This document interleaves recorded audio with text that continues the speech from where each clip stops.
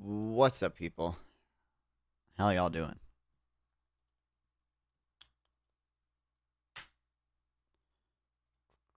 I've been lazy. I should have been editing like yesterday and stuff, but I didn't.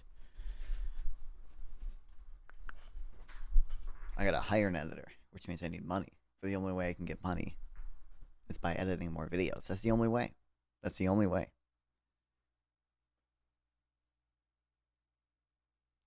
Not a single other feasible path towards acquiring wealth, believe it or not.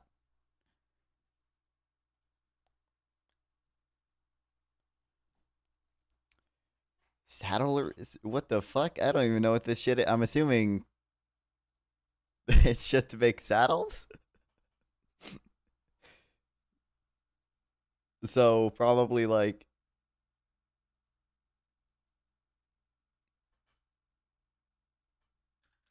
I'm just gonna say places I think make some like garments. Okay, it's apparently not a good strategy. You know, rich places, not the United Kingdom, they're not fucking rich. Um, because we got a lot of horses here. Okay, okay, just places that manufacture a lot. Okay, okay, okay. See, that's the strategy. See, that should always be the strategy.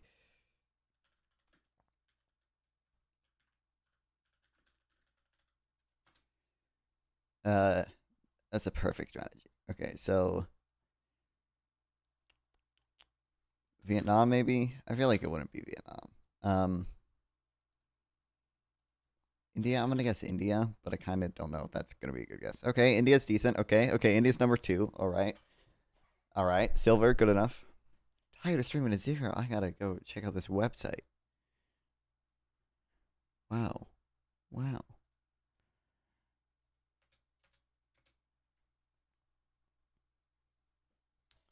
Um,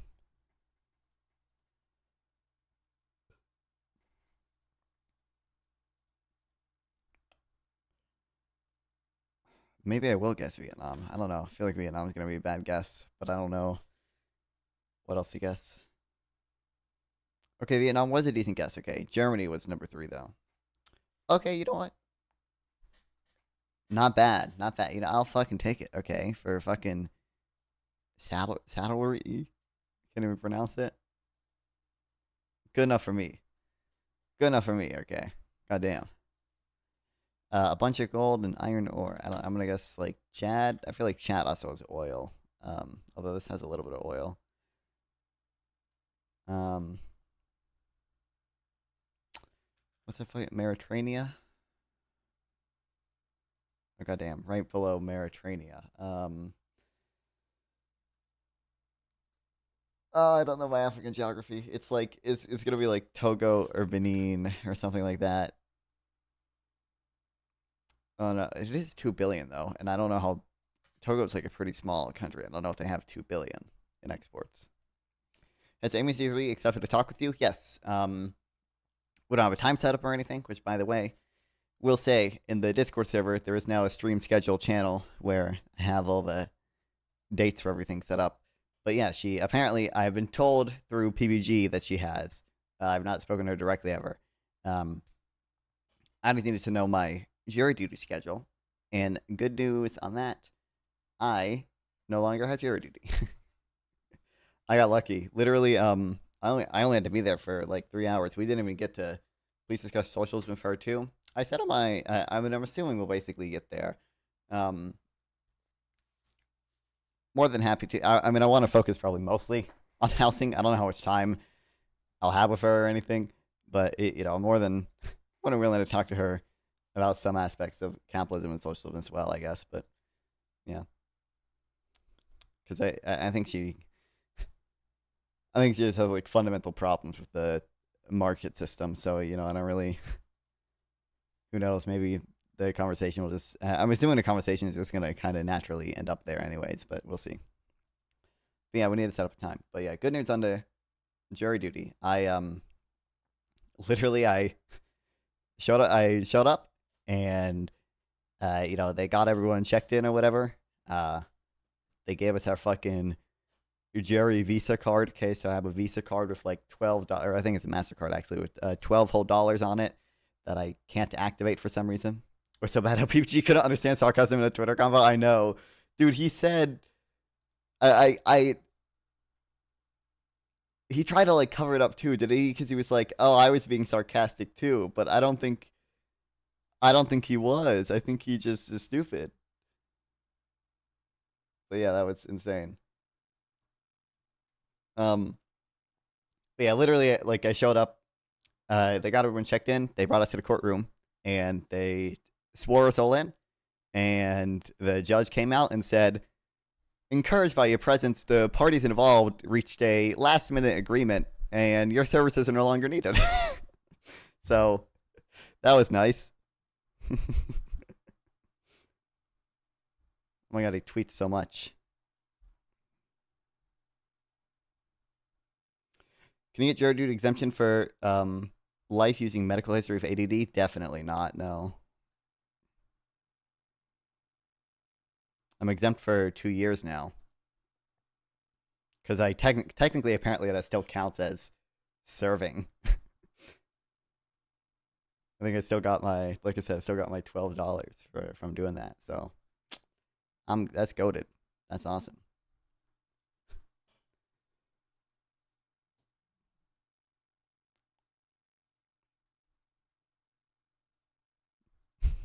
I don't know how you read this as not sarcasm.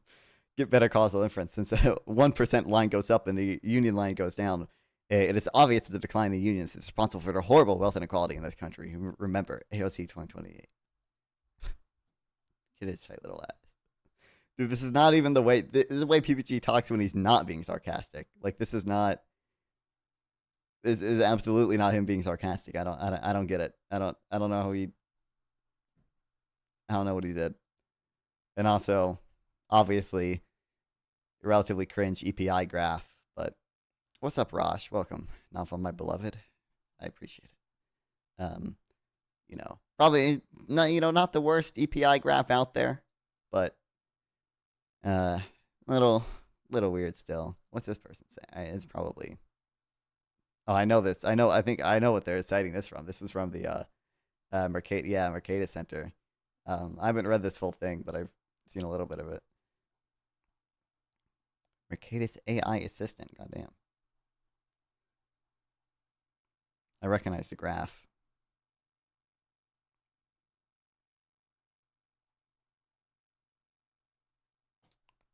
Bernie just old age. I'll allow it. He's been doing the same slop for his entire life, dog. Yeah, here's the graph.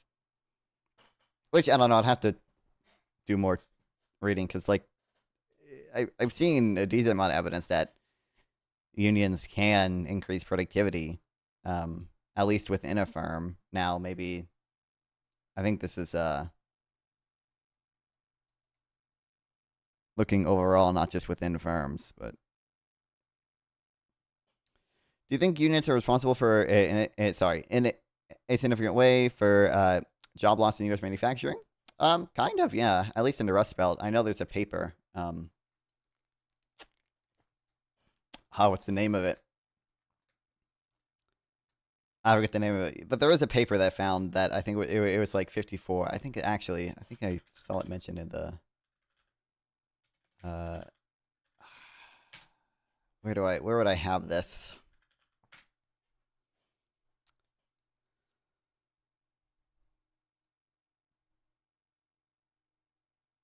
But yeah, there was a paper that I found that it was like 54% of the decline in Rust Belt manufacturing, whatever, was due to union demands decline in Rust Belt unions. I'm just gonna, labor market conflict in the decline of Rust Belt. Haven't read this whole paper or anything, just a, like abstract, and I've seen a Substack post about it. But tell PG this to see his reaction. I think he would just say, what you're telling me is that the greedy capitalist, under your system, everyone just has to accept low wages. I think that's what he would say. The same. It's like the same thing when I tell him, like, oh, like, I don't think egg companies were price gouging. I just think that, like, you know, when there's a supply shock in a market with very inelastic demand and very inelastic supply, even a relatively small supply shock is going to cause like a big increase of prices for eggs or whatever. Like he doesn't actually respond to the point about like price gouging or whatever, right? Because like I don't think he's capable of doing it. No offense. He just shifts the goalpost and says, so what you're telling me is under your market system, everyone's gonna price gouge when there's a supply shock. It's like, no, that's not what I'm doing. Eggs, oligopoly, price, yeah, I know. Also, it's no good evidence that egg companies are like really an oligopoly, but you know. I need to read also. I think I bookmarked this on Twitter. Hold on, let me find it.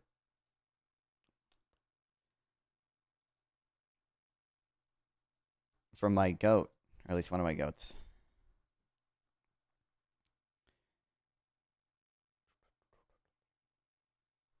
I've seen like a little bit of evidence before that like some of the like algorithmic pricing thing can actually, you know, can be bad just because it essentially emulates collusion between companies if multiple companies are using the same thing. But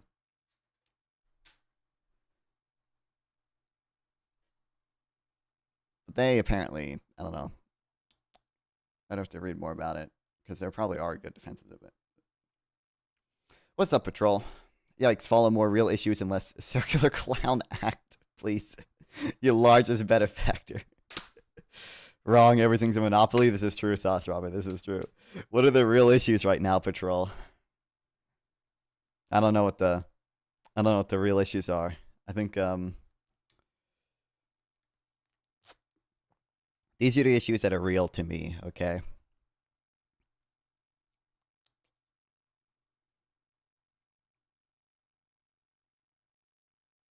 I don't understand how, oh, what's up, Hedonic Treadmill?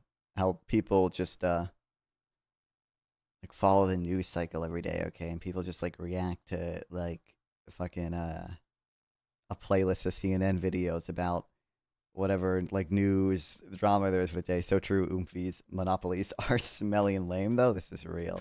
I mean, I think like I just don't think that there are many like good examples of monopolies or oligopolies in the U.S. that are like not created by like patents or other types of like government like sanctioned monopolies, right? We go CNN, DC, like Trump, like, oh, I'm the president of are these the real issues? Is this what I should be doing? Weed prices are crashing 80 an ounce in Michigan. Is this the real issue I should be concerned about? The price of weed? I didn't consider that. One day I'll become an even lazier streamer, and it just Washington, do this, D.C. okay? But she is also, This will leave my you know, content. the This is there's what a you'll tension be between stuck that with. and also between her saying, actually, we'll take all the help we can get because we do want security in the city, and if we have extra resources. Also, no way, Adam Khan? What do you mean, no way?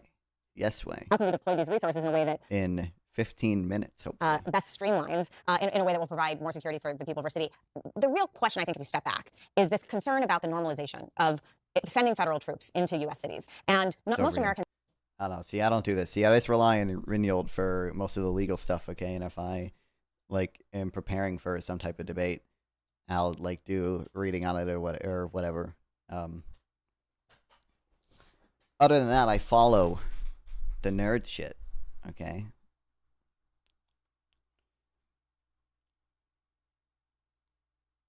And I will debate people on the nerd shit, obviously. Like I said, like that Amy. C3 girl. Have you ever interacted with law enforcement? I mean, like I've never like been arrested or anything, but like obviously I have. I've never even been pulled over, but I'm a relatively new driver, so that, I guess that makes sense. I've never like. I've seen cops in the street, like I've waved to them. I guess I've like seen them do presentations in my elementary school or whatever. Real issue: how do we get cars to slow down in pedestrian zones? Give the pedestrians bricks as road cars, maybe. I think you should just like I mean, it's mostly about like street design, right? That's the stuff I've seen.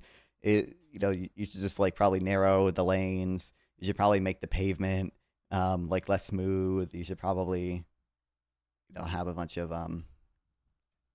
first of all, to the maximum extent possible, you probably just want to separate out the car infrastructure from the pedestrian infrastructure. But like obviously I think I think you should have raised crosswalks and things like that. But the US is pretty bad at doing that. Okay, just look up like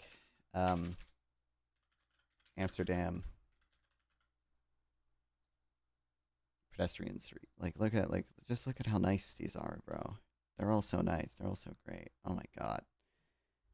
Oh my god, I want them so bad. Just throwing bricks solves zoning issues and empirical review. Listen, this is what we need to do. We need to throw bricks at the NIMBYs, okay? Every fucking boomer NIMBY meeting, I am throwing bricks through the windows, okay? Like I think like see how like this is all like raised. I guess it's a little different with a car. I don't think this is really raised, but it pretty much has Europe pretty much crushes us on infrastructure. Definitely on like pedestrian infrastructure, and I guess their ability to build a lot of it for cheap. Like obviously, it costs way too much money to build fucking railways here. Probably roads too. I don't know for sure though. Oh, they're so nice. They're so wonderful. What's this fucking gay shit? What the hell?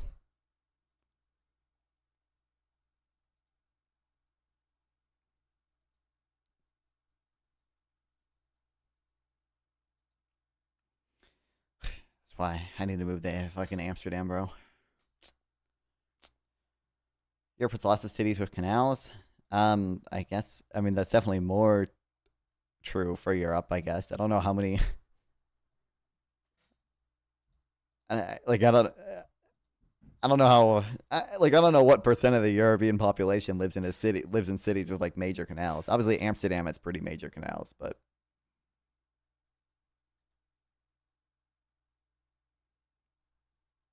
I'm also having a lot of luck meeting women when I stop for them in crosswalks who know there was a Maryland crosswalk pickup scene. Goddamn, all I have to do is go downtown and stop women at crosswalks is all I have to do the whole time. Well, I wish you the best of luck with that patrol. I don't know if I have the confidence to do that. Also, everyone that lives near me is fucking old. We're like a retirement fucking town, so. Denmark, Copenhagen. St. Petersburg, Russia. I mean, I guess. Actually, I don't know if St. Petersburg has canals really, but I guess presumably they do.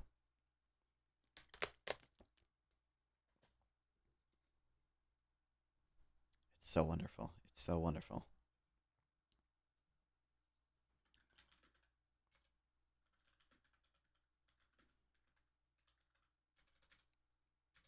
I think presumably not just Spike's has some videos on this. Like, this video is sponsored. I'm still laughing my ass at Cuomo's tweet, and so I was like, "All right, bet," and drops the artist line, drop the client list. I know it's so, dude. I can't believe Cuomo is still, dude. If I was Cuomo, I would fucking jump off the ridge already. I don't know what fucking drugs he's on, man.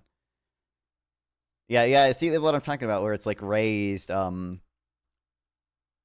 raised like sidewalks and everything. So it's like the car like has to slow down. Like what are we doing here? Oh my god, it's so ugly. Europe has Turkish food. Do I like it? I don't know any Turkish food other than Turkish delight, I guess. And I think I had that when I was like 10 years old and mildly enjoyed it.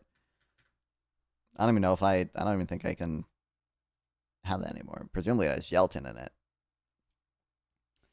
Well, he seemed not funny. He's the son of Mario. He is the son of Mario. Oh my god, I forgot. I totally forgot. Our fucking sky bridges and fucking underpasses too. Oh, it's so bad. Oh, it's so evil. Oh, it's so evil. And the flags you have to carry, the foam bricks that we got to give people. Versus, oh my god, it's so nice in fucking Amsterdam.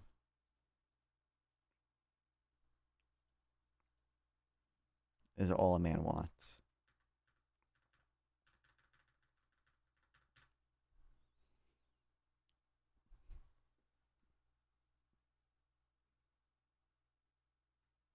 All a man needs for real.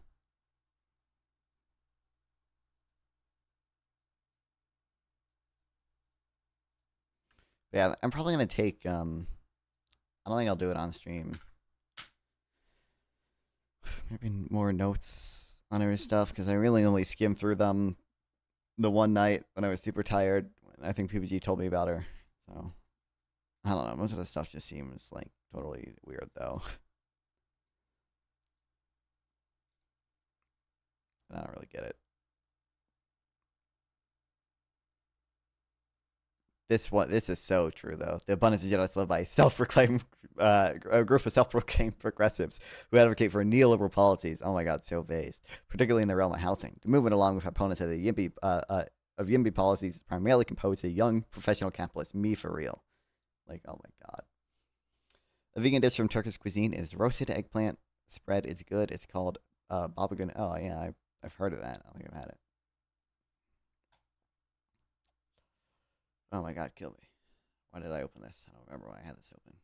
Oh, yes I do, because I was reading Econ Log and I got mad.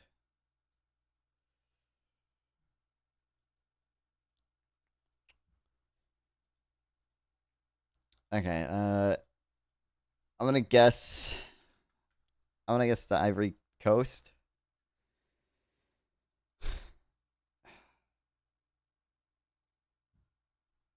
I'm gonna guess Togo, Benin maybe, Benin.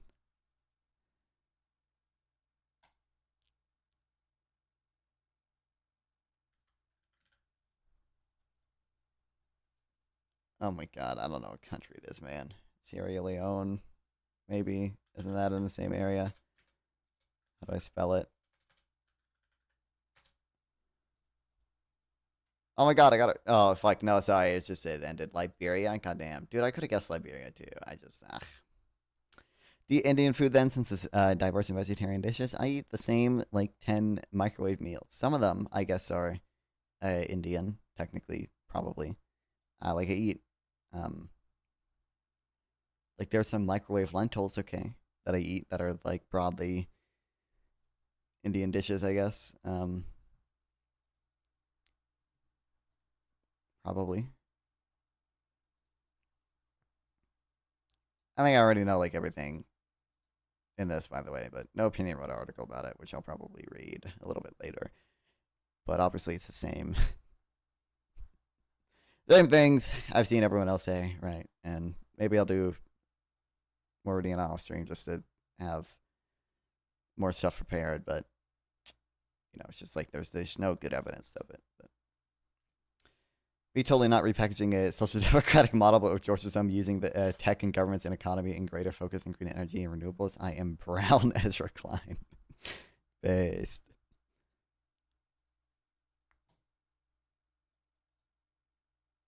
I think I saw this.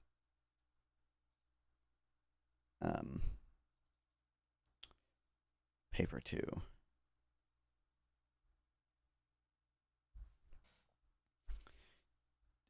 Do you still eat it if it says it may contain traces of eggs or shellfish? I mean, yeah, I'm not allergic to them or anything. So yeah, usually what that means, right, is just that it's made in like the same factory as shit or whatever, right?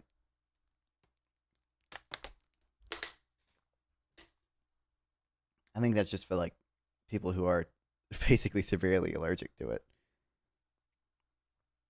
Exactly, yeah. I mean, I'm just concerned about, creating demand for whatever animal products.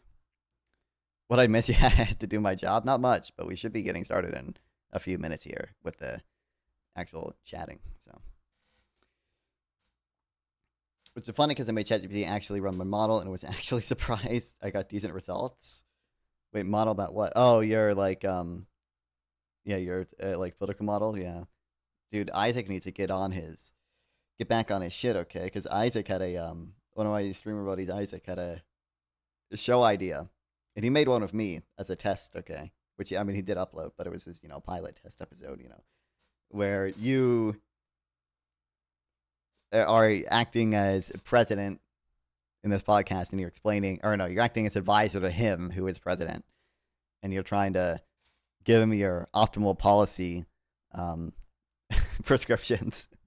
And at the end, he'll plug it into ChatGPT, and ChatGPT will rate your system. I think ChatGPT gave me like an 8.5 or like a 9 or something.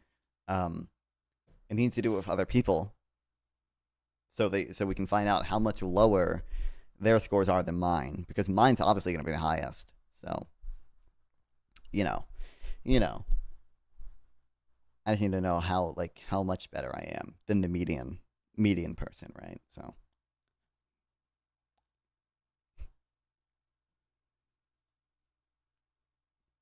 do you support device taxes? Sound like another name for sin taxes? Yeah. Probably. I don't know. I mean, intuitively, yes. I think, there may be like some practical issues with them sometimes, and like I would have to probably read more about like the empirics or whatever. But like I would say generally, yeah. There's an article about this today, by the way, which I haven't read yet, about whether we should do sin taxes, or maybe I guess the alternative would be subsidies for good behaviors. So.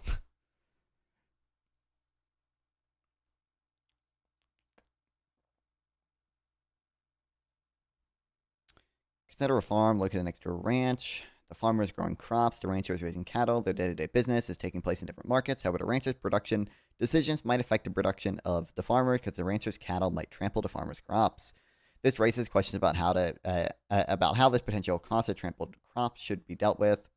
Non-economic arguments usually entail something like punishing whoever is to blame for the problem. In this case, one might say the cattle and thus the rancher are to blame. As a nicotine addict, I'm very conflicted about the subject. Understandable.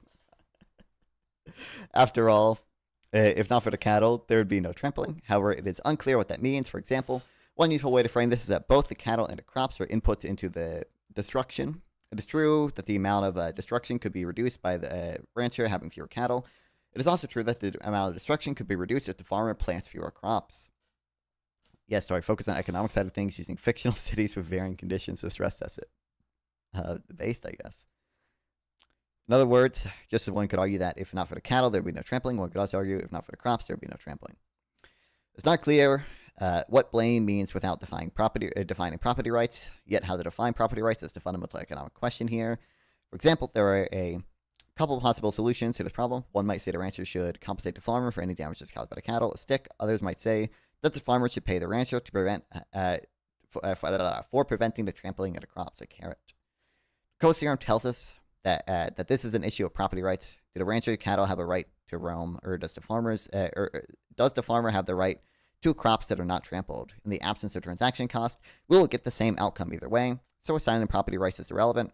However, Coase's insight is that transaction costs are not negligible, and therefore the assignment of property rights actually matters. David Whitman offers a particularly insightful way of determining whether one should use a carrot or a stick.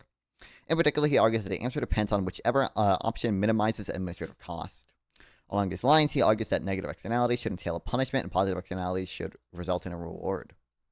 To some extent, this helps to rationalize people's instincts to go with non-economic arguments. As I noted before, people tend to think that the rancher should be punished because his cattle trample the crops. But are the cattle really any more to blame than a farmer who planted his crops right next to the ranch? Regardless, this instinct seems correct. It seems more appropriate to punish the rancher for his cattle's roaming behavior. Yet, this isn't about blame, it's about administrative cost. Are we hypothetically able to gene edit cows to produce less CO2? I mean, maybe. I guess I don't know. There's got to be some like bottom limit, right, to like how much you can reduce the CO2 emissions from gene editing alone. I guess like if we have that technology, presumably, kind of also have technology for lab grown meat at that point, right? We can just do lab grown meat. That seems like it'd be cooler.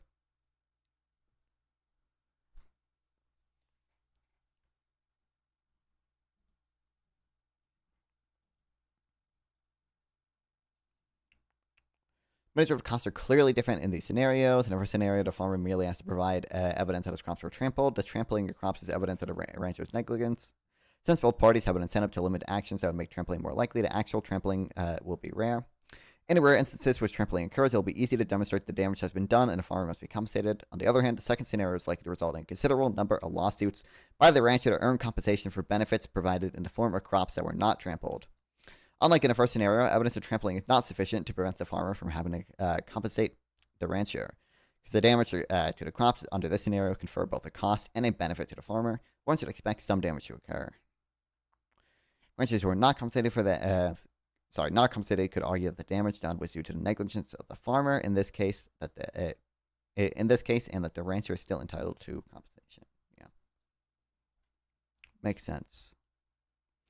Wonder if AI will assist in a process to reduce cost. I mean, presumably. I mean, to some extent, you already see that, but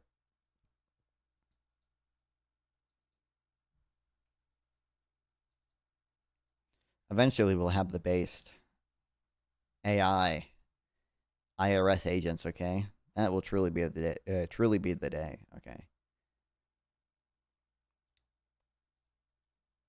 By the way, did you guys see the stupid the leaked memo, the real leaked memo? Okay, the Project 2026 thing. What's up, Rat House? You crack me up, dude. Economics are too visceral to really research like you do. You need practical experiences in addition to all your research. So true, man. It's useless if you can't bring value to the market. Wow. Incredible.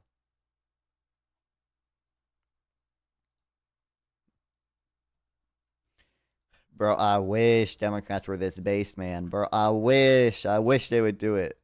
Repeal the Trump tax cuts, raise taxes on the middle class. Based, please. Reverse the GOP tax scam that lets families keep more of their money. Based. Let's get. I mean, presumably they will actually. I'm assuming, they're gonna at least repeal some parts of the BBB once they regain power again. Hopefully, expand below the government programs and bankroll the Green New Deal. Oh my God. So based. Actually, I probably don't support like the most expansive Green New Deal that was proposed or whatever. I guess I don't know exactly what's in a lot of that, but And I wish they were this fucking based. Eliminate deductions for small businesses, families with children, and married couples filing jointly. We call it tax equity reform. Oh my God. What the hell? Based? Oh my God. Like, yes, get rid of fucking tax deductions, okay? We don't need 100 random deductions for a bunch of different things, okay? What the hell? What are we doing? Like, just do a progressive consumption tax? What are we doing? We'll just do a regular consumption tax and have progressive benefits, okay? We don't need this shit. And then I don't even know. I guess what does the deduction for small business even do? I don't actually know exactly. Like, there seems to be no good reason to me to favor small businesses over large businesses, especially because small businesses are probably just like less efficient. Like, I don't know why we do that. Raise marginal tax to 80%, but create strategic marginal tax on what? Like income? Strategic write-ups to incentivize the wealthy to pour their money into markets we need. I mean, you just have like a ton of like administrative cost in enforcing all of that, and you're gonna. I mean, it's you're like distorting investment decisions, but I guess the way you would do it, you try to distort them in such a way to like maximize sort of the positive spillovers and positive externalities. So, like I don't know, like to the extent that we think like we want more green energy investment, I don't think the solution is raise taxes to 80% on the margin and then like offers a deduction for investing in green energy. I think the solution would just be to subsidize green energy, right? But yeah, the government has same issues as charities. What do you mean? Based AI on its way to provide us with government mandated GFs. Dude, let's go. That'd be goated. Not that I fucked up. Oh no, what happened, Parallax?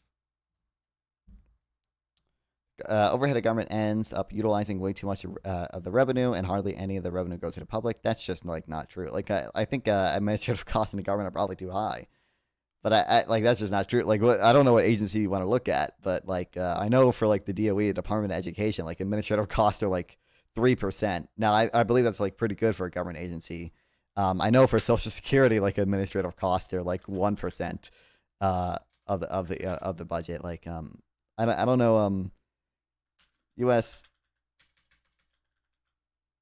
Departments by administrative cost.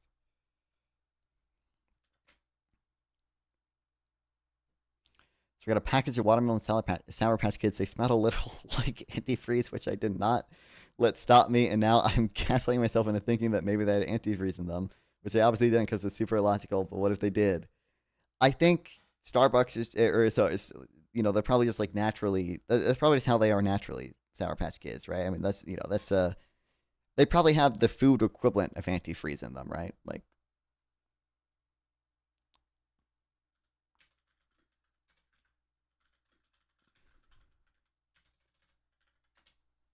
probably. I'm fat. I know what they smell like. Oh goddamn! I didn't consider you had more knowledge than me here.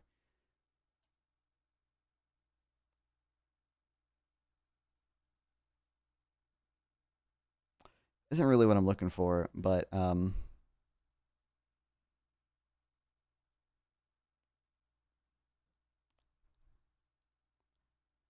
what I've seen, like the administrative costs of U.S. government departments are usually relatively low.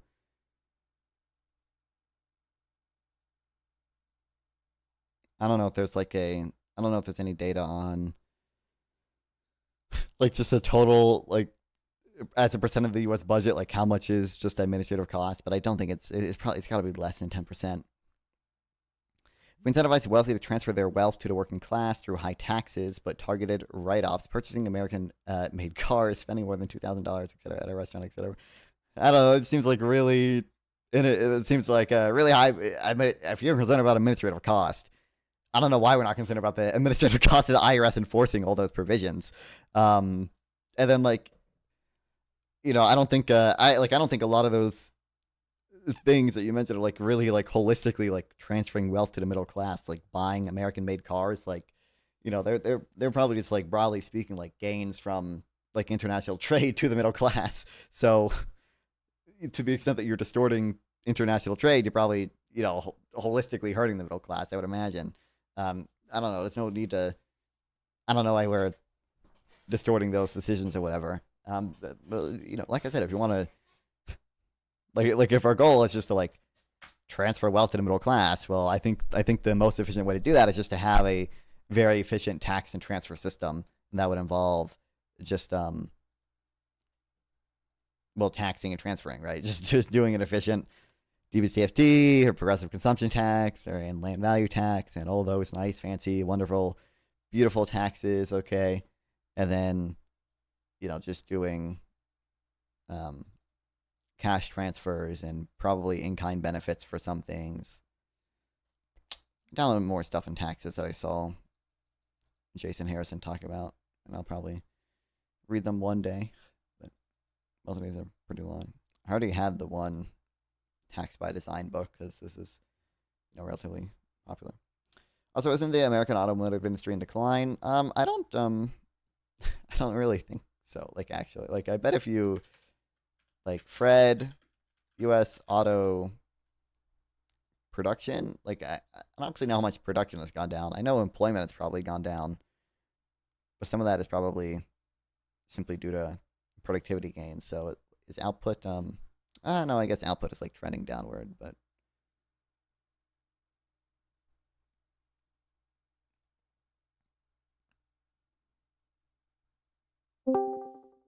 Employment is actually semi-stable.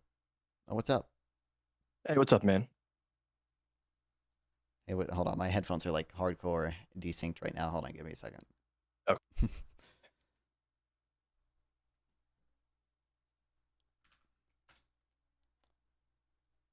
Okay, what's up?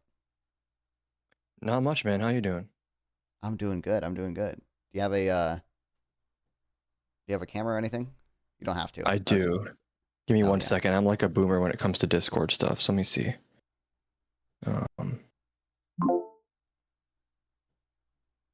There we go. Give me 1 second to set up my OBS thing. Sure.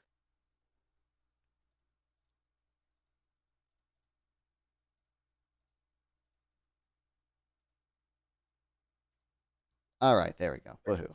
Okay. And then let me pull up my one thing.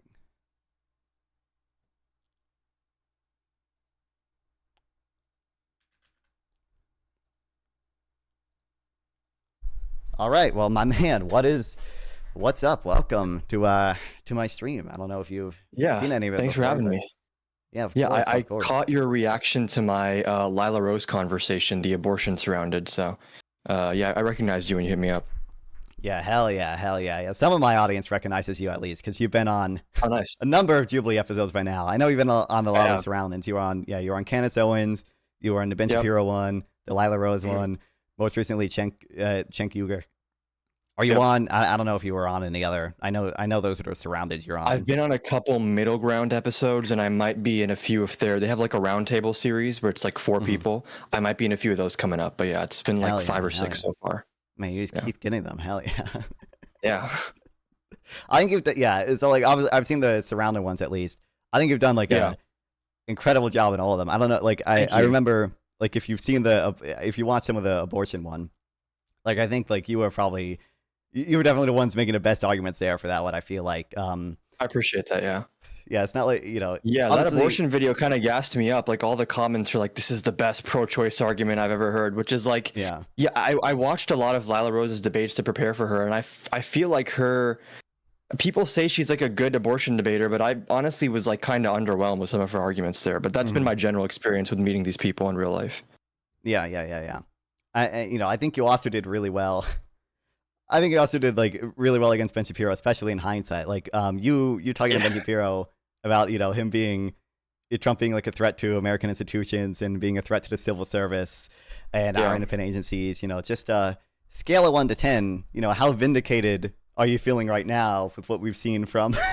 Unfortunately, like 11, but I wish I wasn't vindicated. Like I always used to say during the 2024 campaign, like when MAGA people were like, "You're fear mongering," I'm like, I wish, like I hope I'm wrong and Trump ends Right. up not doing any of this stuff. But it's so funny. Shapiro told me like Matt Gaetz isn't really part of the Republican Party. He's not mainstream. And then Trump appoints him for like attorney general, and it's like, okay, dude, what are we doing? I know. Yeah. We've seen so many things that the more like centrist type people or whatever for whatever reason like just didn't think would happen.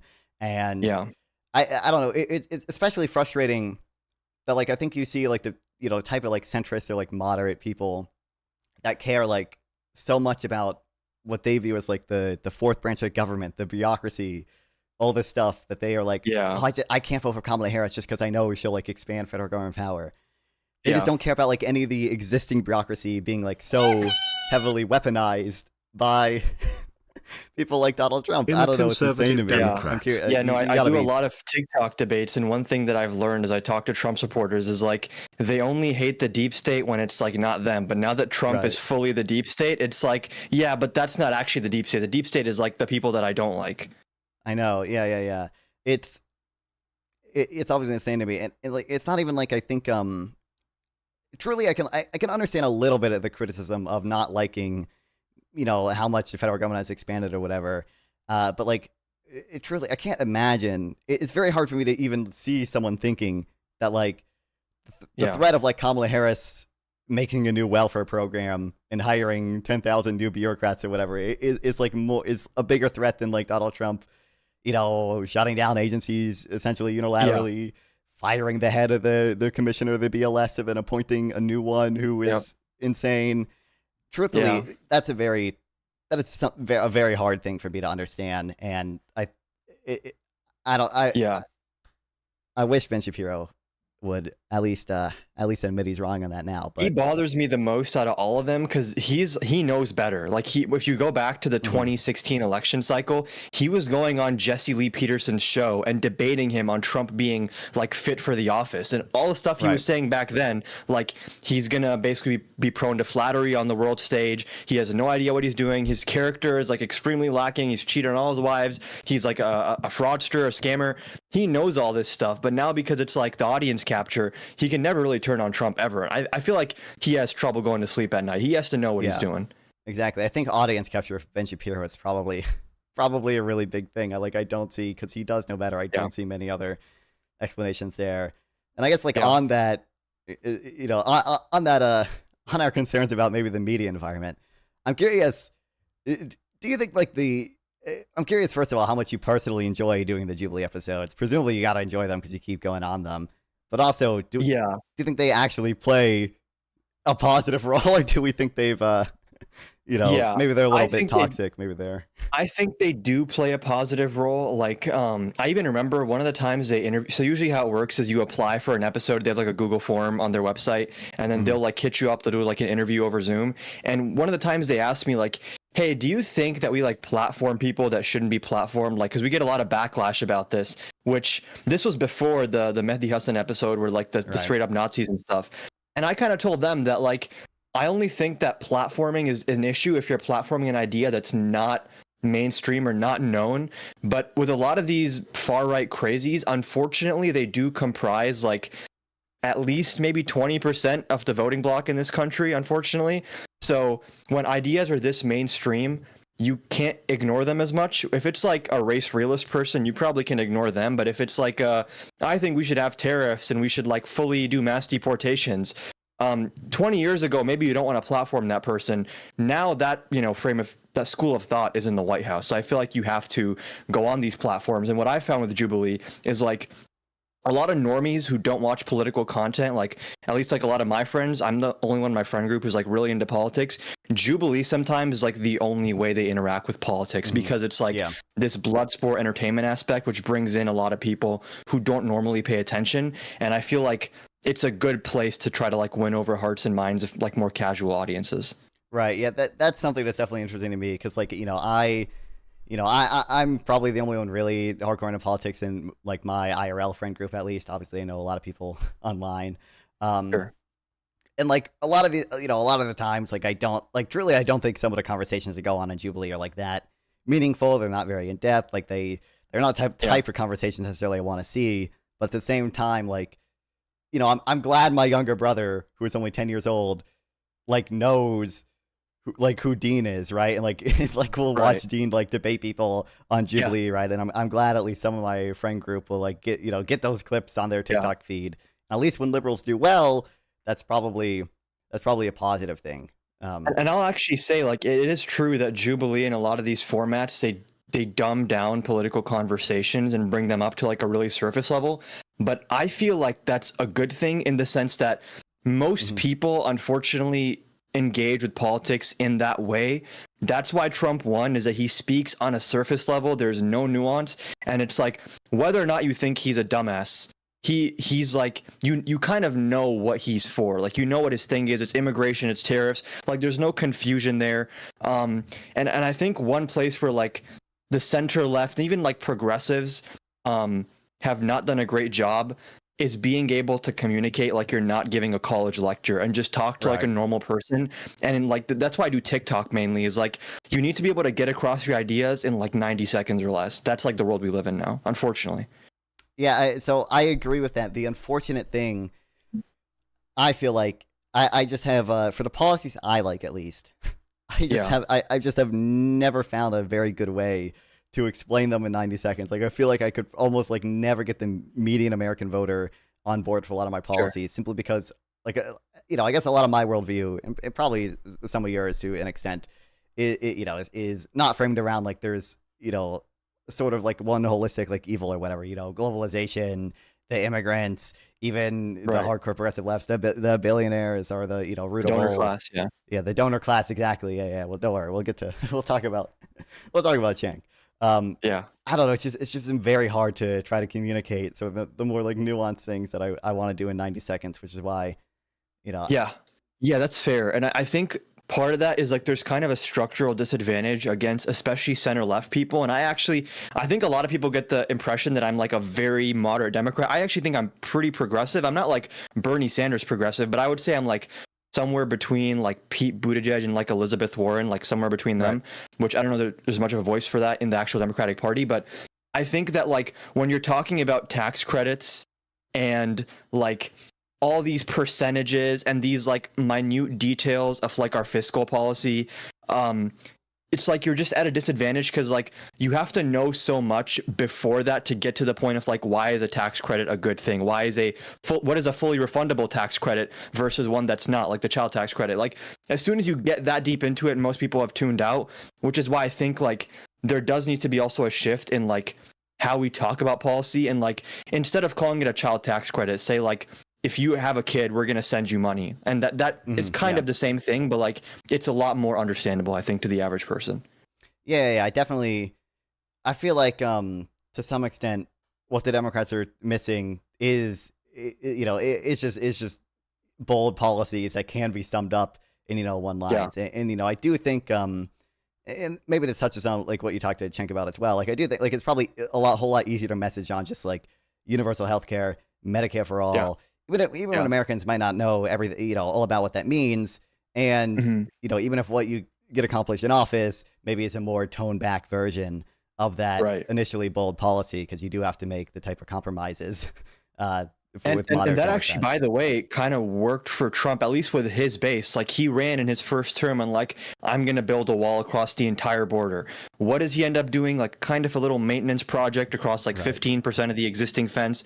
But if you ask a Trump supporter, why do you like Trump's first term? Oh, he built the wall, because he messaged on it and there's like a picture of a wall-like thing that he can post on his Twitter. And as far as the average person's concerned, that's a political win for them. So I feel like Democrats can sort of start to use those same tricks as well. Right. I did really like when Biden, like, he started putting up like signs, for projects that his infrastructure bill funded. Yes. That made sure that voters knew like this bridge is being built because of the infrastructure bill. And I think I think things like that are it's probably important. I feel like Democrats really struggle at achieving things that are like actually like selling it to voters. Even if like I do think of like Democrats just have like a type of fundamental decency that most of the Republican Party like doesn't have anymore. They're not attacking American institutions. Like unfortunately, like the destruction of like USAID or whatever, for all that good that's just like not a salient thing to American voters. American voters probably like just which is unfortunate, because I think like hundreds of thousands of like African children are now going to die because they're not getting treatment for like tuberculosis or malaria or whatever else it is. So it is kind of crazy that unfortunately it's maybe not a winning issue to talk about foreign aid like that. But the thing you said about infrastructure is so true. One of the freeways I often drive, I'm in Michigan, they repaved it. It is now one of the smoothest roads around here. And there's like a big green sign, this road was paved by the bipartisan infrastructure law. And every time I drive by it, I'm like, why don't they do this for everything, like everywhere? This is like such a good strategy to like, Trump's whole thing is like branding, put your name on every single thing. On the stimulus checks, the fact that Biden didn't push to have his name on the $1,400 check that we got from him, which is more than Trump ever gave anyone, is in hindsight like political suicide. Because like I think honestly, if Biden's name was just on those checks, I think we see a very different election cycle in 2024. Even though it's like not a huge thing, I think it would have made very big waves in the actual electorate. Right. Yeah. Like I said, it's incredibly annoying that, like I said, I think when Democrats get things accomplished, a lot of times they're not very salient to voters, and then they don't want to take credit for it. It was incredibly annoying, even if I think that the inflation during the 2020 was probably going to have a negative effect on Biden or Kamala, whoever ran. even if Biden signed those checks or whatever, obviously. Even if Trump won in 2020, the inflation was going to be on him then, yeah. Yeah, exactly. You know, I think I think Democrats need to start doing more things like that. I do also think it's like a big issue is that Democrats, especially on a state level, kind of struggle to get a lot of things done. Like I don't know how much you know about me, so like I am like a I don't want to say like a more moderate Democrat simply because you know truly I do feel like in my ideal world like government spending is probably like 30% of GDP and like it's probably a lot more progressive than a lot of the moderate Democrats want. But I do really think blue states have like struggled to get things done. Like California high-speed rail has been you know very slow. It's been tied up in so many environmental reviews. It's way too easy to sue people to get to stop people from doing things. Housing affordability is a big issue. I think obviously I think those are big issues as well. And you're abundance filled. I am mostly abundance filled. Yeah, obviously I am. Okay. I am. Okay. I'm half quoted for that. I don't know your feelings on that. Actually, no, I'm curious I totally agree. Yeah.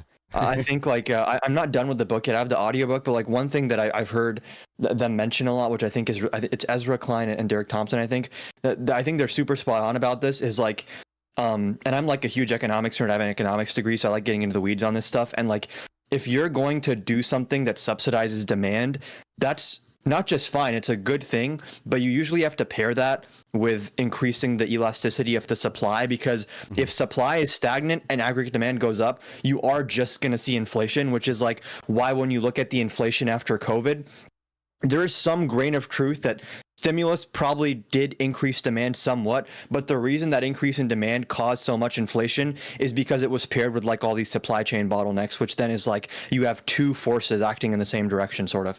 So like I think like Josh Shapiro is like a great example of how to do this right. I'm forgetting what the specific example is, but there was some bridge or road or something that like he said if we went through the normal channels, this would have taken us like 5 years, and he got it rebuilt in like I think like 2 weeks or something, which is like these things can be done if there's a political will there. And like you're saying, you can reform some of these like environmental reviews and all these different boards on all these different levels that have to give approvals, and then you have union contracts and like Ezra Klein talks about when you're building affordable housing, it's like why does affordable housing cost more than market rate housing to build? Like the incentive structure there just doesn't make any sense on its face.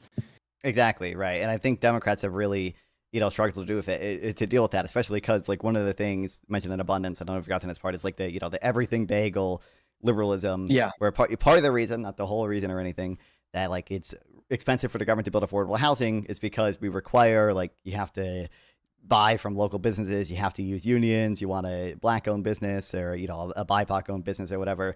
And there's definitely there are a lot of progressive Democrats who are going to stand up to any trying to remove any of those features, even if the goal. Even thanks to Biden, I think we got the $15 minimum wage for federal contractors, right? So that's a good thing on one hand, but you can also see how that might raise production costs for government projects.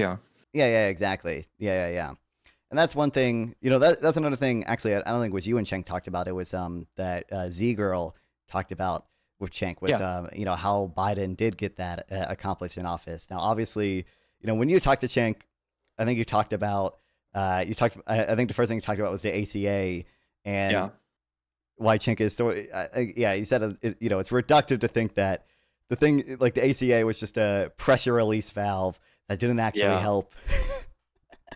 Didn't actually help people that much. Why do you think? I'm curious. Well, both. Not that you didn't explain this, but why that view is wrong, and then why do you think that view is like so popular among people? Why do you think it appeals to people? I've become even more triggered about this in the aftermath of the Jubilee debate, because like the more I've researched the topic, I did like a deep dive into the ACA and like Joe Lieberman, all this stuff, and I'm like, I gave him actually too much charitability even in that argument where like he was just so wrong. So like number one, his claim was like Democrats and Republicans agree on economic issues, and this is an extremely popular belief, especially with like lay people that don't follow politics closely. And I think the reason for that is maybe a lot of the big policy changes we've seen, it's like the saying that like when things are working well, you don't really notice them. So like a lot of people, especially in Gen Z, that are like around my age, like I was maybe 8 or 9 when the ACA was passed. So like no one really had, and this view is most popular with people that are like kind of like around my age group. People don't remember, I don't remember, but I know this is a fact that like if you had a pre-existing condition before, you were just completely cooked. Like, you're never going to get health insurance. If you lucked into getting it before you got the condition from like your employer, then maybe. And there's all these things where like once you hit a certain age, you get kicked off your parents' plans. And then a big part of the ACA was also patient protections and ensuring that like people are not being basically exploited. Because, you know, with healthcare, you have like inelastic demand. So these insured and these healthcare providers have like a lot of wiggle room to do some shady stuff, and you can't really protest too much because if you need the healthcare, you need the healthcare. So I think one aspect of it is people just don't have a reference point to like what were things like before Dodd-Frank and the ACA and the all these pieces of legislation that we've gotten under Democrats. And because they don't have that reference point, they just see rhetoric, and they just think it's just rhetoric. And the unfortunate thing also is like populism is very easy to sell. You don't have to get into the weeds. You don't have to be particularly smart to sell populism. You can just say it's the good guys versus the bad guys. We have to defeat Thanos, and then we can snap our fingers and everyone's going to have healthcare, free dental, like everything's going to be awesome. And people like hearing that, and they don't have a counterfactual to compare it to. And there's also all these false narratives that are now baked into our premises when we have a conversation. So like this idea that in 2020, Bernie was going to be the nominee, and then just out of nowhere, Biden and Obama brought down the hammer on him. I think that narrative has a lot more truth to it in 2016, where the primary between Bernie and Hillary was actually pretty close, way more than people thought. If you look back at 2020, Biden kind of crushed Bernie. It was pretty embarrassing because even when everyone else dropped out, if you can't win a one-on-one race, if you can't get a majority there, these excuses of like, I needed 5 other people to be in the field so I could win with a 35% share of the vote. Like, there are all these narratives and all these premises that I think are now just taken for granted that contribute to what you're saying, where people want to draw these false equivalencies. So like, you need to do like a lot of deprogramming, I think, and let people know 2020 primary was not stolen. There was political maneuvering that happened. That's just politics. If Bernie was smart, he would have gotten those endorsements and done that to Biden, right? Like, you make concessions, you make friendships. And like before the ACA, healthcare was pretty shit in this, not pretty shit, but like pretty bad in this country. So you have to deconstruct the premise that people start from. And I think Cenk takes advantage of the fact that people kind of are starting from the wrong place, and he builds on top of that. And that's why it's so hard to fight people like Cenk, is like, you can't fight them on the top line issue. You have to deconstruct the 10 layers below that, which he just takes as a given. Right. That's it. By the way, one thing I found interesting about the 2016 primary a little bit when I looked into it. Obviously, like, there's always political maneuvering in primaries. It's the invisible primary, before the primary, where candidates are deciding whether or not to run. I think like, to some extent, the fact that Hillary Clinton was, sort of just the expected winner of the 2016 primary, and a lot of people didn't want to run against her, actually probably benefited Bernie, because he got like a lot more airtime when there's only like 5 candidates up on that stage or whatever. That probably at least in the long run actually benefited Bernie, even if he obviously wasn't able to get through in 2016 or 2020. And I think I do want to comment on another thing that Cenk said, which I find incredibly frustrating. He mentions all these, all this polling data. Oh, paid family leave polls at, 74%. Everyone wants Medicaid for all. Everyone wants all these policies, but Democrats don't get it done. So explain to us, Adam, why Democrats are failing us and not getting the most popular policies. Because of the donor class. Yeah, it's all the donor class and the billionaires, which, like, that conversation was annoying to me also, because I hate having to take the opposition to that, because I do think that there's a valid conversation to have about the influence of money in politics, but it's a very nuanced conversation, and no one ever wants to have it be nuanced. So, like, moneyed interest is this one blob, and it's inconceivable that, like, moneyed interest could be conflicting. Like, you have a solar company and an oil company are probably not on the same side of an issue when it comes to funding, but specifically on why don't Democrats get this stuff done. I think, like, there are so many issues here where, like, Joe Lieberman is like a big part of this, where they had I think Democrats for a very short period of time, I think like barely 2 months, had 60 people in their caucus after Obama won. And Lieberman wasn't even a Democrat. He was an independent that caucused with them. And, like, Cenk's thing of, like, if we just appeal to these public opinion polls and then use those as leverage against these people like Joe Manchin or Joe Lieberman, apparently the Joes are doing a lot of the blockading here for some reason. That's just going to turn their mind on this, and they're going to vote for it. If you actually go back to 2009, 2010, if we had Democrats publicly campaigning against Joe Lieberman, I don't know why Cenk thinks that he would just cuck himself and be like, I'm so sorry. I never saw those public opinion polls. So sorry, Obama. I'll vote for it now. He's going to fight back harder. He's going to dig his heels in and say, if you're going to now publicly shame me in my home state, I'm going to double down against you. Because a lot of these Democrats, what they don't understand is they'll win in states and their entire claim to fame is like, I'm going to be the enlightened Democrat that keeps my party in check. That's what Joe Manchin's brand was. That's what Joe Lieberman's brand was. And when someone's entire political brand and all their political capital stems from, I'm going to buck the Democrats, you can't just bully them into submission. Like, if anything, you have to make concessions. Like, maybe we tell Lieberman, we're going to give you a big subsidy in your state, wherever the fuck you want, if you vote for the public option. That, in my mind, makes a lot more sense than, like, let's shit on Joe Lieberman. And these public opinion polls, the issue with them is, like, there are so many different layers upon which consensus is formed. So, like, if you ask people, should good things happen and should the government prevent bad things, you're going to get, like, 100% yes. And then you can dig deeper. Should the government ensure everyone has health care? Maybe you get 80% yes. And then once you get down to, like, should the government ban private insurance and increase your taxes to establish one government insurer, which maybe your tax increase is going to be less than the premiums you were paying, so it's a net benefit. That is a way different sell than should people have health care. And Cenk just doesn't get that. Right, exactly.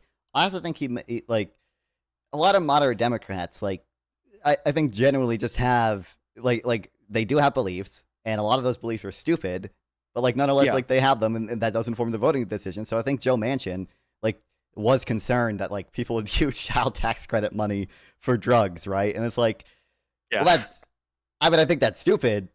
Like, I think probably less than 1% of people who get that will do that. And, like, you know, it's, on the whole, that's, like, a really good thing still. Exactly, yeah. But that, like, is an actual belief he has that, like, just, that informs his decision. Like, like the politicians are not 100% subject to the donor class, obviously. That's like, this is a West Virginia Democrat. Like, what do you think we're going to get out of West Virginia? I'd rather have Joe Manchin than a Republican, which now I think Joe Manchin became an independent, right? And now we're never going to get another Democrat in West Virginia, at least for the foreseeable future. So, like, there's just, again, it's just, they live in a fantasy world. They don't understand, like, very basic political constraints. And if you tell them political constraints, this is one thing he kept saying to me is, like, the people are sick of hearing I can't from the Democrats. Like, why aren't you guys pushing? And it's like, actually, if you want single payer healthcare, you need to understand these constraints to get it passed. Like, I want pretty big progressive legislation, but I think you're doing yourself a disservice when you pretend I could get it done in 2 weeks. Put me in Congress. Dude, you got 1% in the Democratic primary. What are you going to get done in Congress? Like, it's just so divorced from reality. Right, exactly. And people, I mean, like one thing Cenk mentioned, and I'm mentioning this because I recognize someone in my chat, okay, who is a Cenk Uyghur defender, okay, you know, that Obama, when Obama had 60 votes in the Senate, you know, he could have gotten anything done, right? And those, I don't even think he had that much time to do it. Like, you know, in the month or whatever, we had a trifecta. Why didn't we get the ultimate single payer healthcare and the $15 minimum wage? Why didn't we get all of these progressive policies immediately when Obama had his trifecta in government? Yep. Yeah. And, like, even with, like, the public option specifically, I wish I knew this when I wanted to talk to Cenk. The public option actually passed Congress. Like, the initial version of the ACA, back when they were doing this back and forth, the version that passed Congress did have the public option. And I think a public option even made it past one of the Senate committees. And then at the very last step, Lieberman says, I'm not going to let this go through the filibuster unless you remove it. And then it's like they're on a deadline. I'm trying to look up, like, how long did Obama even have 60 votes? And I'm pretty sure this was, like, when you take into account all the processing times and, like, the wheeling and dealing, like, there's just no actual time here. Maybe if Obama had, like, 1 year of having 60, then you say, okay, let's try to get Lieberman to move on this. But it's like, you miss that window of opportunity, and then there's no ACA at all. So it's like, you have to be able to also, like, make decisions in the heat of the moment. And, like, I like Cenk also. Like, he was a nice guy. Like, after, one thing that pissed me off is after the cameras turned off, he was like, you made a lot of really good points. And I'm like, why the fuck didn't you say that when we were actually talking, if you think these are good points? But but yeah, I kind of forgot where this started. But like, yeah, I like Cenk also, but I just think he's like kind of grifting right now and just doesn't. I think it's grifting and not stupidity, because he's been in politics for like since I was born. He's been covering politics. There's no way he doesn't understand what political capital is and like what the filibuster is. I just don't believe that. Right, exactly. You know, I don't really exactly. That's why I don't understand his mindset, and I don't get what he's trying to do. Maybe he's just trying to, you know, he want to make you make good points, okay? Because he has to propagandize the audience, okay? I do want to maybe talk about sort of, like I said, like I'm a semi-moderate Democrat, so I do want to talk about maybe one thing that concerns me, the Democrats that I think like actually do have really good messaging, is that I feel like, you know, because they rely on this populist rhetoric, a lot of their policy is just what I would say is like suboptimal, right? So like, you know, even on healthcare, I don't even like, I'm probably not like 100% like single payer guy. Now, I think I would have a public option. I don't think I would support something like Bernie's plan. And, you know, I think we see Democrats like, like you see Democrats like the like Kat Abigazela girl. I don't know if you know who she is. Yeah, she's like a progressive Democrat, like running she has a big like Twitter campaign following and everything. And like, you know, I think her messaging is really good, and I do want her to win her primary, because the alternative is like an 80-year-old Democrat who I think is going to die in office. But at the same time, I feel like her tax policy of like a 2% wealth tax, I don't think it's a particularly good policy. We see people like Zorhan. I think I would vote for Zorhan if I lived in New York, but campaigning on a rent freeze, I think it's bad policy. Sure. I guess like I don't know how the Democrats are supposed to move forward when the populist rhetoric is so popular, but the policy it relies on tends to be pretty bad. Sure, yeah. Like, how do you bridge the gap of having the efficacy of populist messaging without actually having some of the brain dead economic policy of populism? So like, there's a few things there. So like, yeah, I think wealth taxes, unrealized gains taxes are like extremely, extremely stupid. I'm hopeful that like people say like, oh, Kamala had an unrealized whatever tax in her platform, but like that's never passing Congress anywhere in any state. Even California, I don't think would pass something like that. I think the populist messaging at its core is just kind of like how I was saying in the beginning. You just have to make things really reductive and really simple, and try your best to not sacrifice good policy and like nuance in the process, which is like a very hard needle to thread. So like when it comes to Zoran, I would have voted for him in the primary, and I'd vote for him in the general as well. I don't support like the rent freeze, but I've also seen him talk about like he's like abundance pilled also. I think he went on Derek Thompson's podcast and he was talking about like we need to build more public and private housing. So then I'm like, okay, am I willing to accept like a temporary rent freeze if it coincides with us developing a lot more public and private housing? Yeah, that trade-off is probably worth it. So then in that case, I'm like, am I okay with some of these Democrats having one or two sort of like leftist policies that I think are probably not great? The answer is probably yes, if the rest of their policy is really good. And then also they have to, there's like roadblocks preventing them from going full leftist with their economic policy.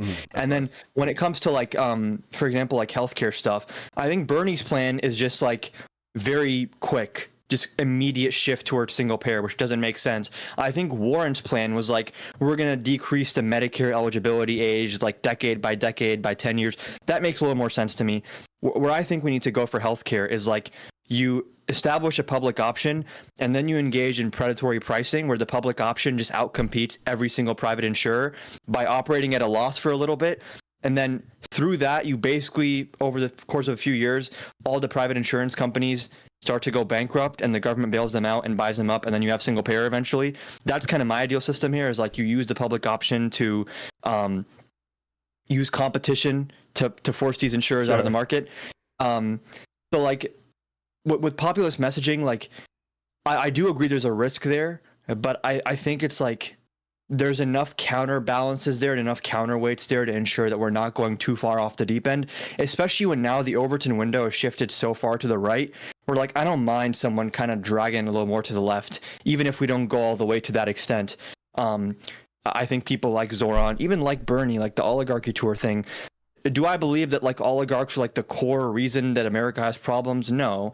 Is there an issue with money in politics? Yeah. And like, I think Bernie's messaging, there's probably still a net positive if he's turning people out to vote for Democrats. Right. I think that's exactly right. Like like we kind of agreed upon. I don't think a lot of Bernie's policy is like particularly good.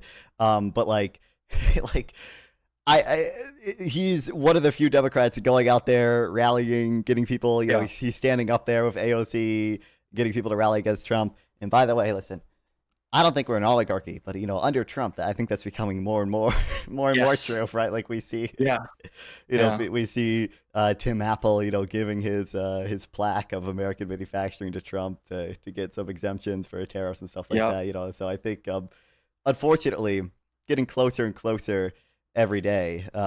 Sadly, I guess you know, I do want to on Bernie's healthcare plan. By the way, I do think it is maybe funny. I don't know if funny is the right word. You know, like Bernie always points to like Europe. You know, they have all these good health outcomes and everything.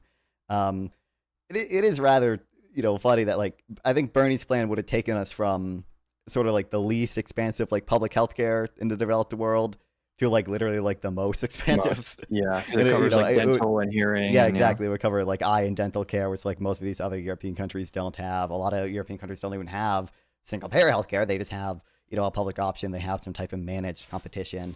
And that's even another concern, obviously, is to what extent do they, you know, free ride on our medical innovation? I think people will definitely like, I think people over exaggerate how much Europe free rides on us, like in general. Like they'll say like, oh, you know, Norway can have this welfare state because the U.S. has so many, you know, spends so much on its military that it protects Europe for them and everything. And it's like, well, that seems exaggerated, right? Like even if Norway had to spend like double the amount that they do on their military or whatever, they could probably raise taxes to cover that and still have their welfare state. Like, even if they cut their welfare state, it would still be like way more expensive than us. With medical care, you know, and this might tie back into the populism thing too, because Trump kind of had his executive order about this as well. You know, you do see like 70% of pharmaceutical profits are made in the U.S. Like we just pay a lot more for drugs, and that gives, you know, that gives the pharma companies the money needed to do the research and development that they do, and then the European countries have their, you know, price gouging laws, price controls to bring down the cost of medicine on their side, and you know, I guess it'd be really hard for me to envision like a single payer model that would keep the amount of medical innovation that I think we need, unless like Europe, like we came to some agreement with Europe that they had to raise their medicine prices, which I don't think would happen. That's a fair critique. And I also think like people complain a lot about like our patent law when it comes to drugs, and there are like legitimate critiques there, but it is also kind of true that like if you want to incentivize pharmaceutical companies to like dump a lot of money into R&D, you do need to give them assurances that like as soon as they're done doing all the heavy lifting, like generics can immediately swoop in and just take the credit or like start using their formulas without having to expend all the money up front. So I think that like, and this is kind of an issue that people say where like single payer healthcare just have like lower reimbursement rates as well for like healthcare providers, and like does this affect incentive structures?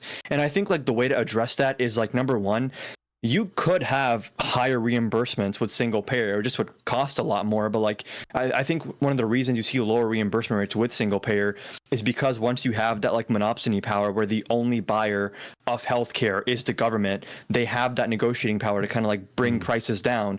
And then that could maybe potentially have like an adverse effect on incentives for like innovation and like people going into the medical field, pharmaceutical field.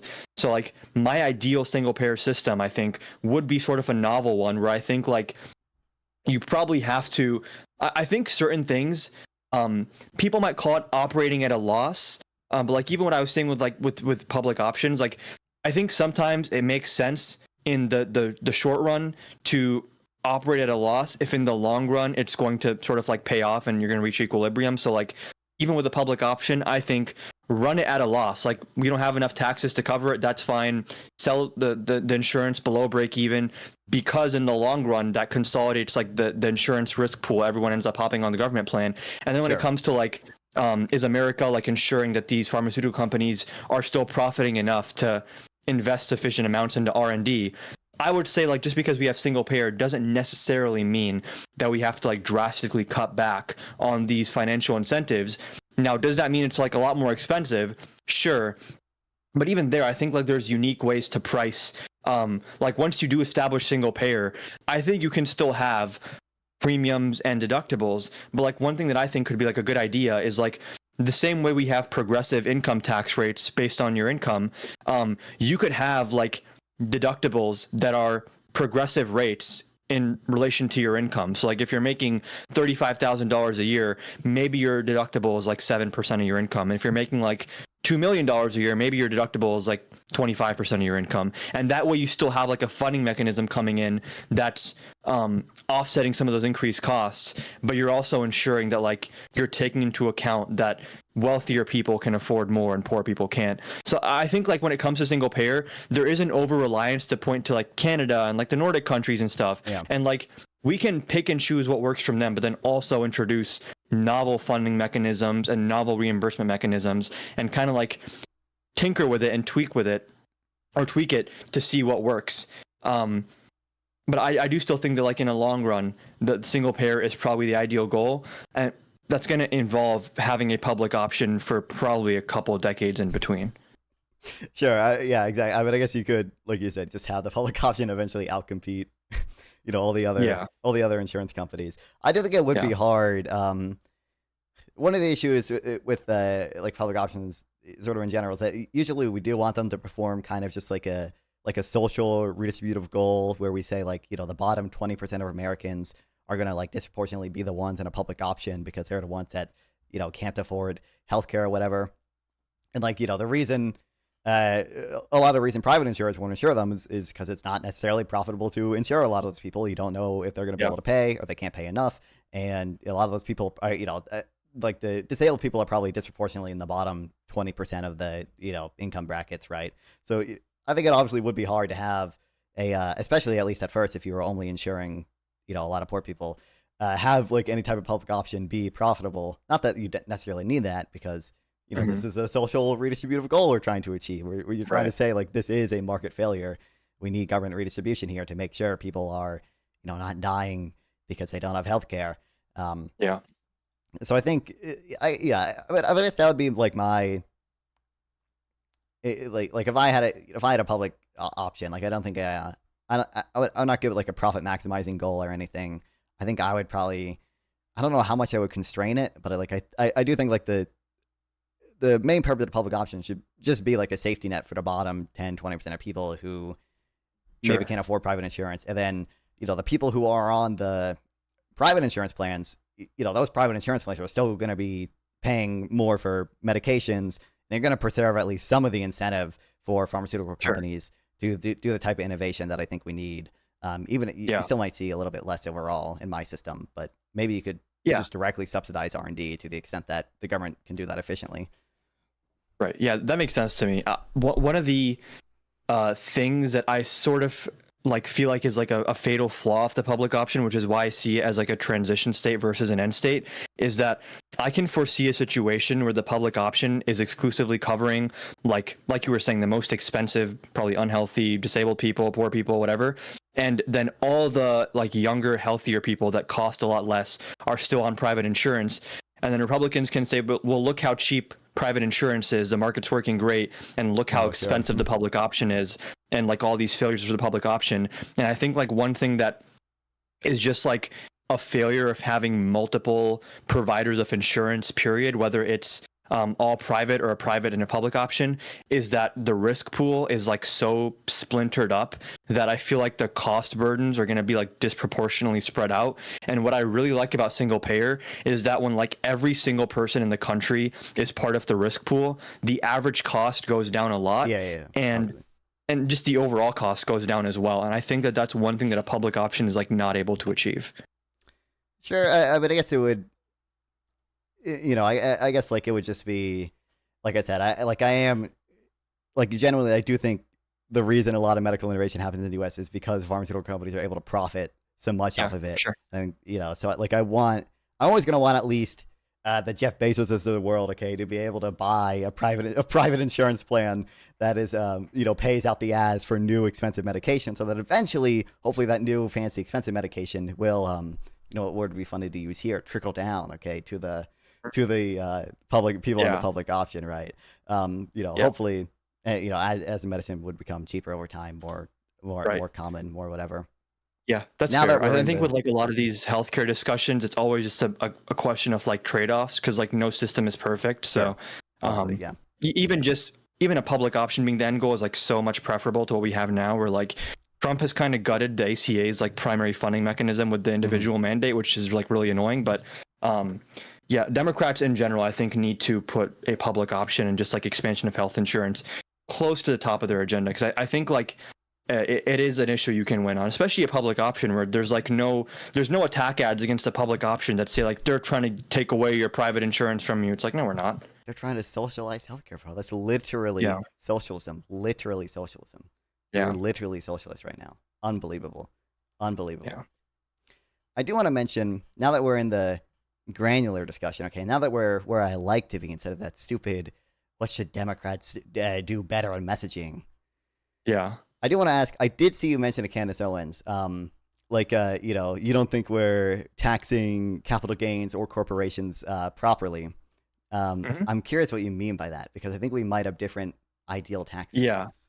So a couple things. So when it comes to like corporate taxes, I think corporate taxes are complicated in the sense that if you move them like by large orders of magnitude, they do change incentives such that like if the US corporate tax rate went down to like 10%, I think you would probably see a lot of foreign investment coming in and you would see like a lot of corporations onshoring to the US.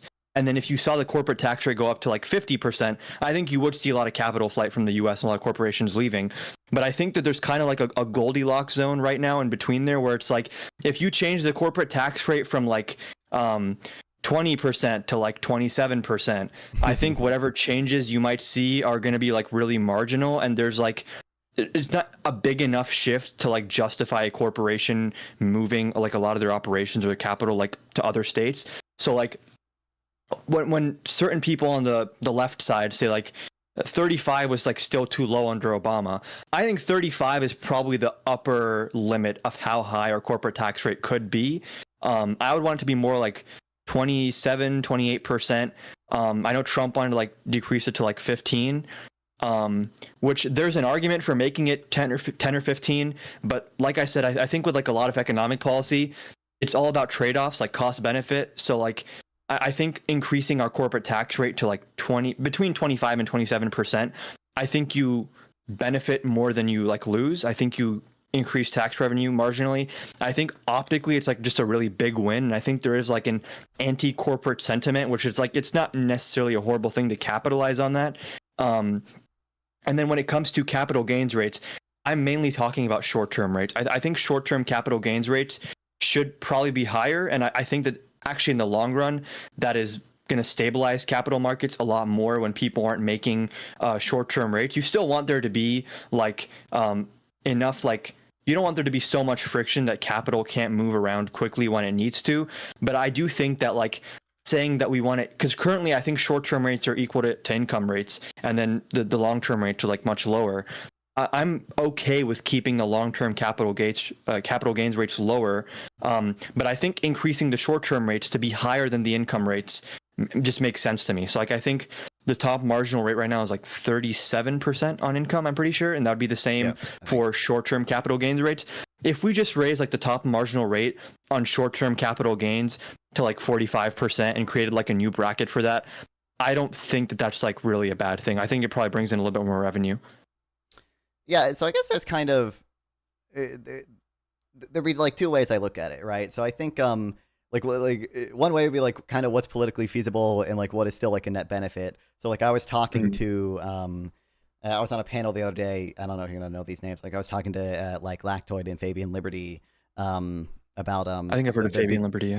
Yeah, about like the big beautiful bill and and about tariffs as well, because it was about like Trump's economy.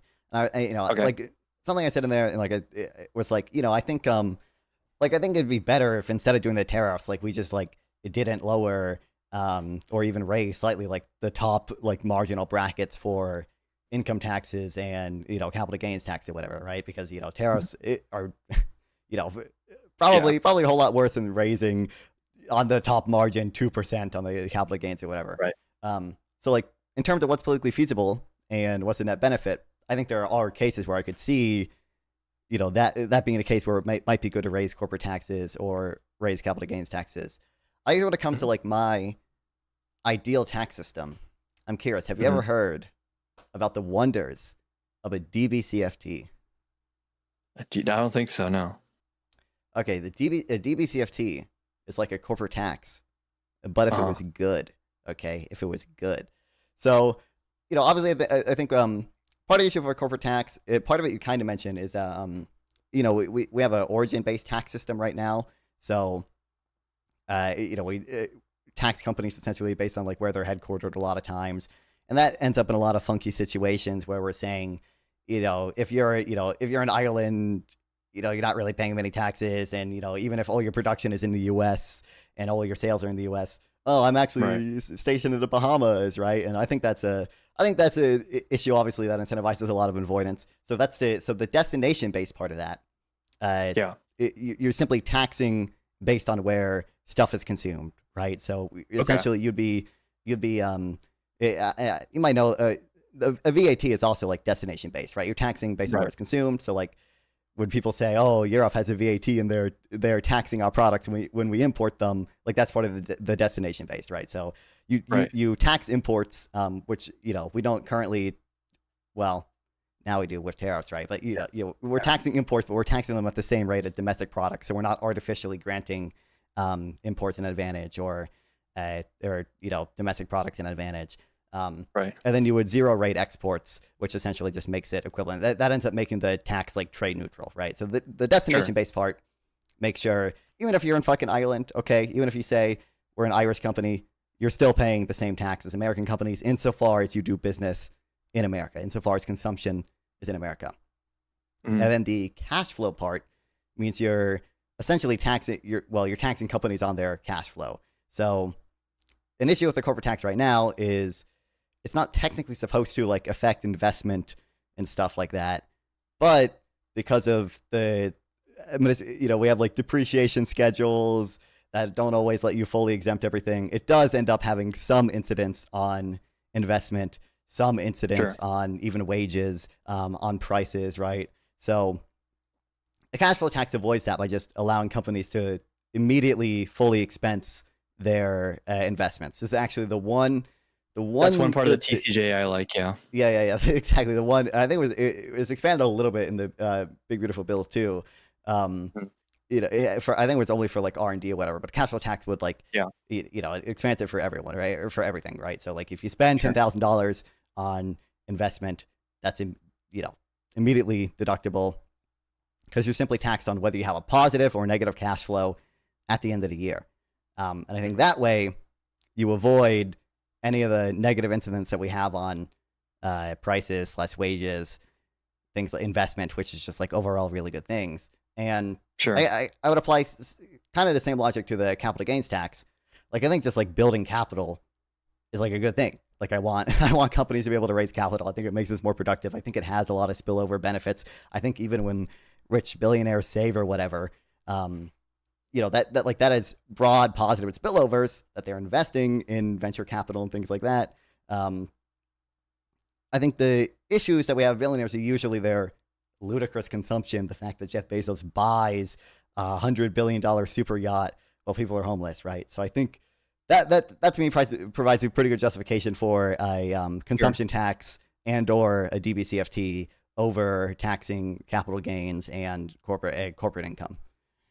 Sure. I mean, I like the sound of both of those systems. I guess I would also just assume that switching one thing that I think of when I think of tax policy is like, unfortunately, I feel like changing what types of taxes we collect on like a very foundational level just requires a lot more political capital than tweaking the existing sort of like streams that already exist.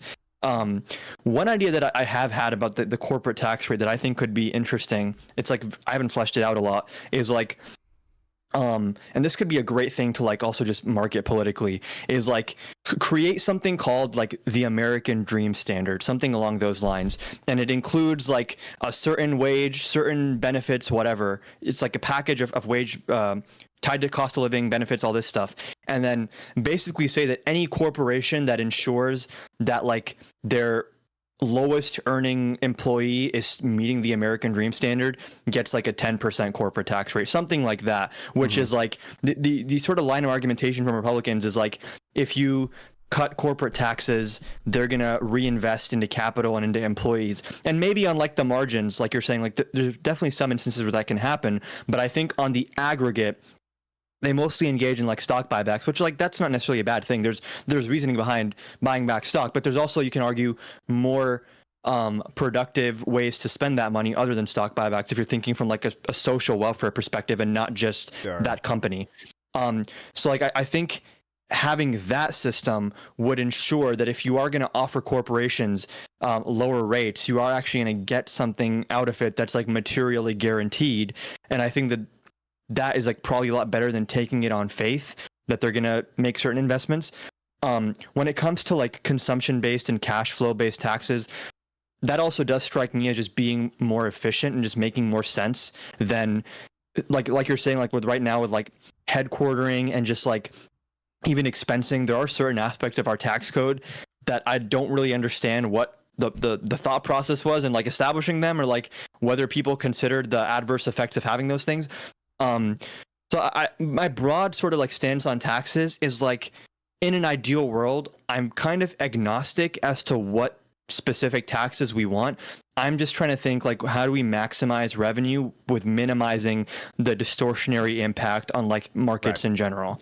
And like whatever the empirical data shows is like the best way to do that is what I'm gonna end up supporting.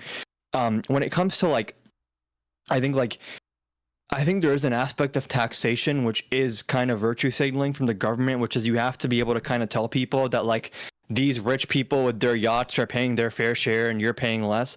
I feel like that has to be an aspect of it, at least just facially, because if you fall into the rhetoric of like the Republican tax rhetoric of like we have to incentivize corporations, and there's like some truth to that, sure, but I think like politically that ground has just been monopolized by Republicans. So like you always have to frame it as like we're fighting inequality, which you should be, but you also have to, like you're saying, take into account we want businesses to invest in R&D. We want them to invest in capital, and like we don't want expensing schedules to act as like some kind of disincentive to engage in certain behavior. So yeah, a lot of this is just like technocratic minutia, which unfortunately these are not the conversations we're going to be hearing on the primary debate stage in 2028, let alone the general election debate stage. But I do hope that these are the types of conversations that Democrats are having behind the scenes, which they're almost certainly not. But you know, like this is what I would like to see be the debate in the Democratic Party, is like which taxes are we raising, like where, how. But I feel like right now, unfortunately, there is no. I feel like they're running around like when you cut off like a chicken's head and it just starts running around, doesn't know where it's going or what it's doing. That's kind of what I'm seeing right now from the party. So the more we have this conversation, the more black-pilled I feel about our political movement actually being able to achieve results. But right, like I think, you know, like I agree. Like a lot of this is like politically, like I don't want to say never gonna happen, like almost like never gonna happen. Like there was at one point a Republican plan for a DBCFT, but like it didn't even get out of committee, and you would have to try to sell to voters, and like I don't know, I don't think that's gonna happen. Like truly, I also just don't think that most Democratic politicians are like that informed on a lot of these things. Like I think they, you know, either have like preconceived beliefs or they have certain like think tanks talking to them or whatever that might not always be on the optimal policy. You know, they're not digging through the data and finding empirically what taxes have the minimum deadweight loss. They're you know, trying to figure out how to message best on how to message best on these things. I think if you polled Congress and asked them what a deadweight loss is, I don't think their responses would be like very heartening. Yeah, not many would know that. How many? I'm curious on optimal tax policy before we move on a little bit. are you LVT pilled as well? Do you support the glorious land value tax? Of course, yeah. Yeah. I think like it obviously depends how you implement it, but like on a top line level, yeah, I definitely think that seems like a good idea. Yeah. Hell yeah. Now we just need to figure out how to get the Democrats to figure out what a land value tax is. How do we get them to read Henry's speech? Yeah. But I think you're right about Democrats to some extent running around like a headless chicken right now. Like, obviously, I'm curious what you think of the fact that I never did a ton of reading into this, that the Democrats were like spending their $20 million on like a survey to try to figure out why young men are leaving the Democratic Party. That's not something I have strong opinions on, but I'm curious to know what you believe about it. I have very strong opinions on that. I actually see the exodus of Gen Z men towards the Republican Party as like one of the most existential threats the Democratic Party faces, because like I watched it happen in real time. I have like a lot, like I watch a lot of UFC, for example. I'm like a huge UFC fan. And anyone who watches UFC will tell you it's like MAGA just monopolized that entire sport. It's actually insane that there's like in these certain cultural spaces. And like I watch a lot of podcasts as well. Like I'll watch sometimes, as much as I hate them, like the Nelk podcast if they have an interesting guest, or like the Andrew Schultz podcast. Like I like Andrew Schultz. Even Rogan, like sometimes here and there I'll watch him, and it's like, to some extent, are these podcast hosts like right-wing tools? Yes, but also it's like no one who can push back on that is even going on to the shows. And then like I watched it happen in slow motion over the summer of 2024. Like all these spaces I'm in, I look at the podcast comments, I'm watching like UFC commentary, and it's all just like right-wing framing, right-wing politics being injected into everything. And I'm like, no shit, these people are not going to vote for Democrats. They don't even know what a Democrat is other than the caricature that they've heard from Dana White, who's like best friends with Trump and also like the president of the UFC. And like a survey is not going to fix that. I feel like Democrats are just culturally clueless. They don't understand how to interface with pop culture at all. And I think MAGA specifically, is really good at like mixing itself into like pop culture stuff. And like inviting Taylor Swift and Meg Thee Stallion to like a Kamala rally is not adequate to like combat that, I think.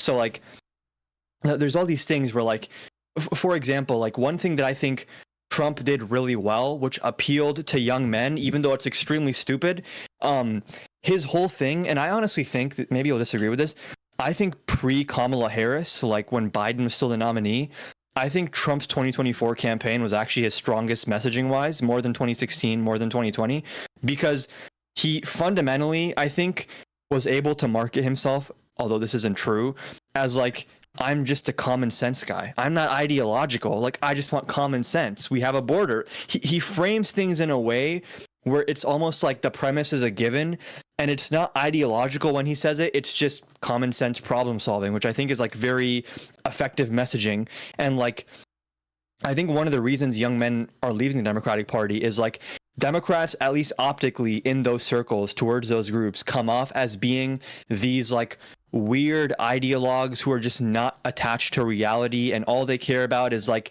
these theories and these like social systems and hierarchies and like what's socially constructed and what isn't.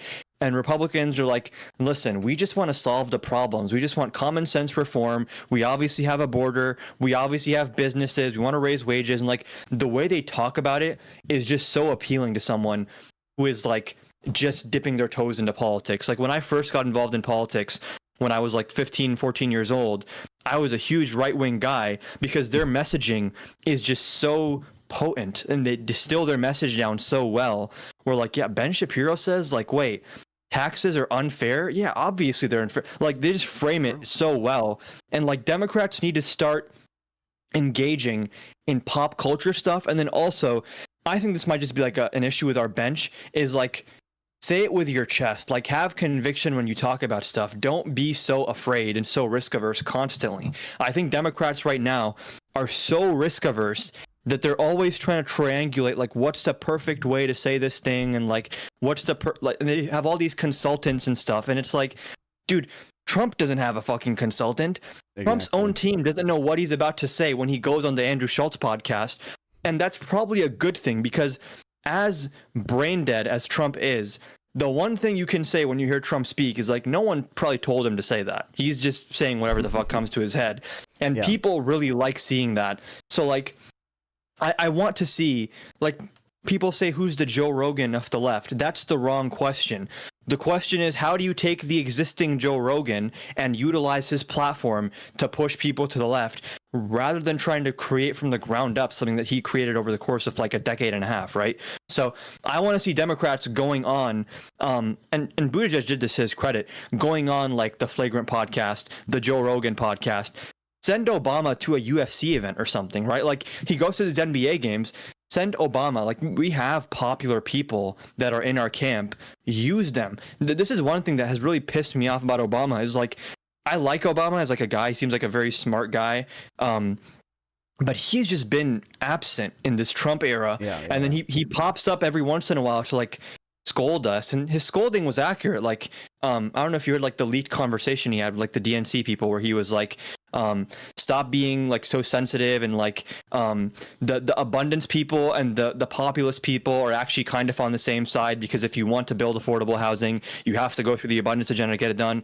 Like, and he's right about that, but it's like, where are you? Like, why are you not like on every single show ever? Because honestly, the only person Democrats have right now that can combat Trump in terms of like the cult of personality and like people are tuning in to see what he says is kind of Obama.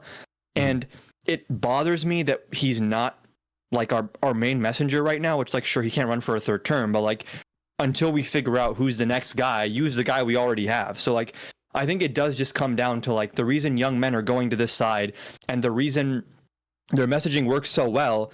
It's half of it is the message, maybe less than half. I think the big bulk of it is the messenger, which is like some people, and this is why I like Mamdani, whether or not you like his policies on rent, Mamdani is an extremely skilled politician. Like he's amazingly skilled, great speaker. He just comes off as like a really jolly, happy guy, which is like plays very well. Everyone I know, literally everyone I know who doesn't follow politics at all, they come and ask me, who's that Mamdani guy? I really like him. He seems like a nice guy. It seems like he actually cares about these issues.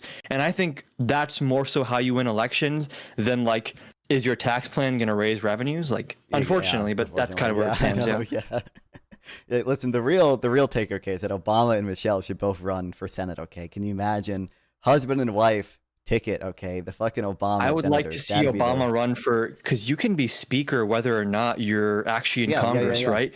Imagine Democrats take back the House and Obama's like the speaker. I would love to see that happen. That would be good. Let's go. Yeah, that's the real take. But yeah, I mean, obviously, I think I agree with both of that. I think it's and again, I do think it's a frustrating thing that we Democrats kind of have to deal with that. And I think, it seems like, and again, like, I don't focus that much on like the best Democratic strategy. I like talking about more granular stuff, but it does really seem like a lot of people just view, especially the like establishment, more moderate Democrats, as like just like very untrustworthy, right? Like, Kamala flip-flopped on all these things, right? Kamala did a coup, right? She, got into the, she was the candidate, but she wasn't really during the elected. prisons trans. Yeah, exactly. Yeah. All the flip-flops since 2019 or whatever.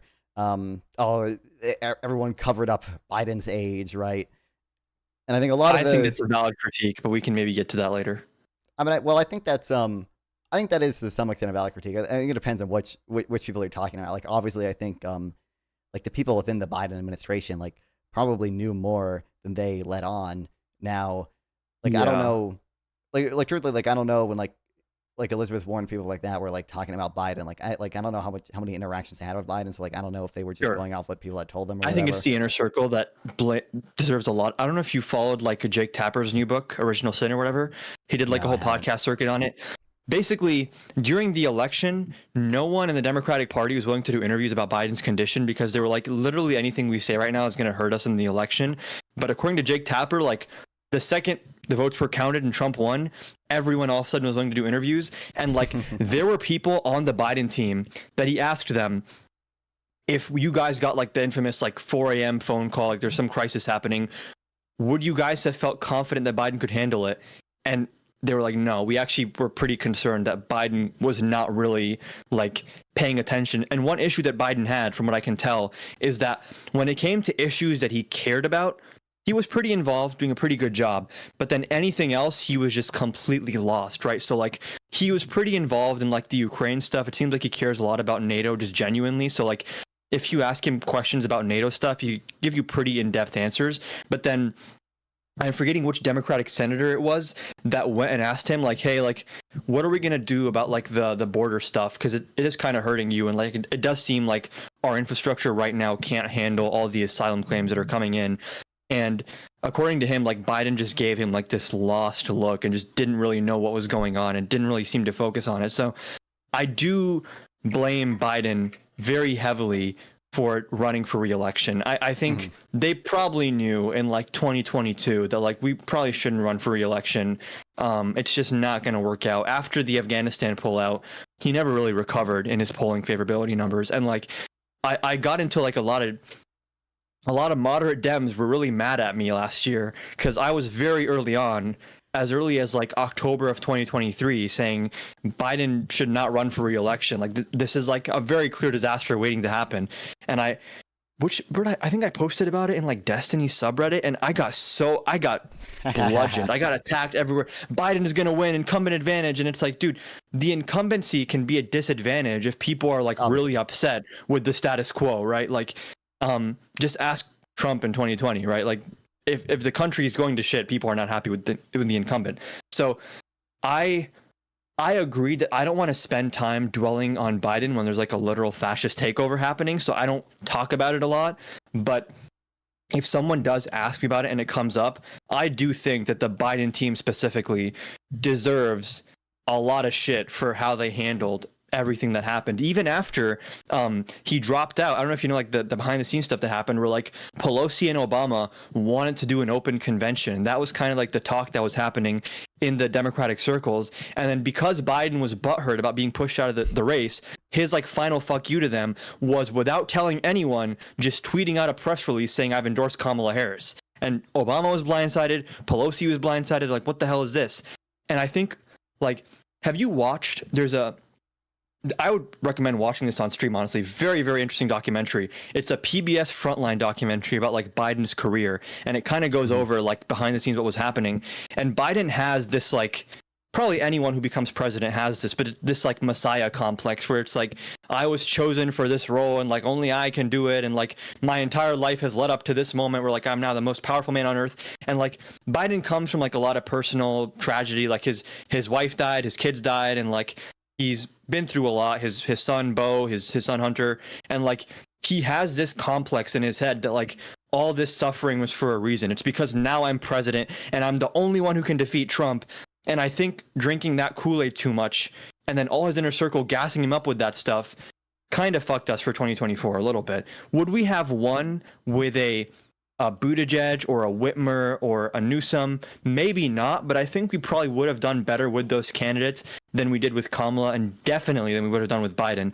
Right. We had internal polling coming out of Democrats. I don't know if you saw this. Some of it, which showed Biden losing, I think, like Minnesota and like New Jersey. And it's like, what the fuck are we doing? If you guys had these numbers, why did you stay in the race? It just doesn't make sense to me. That is, as much as I, like Biden, okay, I got the Biden head behind me, obviously, which, I bought that after he dropped out just because I knew they were going to get rid of it and I needed it, my phone was covered. But, so I do think like that is probably like my biggest issue with Biden's. It really just does seem like he like had a big ego and like he like, just really did not want to drop out, wanted to control, what happened to obviously the, Democratic convention after he did finally agree to drop out. And like, I don't know where he got that complex from, but for whatever reason, that was the big thing. And I think, like obviously, like I agree, like some people definitely just in the administration definitely deserve criticism. The big issue it's created, like I said, is that people now view like almost like all of Democrats is like untrustworthy, right? They're all pro-establishment. They all covered up Biden's age. They all blah blah blah blah blah blah. And that's gonna stick. I don't know how to overcome that. Like truthfully, I think the way to overcome that is unfortunately employ what Trump did in the 2016 Republican primary, which is like you kind of have to throw some of the people in the party under the bus as like a gesture of goodwill to the average person that like, I'm not like them, they not like us, whatever. Like you have to be able to say to them that like, yes, people in the party lied about Biden. He made mistakes. I also think on the issue of Gaza, which I don't know where you stand on that, I think polling just came out that like it's like 8% now of the Democratic base supports what Israel's currently doing in Gaza. So like, I don't think that it's a winning issue to run on the Biden framework of dealing with the Middle East right now. Whoever is the nominee in 2028 needs to just verbally make certain concessions up front so that they can't be used as attacks against you later on by the Republicans. So like, lead with it. Lead with saying in the primary, our party has like been fucking up, like come up with your whole like I'm an outsider shtick, whatever. That works, especially when people, like you're saying, like have this feeling about the party, and then leverage that to strengthen the party in the end. Because as much as Trump shit on the Republican old guard in 2016, like Rubio is like now Secretary of State. So like he actually, by shitting on the Republican Party, made it stronger in the end electorally. And I think Democrats have to do a similar thing, which is like, until you're willing to gesture verbally that you're willing to clean up house and like hold your own party accountable, people are just not going to take you seriously. And maybe that means conceding certain things you don't want to concede, but I think it probably strategically makes a lot more sense. Right. Yeah. I mean, I definitely could see something like that working. Like I said, I don't spend a ton of time researching that like myself, but it does. Sure. I guess that we might need to choose some sacrificial lambs. Okay, might need to get rid of some of the old. Listen, the boomers can be our sacrificial lamb. We shouldn't have half these fucking boomers in office anyway. The gerontocracy, exactly. Anyone that's above 80, just fucking fuck them. Get them out of here. Yeah. Right, exactly. Yeah, my sacrificial lambs for 2028 are going to be probably Biden and Israel if I had to pick two. That's what I would say. But yeah.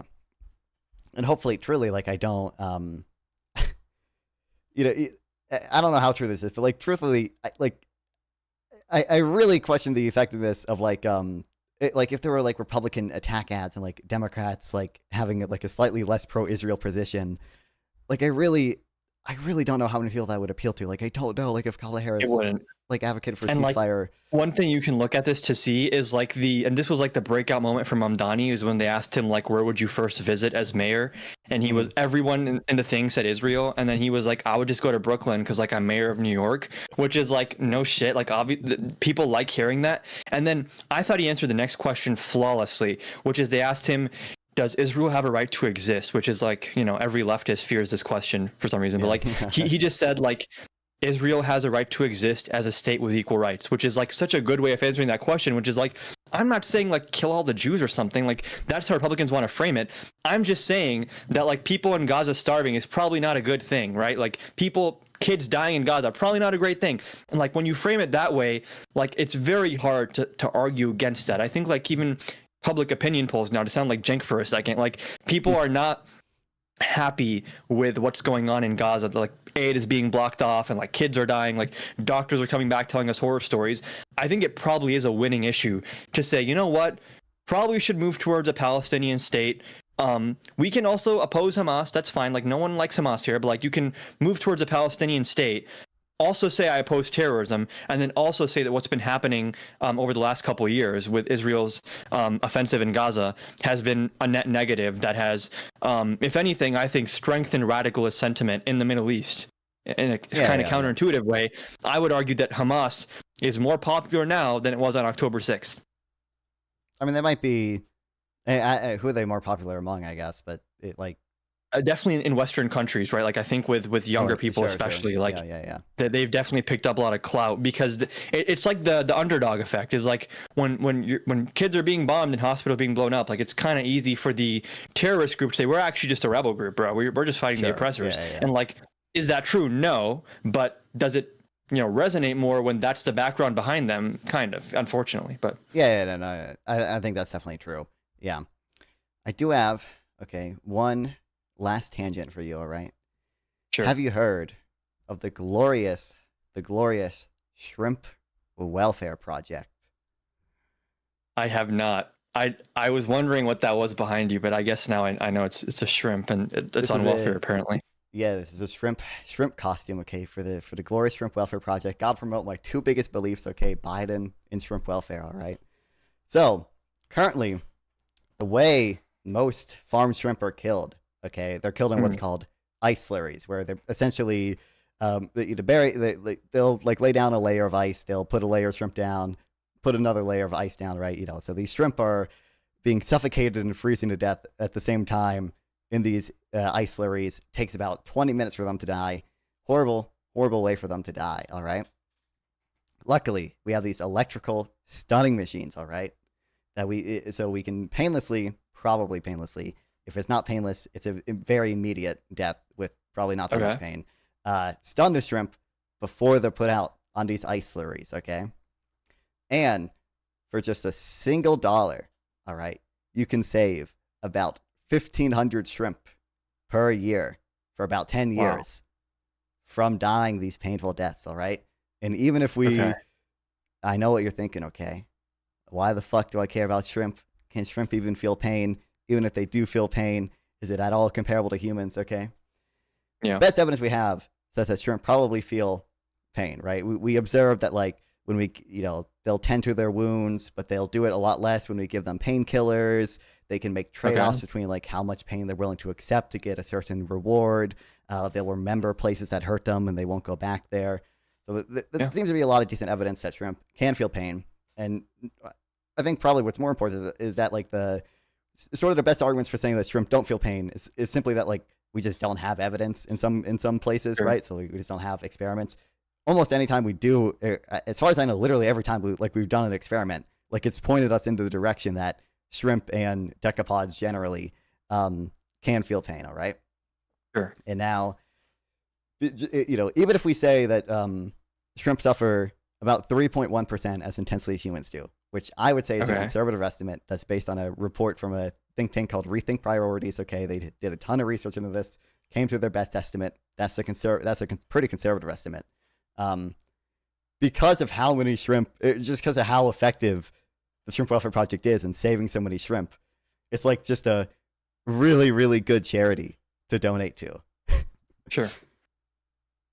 Yeah, I mean, you should send me a link to that. I'm happy to donate to something like that. And I'm actually like, I like animal rights stuff. I think like factory farming generally is probably pretty bad, and like there's a lot of abuses that go on. I just think it's like, it's probably not going to change in the immediate future. I mean, there's obviously charities that do good work like this, but on like a more structural level, if we're just talking about like animal suffering, I think it probably would be a good idea to build some political will behind like ending like gas chambers for pigs and stuff.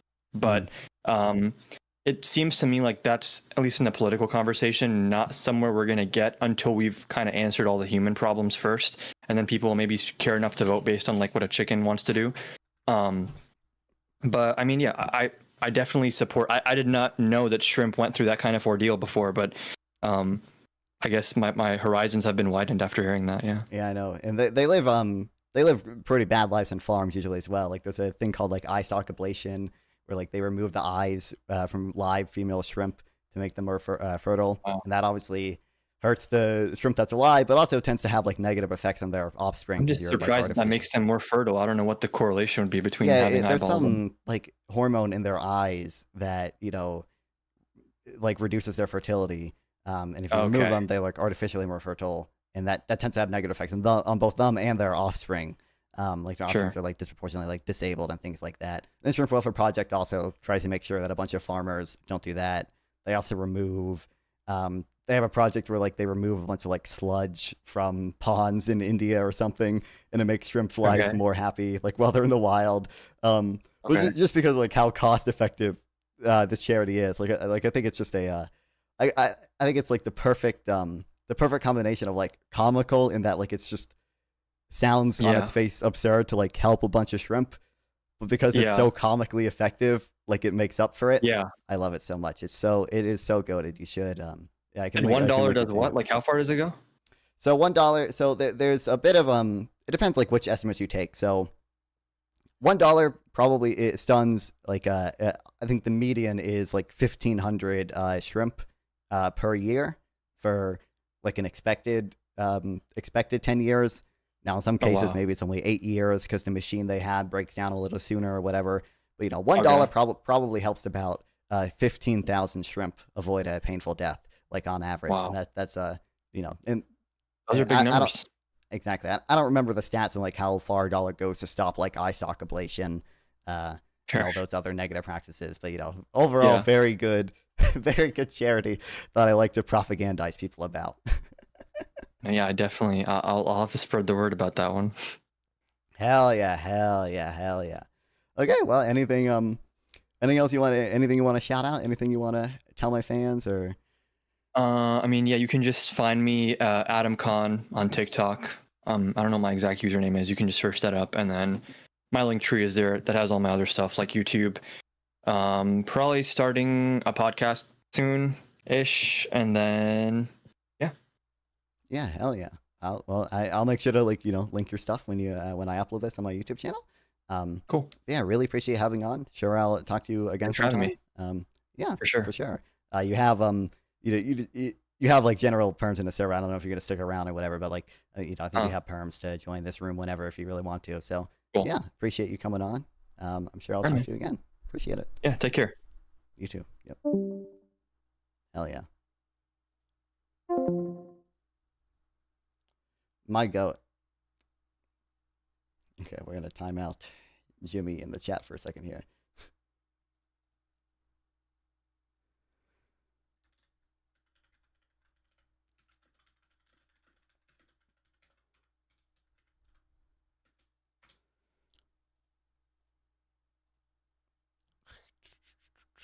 Let me. My tabs are so disorganized. That was a good conversation. Every conversation with me is a good conversation. So is every conversation with Adam. But yeah, that was fun. I really enjoyed it. Glad I reached out to him.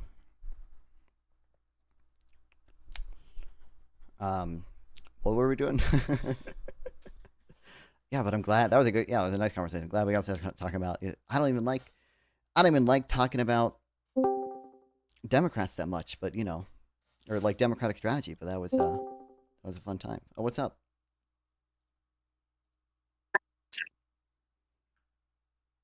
Bro, Adam really is goated. He really is goated. That's crazy. True. Did you get to the inequality denial stuff? Oh no, I don't know. I guess maybe I could ask you about that later, but no, I I feel like didn't. that's a big thing to clue people in. It's like, hey, actually, 90% of Americans are paycheck to paycheck, and inequality has been over 100%. The genie is over one, okay, somehow. But yeah.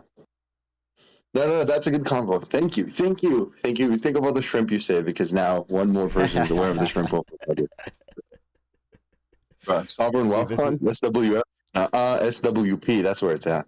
Exactly. That's Hell yeah. The Sovereign Wealth Fund should donate to the Shrimp Welfare Project. That's the only reason we should have it. All of its That's funds so should true. go exclusively to That's so true. If we, economy assumes an equal distribution of wealth, okay, but actually, it's all concentrated in shrimp. They really are the owners of the sovereign wealth fund, and that's a good thing. That's right. Think about the shrimp the state could save. Instead, it gives it to fuck ass fucking boomers who are on Social Security. Number one reason to abolish Social Security. No. But yeah, good convo. Yeah, he's a Yimby, so that's really good. That's really good. We need more Yimby Democrats.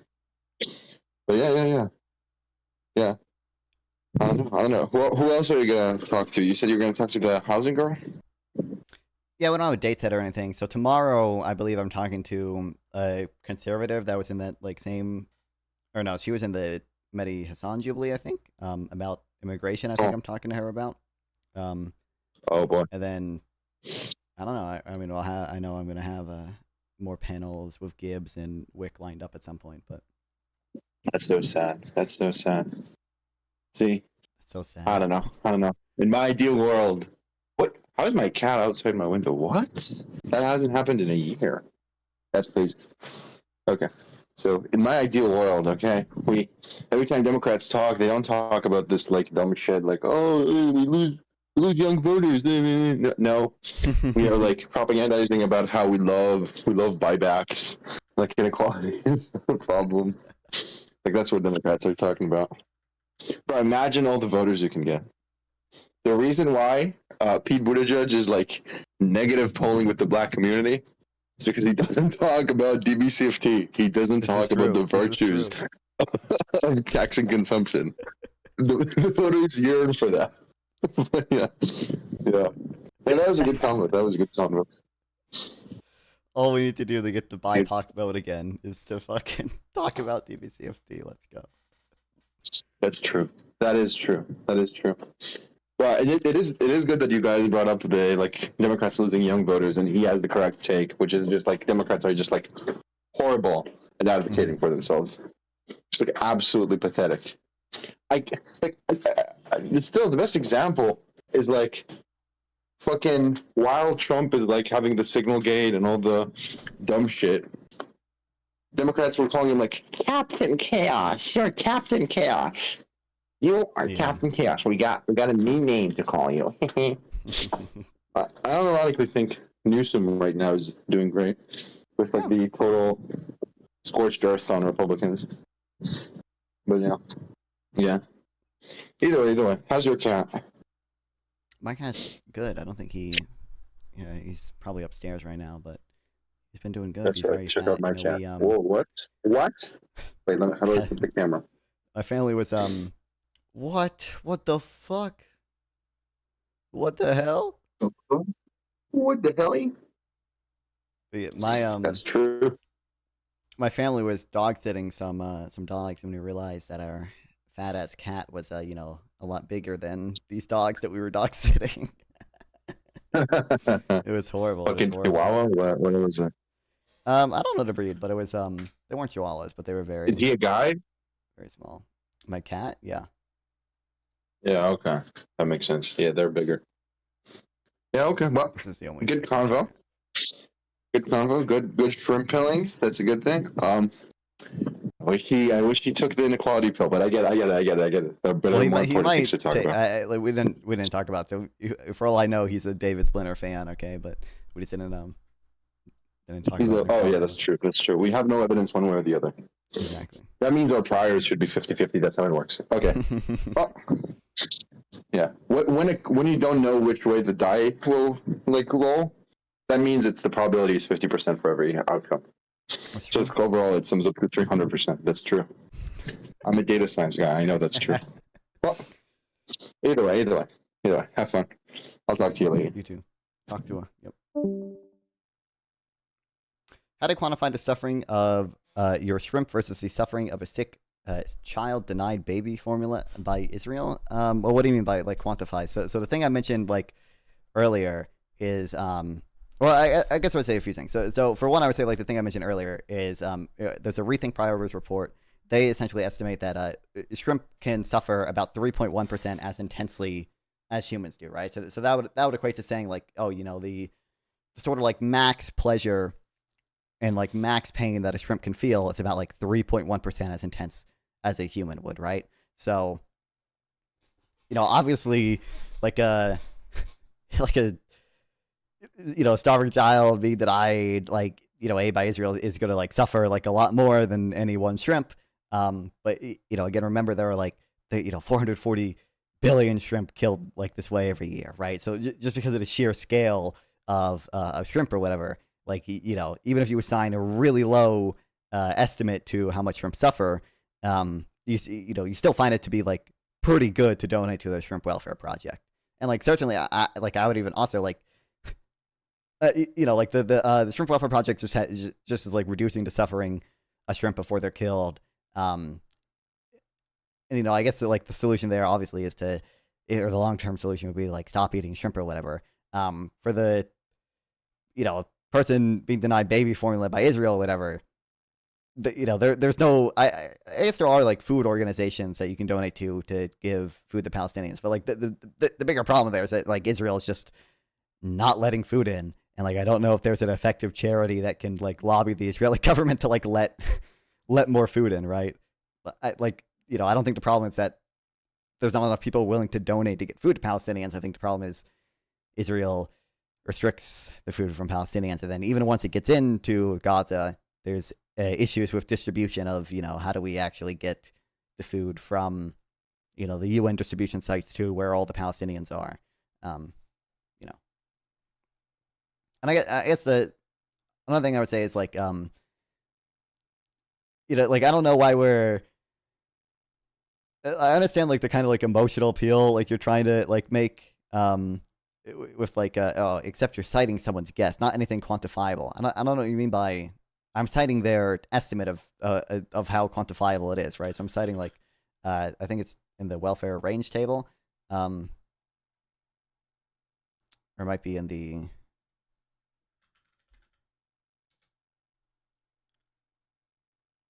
welfare range estimates. This is what I'm this is what I'm citing. Like this is a organization that looked at all the data we had and like put a lot of effort into trying to assign these numbers, right? And even by that guess, it doesn't matter what fraction of maximum capacity is being reached for how long compared to the long suffering of an infant or toddler. I don't know what you mean by it doesn't explain what fraction. Oh, I just saying like we don't know. So I get this is what I was going to mention earlier before I read your second message. I agree. There's probably no way to like literally exactly quantify like how much a child is suffering relative to how much a shrimp is suffering, and then like do that math or whatever. But using taking our best guess based on the data we have is probably a lot better than just not making that guess at all. Like, there's a good article by Richard Chappell, refusing to quantify, refusing to think. Where he like explains some of these things. Like it's probably better to, it's better to have rough estimates than it is to just have no estimates. It's even, I mean, mentioned here, it's better to be slightly wrong than to just like not have any estimate at all and like just assign zero weight to whatever we think that we can't like estimate properly. Hassan says it'll just take one phone call. So if I donate enough to Hassan, that's wrong. But what you're saying is eventually he'll be able to have he'll be able to call Bibi Netanyahu up. I'm not claiming it can't be quantified. I do think the people you're citing are stupid though. Wait, what's stupid about them? I'm pretty sure the people who wrote this report are like all like this guy is like a pretty sure like a recognized like expert in this. I don't think it's the chess person. Yeah, it's this guy. I'm pretty sure this guy's like a accredited fucking dude. Like, yeah, he's got a Wikipedia page. I don't know what's stupid about him.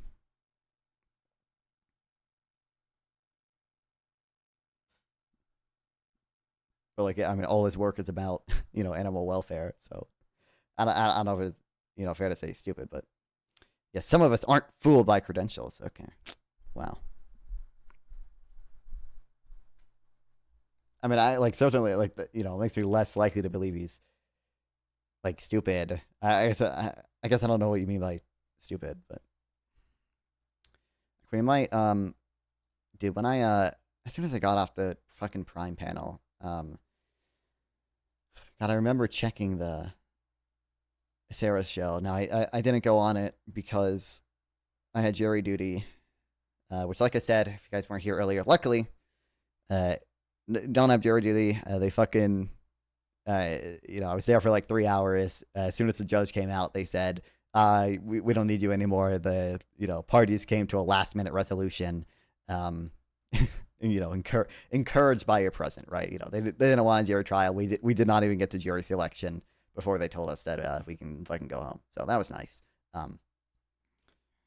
And oh my God, people were talking about economics, and everything they said on all sides was so wrong. It was making my brain explode, and I hated it so much. And I think we're just gonna skim through a little bit of this because I think they talked about it for a while, and it's gonna make people up. Plus, how many academic philosophers learn about appeal to authority the first year and then just conventionally forget about it? I don't think so when he claimed he was stupid, like I don't think I'm making an appeal to authority. What I'm saying is like someone who I find it like I think it's evidence against the fact that he's stupid if he went to a university, if he got a degree, if he's currently professor at a university, and if he wrote a bunch of books and all his work is about the subject, right? Like it seems like that would point us in the direction of saying, hey, maybe this guy is a decently smart dude if he's able to do all these things, and this is his, sort of field of expertise. Like I think that gives us evidence against him being stupid. But maybe you disagree with that. I don't know, but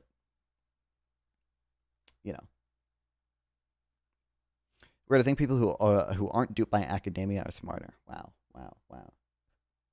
Well, like all I'm claiming is that like it's just a good thing to donate to the Shrimp Welfare Project. I'm not claiming that it's not also good to donate to the Palestinian Food Organization or whatever. Oh, what's up? Hello? Will you? I know. Look. I know it's a hard question, but our resistance demands high standards in times like this. Okay. Will you condemn Adam Khan for saying the only thing about he liked about the TCJA was the full expensing? Will you condemn him for not even mentioning the SALT deduction cap and the mortgage interest deduction cap? Will you condemn Adam Khan? Will Wait, you I don't condemn even. him? I guess I don't know what's in the TCJA fully, so I guess I didn't know there was What? anything about the I mortgage. gotta get you to do TCJA apology one day. all I get you on remember that about the train. the only thing I remember about is it did have full expensing for some things, and it also just like generally improved like horizontal equity, where it started taxing income the same regardless where you got it from more, which is probably Yeah, and also it did like funnily enough now the Big Beautiful Bill doesn't do that with the exactly tax on tips. I think we saw the same But tweet. no, the funny thing, the TCJA had like the SALT cap, which was really good, really progressive.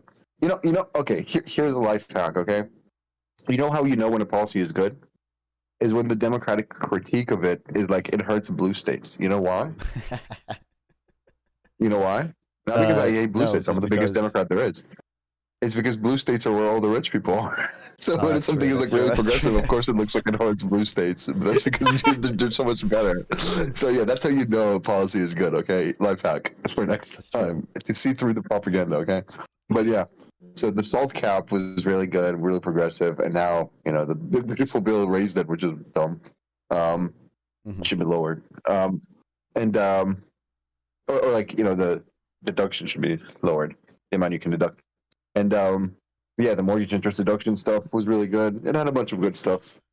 I think overall it's like a slight net positive, the TCJA, but it could have been way better. Wait, Sure. my cat is fucking. What the fuck? Wait. Oh my god, my cat almost like fucking dropped a glass full of water on my laptop. It's not good. Well, either way, will you condemn Adam Khan if what I said was true? Will you condemn him right here and now? Condemn is a strong word, because No, I'm fucking with you. I'm fucking with you. it's like talking to like the most like open to like the what do you call it, new liberal, Yeah, okay? yeah. Most open to new liberal policies than ever. And then they say like, yeah, the inequality is a problem. It's like, you are not part of the resistance. You are not part of the movement. it's like the me. It's that poem, or I don't know if it's a poem, like the joke about. I think it was originally about like Christians, and you sent me like the utilitarian version, where it's like, oh, you're a utilitarian, or you a long-term classical total Bentham? yeah, exactly. It's like, oh, you're a liberal, are you a Die. Yo, do you vote? Yes. Do you vote blue or red? Blue. Do you support like, the Progressive Caucus or all the Democrats? All the Democrats. And then then it's like, do you prefer capital gains tax or consumption taxation? Oh, capital gains tax. Die. Truth. Nuke. Do you like student loan forgiveness? Yeah. Die. Die. Bit of fire. Hell. Okay. yeah. Either way, I just we got to get more people to oppose the SALT cap or oppose the SALT deduction. True. And the mortgage interest. Oh my god! Wait, my cat fucking touches the water. She puts her leg inside the cup. I'll just fill her cup with water. Oh my god. Okay. Talk to you later. Bye bye. My cat is a terrorist. Bye. Yeah. Hell yeah. Reminds me of my favorite joke. Once I saw a guy waiting for a bus, and he looked sad. So I love Instagram so much. I love how it devotes way more of the page to other random videos and bullshit than the actual thing. There is a way to like make it full screen. Like if you go to their page and then click on a video, but like if you go to the post, it doesn't do like full screen bullshit. It's so said, "Are annoying. you sad?" And he said, "Yeah, nobody loves me." And I said, "God loves you. Do you believe in God?" And the man said, "Yes." And I said, "Are you Christian?" And the man said, "Yes." And I said, "Me too, Catholic or Protestant?" And he said, "Protestant." And I said, "Me too, which denomination?" And he said, "Baptist." And I said, "Me too, Northern Baptist or Southern Baptist?" And he said, "Northern Baptist." And I said, "Me too, Northern Baptist Great Lakes region or Northern Baptist Eastern region?" And he said, "Northern Baptist Eastern region." And I said, "Die, heretic," and pushed him in front of the bus. It's funny because this is the world Jesus envisioned for us. One. Yeah.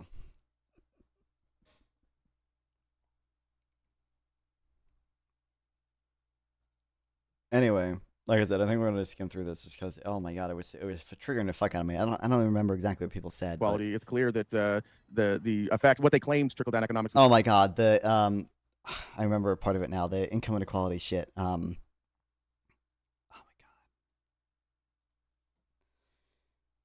god. Maybe can I get a conversation? This dude is like he's like a streamer dude. He's like a liberal streamer. I don't think he's good econ takes. I've seen a little bit of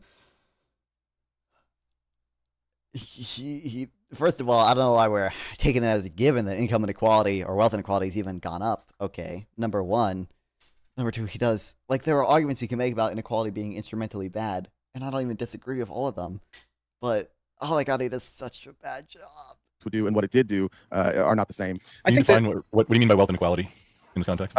Yeah. Oh, but Grumple does the. Oh my god, this is what I hate about conservatives. They don't do. They like. The only objection like Grumple has is, well, can you define wealth inequality? It's the same thing with like capping CEO pay. When it's like I have like all the good evidence that capping CEO pay has like negative effects. Like I can explain like the incentives behind it, but then fucking old Grumple will say all the what the conservatives say. It's just like, oh, did you know that CEOs get paid in stocks and you couldn't even enforce it? And it's like, oh my god, such better arguments. What are we doing? Oh my god, this triggers the fuck out of me. Yeah, so God, I hate Andrew. Yeah, Andrew is, I think, about to leave. Because how does it impact people? How does wealth inequality impact people? Yeah, how does it make a difference to you if somebody else is a Brazilianaire? It doesn't necessarily be like on a one-to-one. It's more in totality. It's the ability to access capital. It's safety blankets. You see that like the amount of people that have a savings has precipitously dropped. Home ownership is down, which is a nice safety blanket for people where they can. Sorry. Like he called poor Ryan Andrew is a dork. Access loans against the equity in their homes. So when you have less people who have wealth, and the wealth is concentrated in one spot, just by design, our economy doesn't move as well. The money isn't moving around. Why does Bernie Sanders, like he? Why does Bernie Sanders want to make billionaires illegal, but he doesn't want to make poverty illegal? Wait, can I? So before. Like like I said, we're not gonna watch all this. Like this makes me want to shoot myself so much. Oh my god, to hear one person just say, "Oh, our economy doesn't move as well when wealth is concentrated." I want to respond. My intuition, and then this guy says, "Why does Bernie want to make billionaires illegal but not poverty illegal? What the fuck are we doing?" I don't even know what that means. I don't even think Bernie supports a wealth tax, and I think like somewhere in his policy, I think there probably at one point was like a confiscatory, like, you know, any amount above 999 million can be taxed away or whatever. I guess in effect that's making billionaires illegal, but also in effect he would probably make poverty illegal because that's the whole point of Bernie's stupid, like progressive, I don't want to say stupid, inefficient progressive plan is to fucking get rid of poverty by building homes and social housing and by giving people a bunch of welfare checks. Like, oh my god. Yeah, Andrew was talking, trying to rage bait Ryan when he was, was like, we all agree that the Nazis were about racial purity, and Ryan was like, source. Yeah, I remember that. Yeah, I watched some of that. Oh my god. Used to be the millionaires and the billionaires. Hang on, Ryan. Ryan Ability to influence government policy. So if we see these things getting worse for the people on the bottom, and people are accumulating more and more wealth at the top, then they have more access to political capital, more access to power, more access to make the lives harder for people who have less leverage, right? So that's the problem. I'll see you go in 10 minutes, whatever. Okay, thank you. I don't even know what he was trying to say there. Yeah, I think the problem is that there are a significant amount of people who, through compound interest, make more money than like basically any American could possibly do in a lifetime. They'll make it in a year, and I think that system isn't like paying you for your labor necessarily. I think it's a system that the more money you get, the more money you get. Right? The easier it is to obtain money. Oh yeah, so I aspire to do that. But put your money somewhere so you don't have to work. Hang on. Let me respond to this. So your wealth accelerates at a faster pace. Yeah, but RTP, you just said that people don't have access to capital if they're at the lower rungs of society. That's true, right? That's not false. So at least they have access to less capital. Is that connected? Loans. But who the fuck loans them the money? Banks loan them the money, and where do they get that money from? They get it from the. And this guy used. The point that this guy made is like somewhat true. Like obviously, if you have more capital, it's kind of easier to accumulate more and more capital because you just have like the initial like upfront capital that you need to do a lot of things, right? Like, you know, if you're a billionaire, you can more easily you can get a loan against the capital that you do have, and you know do shit with it. But I think he used the word like compound interest, and then Andrew like harps on like banking for some reason. Wealthy, it's so weird. I see a lot of infamous morons on this panel. Yeah, exactly. This is the case. The uber wealthy aren't going to park their money in those banks to loan to those lower classes unless they get fucking interest, dude. I don't think the uber wealthy are parking their money in banks. Then how are they No, getting they invest their money. Hang on, They invest. hang on. How are they getting compound interest then? Investments. He thinks you mean I was on my trip and it was RTP and Jubilee. He might have been.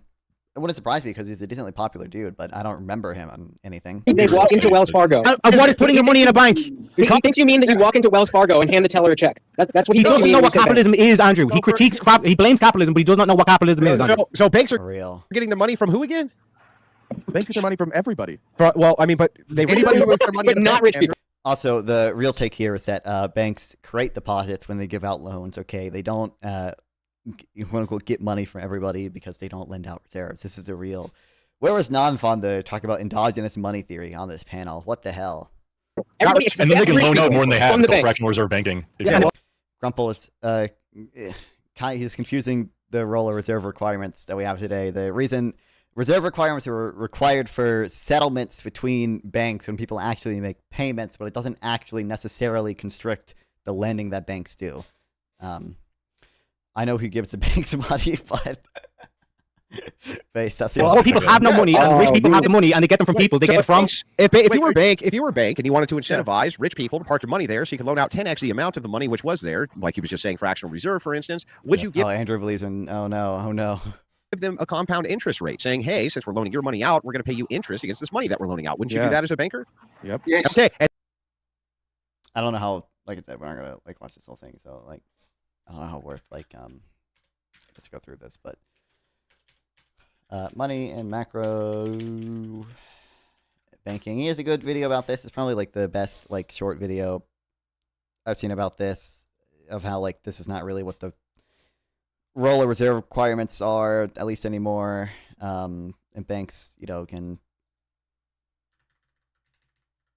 fractional reserve banking is just not really a good model. To repay the bank far into the future, and the bank has to repay you on demand. That means when. So, how does that work? Well, a customer goes to the bank to request a loan. When the bank approves it, two things will be recorded. The first is that the customer owes the bank a certain amount of money due to be paid back at a certain time and at a certain interest rate. Second is that the bank owes its customers the same exact amount of money, but the customer can retrieve this money on demand. Did you hear something strange in what I just said? A bank borrows from a customer, and a customer borrows from a bank. This happens at the same time. The better, the way I hear a lot of people frame this, by the way, is their banks are essentially purchasing a loan, right? They're purchasing promissory notes, and that is how. Just think about that's how money is created. That's how they're quote unquote loaning to each other at the same time. that for a moment. So when lending, and then a bank's gamble with your money while it sits there. Some of them, there are restrictions, right? So I think it depends what type of bank you put your money in, right? To a customer, a bank will simultaneously. And my headphones are fucking desynced again. Let's go. I need new headphones. Someone donate $300 so I can buy new headphones. Goddamn. Anyway, we don't have to go on. Like I said, it's just pissing me And off. doesn't that in turn make that money at interest available to the lower classes, which is something you don't see in socialism? Isn't that the case? I'm not outlawing. So I don't know what the. Thanks. No, depending on, you would still see that in socialism, depending on what your definition of socialism. but what is, I'm asking whatever, you is that you just got done saying that the uber rich are getting compound. This is why you keep $100K under my mattress and bury it in various locations. Always one step ahead. I mean, your deposits are insured up to $250,000 explicitly, and seemingly now, implicitly, all deposits are actually insured. Like when Silicon Valley Bank went under, all those deposits were insured, and I believe in 2008 as well, deposits were insured beyond $250,000. 2008, if I look up deposits insured beyond 250K, I think so like implicitly, I believe essentially all deposits are insured now.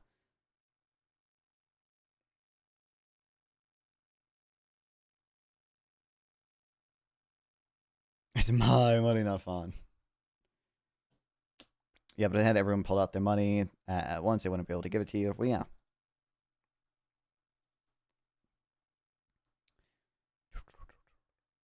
I don't know if there's like a. I think if I just look up like. I don't know, not worth it. But I believe someone can fact check me if they know otherwise. Since 2008, implicitly all deposits have been insured. And if a bank goes under, even if you have more than $250K in your bank account, the FDIC will make sure you get all your money. Pound interest, which I agree, on the money that they're parking in banks, especially, which I agree that they are. But how does that hurt the underclass? That's where the underclass gets its money. It's access to capital. I don't think that they should stop putting their monty in banks. Yeah, but how does the underclass get access to capital unless private banks are loaning it to them? They would still have access to that. Pro tip: keep a 20 in your phone case. No, how? Do you think because I just carry my wallet with me everywhere?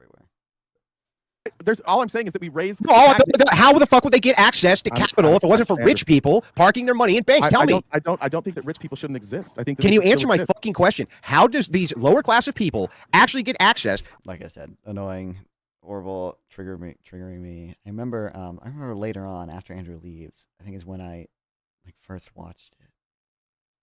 Yeah, but we're talking about their production of making all this shit, the things Amazon does. What if you get robbed? Wallet is fine, but you always have a little cash on you for emergency. Clearly, it would be much cheaper for them to play. I don't even know if I have a $20 bill right now. I think I used them to buy a bunch of fucking Red Bull. Well, you're never going to have equality of wealth, but you have to have a system where the money more equally distributes. If you're going to set up an economy from scratch, you would never set up an economy where all of the money and all the resources funnel up. You would never, by design, you wouldn't do that. But your entire premise is maybe based on an ideal that is maybe unrealistic. What's unrealistic about that? We did it for 50 years in this country. We built the greatest world for the middle class. America? When we had the strong.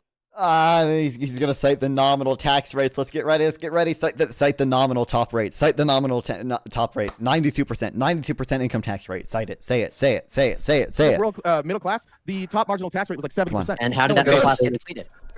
Yes. Wasn't that to pay for the war? Reagan came in and he fucked it all up. Oh my god! And then we have. I'm gonna shoot myself. This was. Oh my god! How does every conservative, even when they I don't want to say directionally right because they're so stupid. How does every conservative have the most retarded response to the progressive slop? How is the response to the top nominal marginal rates in the 60s were super high? How is the response to that just wasn't that to pay for the war? Are you kidding me? No. So if you look at effective tax rates, those were much lower. There's a good blog post about this. David Splinter has some work in this too.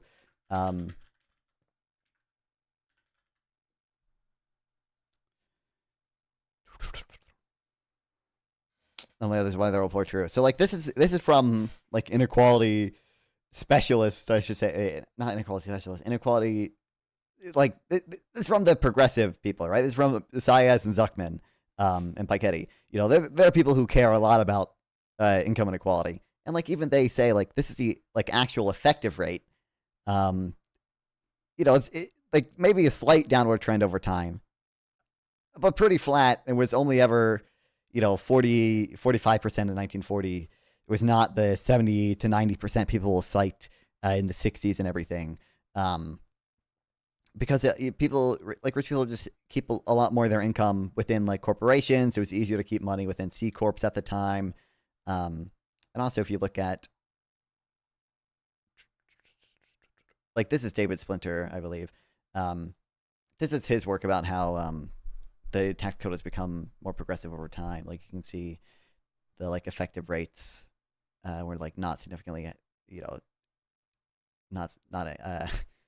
they're actually less progressive, slightly flatter in 1979 than they are today. But there was a whole lot of. I'm glad you're talking about Reagan because this is the reason I say that. But first of all, I am not an Andrew fanboy. You think about that? I'm not. I'm not a Christian nationalist. If anybody knows me, anybody knows that I'm far from being a Christian nationalist. In fact, I'm very openly against it. So here's the thing. You say you're a Republican. The reason why I made that comment, and I said to Andrew, isn't this kind of ridiculous, is because you want us to believe that you are these things, and yet you advocate a position which most Republicans would be in favor for. So, which I don't care either way, because I'm neither Republican or Democrat. But you want us to, I'm talking to you, Archie, because you said you're a Republican. Intelligent. I'm very intelligent. No. And every Republican candidate you seem to be slamming on. No, I think you misunderstood. I'm not a Republican. I'm a registered Republican because I live in such a heavily Republican area that the only way for my vote to count is in the primaries. So I'm a registered Republican to vote against Andy Biggs. I'm not a Republican. I don't know what he is. So then why? Maybe you don't need Why don't you just? He said he doesn't know what it is. We asked him. He said he didn't know. Just because he didn't Unless produce RTP, do you want to to clarify now? You said before you didn't Pace, true. know what your political ideology was. Actually, I don't know. I don't know how effective I never know like how effective it is to try to vote in like the primary for the other party for like the quote unquote worst candidate. Like truthfully, I don't know. That doesn't really make sense, to be fair. Like I said, truthfully, like I don't know, because it does feel, first of all, it feels like nowadays. Like maybe, okay, you know, in 2010, like if you voted in the Republican primary, like let's say you voted in the Republican primary to like try to sabotage them, and you voted for like the fucking insane, wacky, kooky dude because you knew like he was gonna lose or whatever.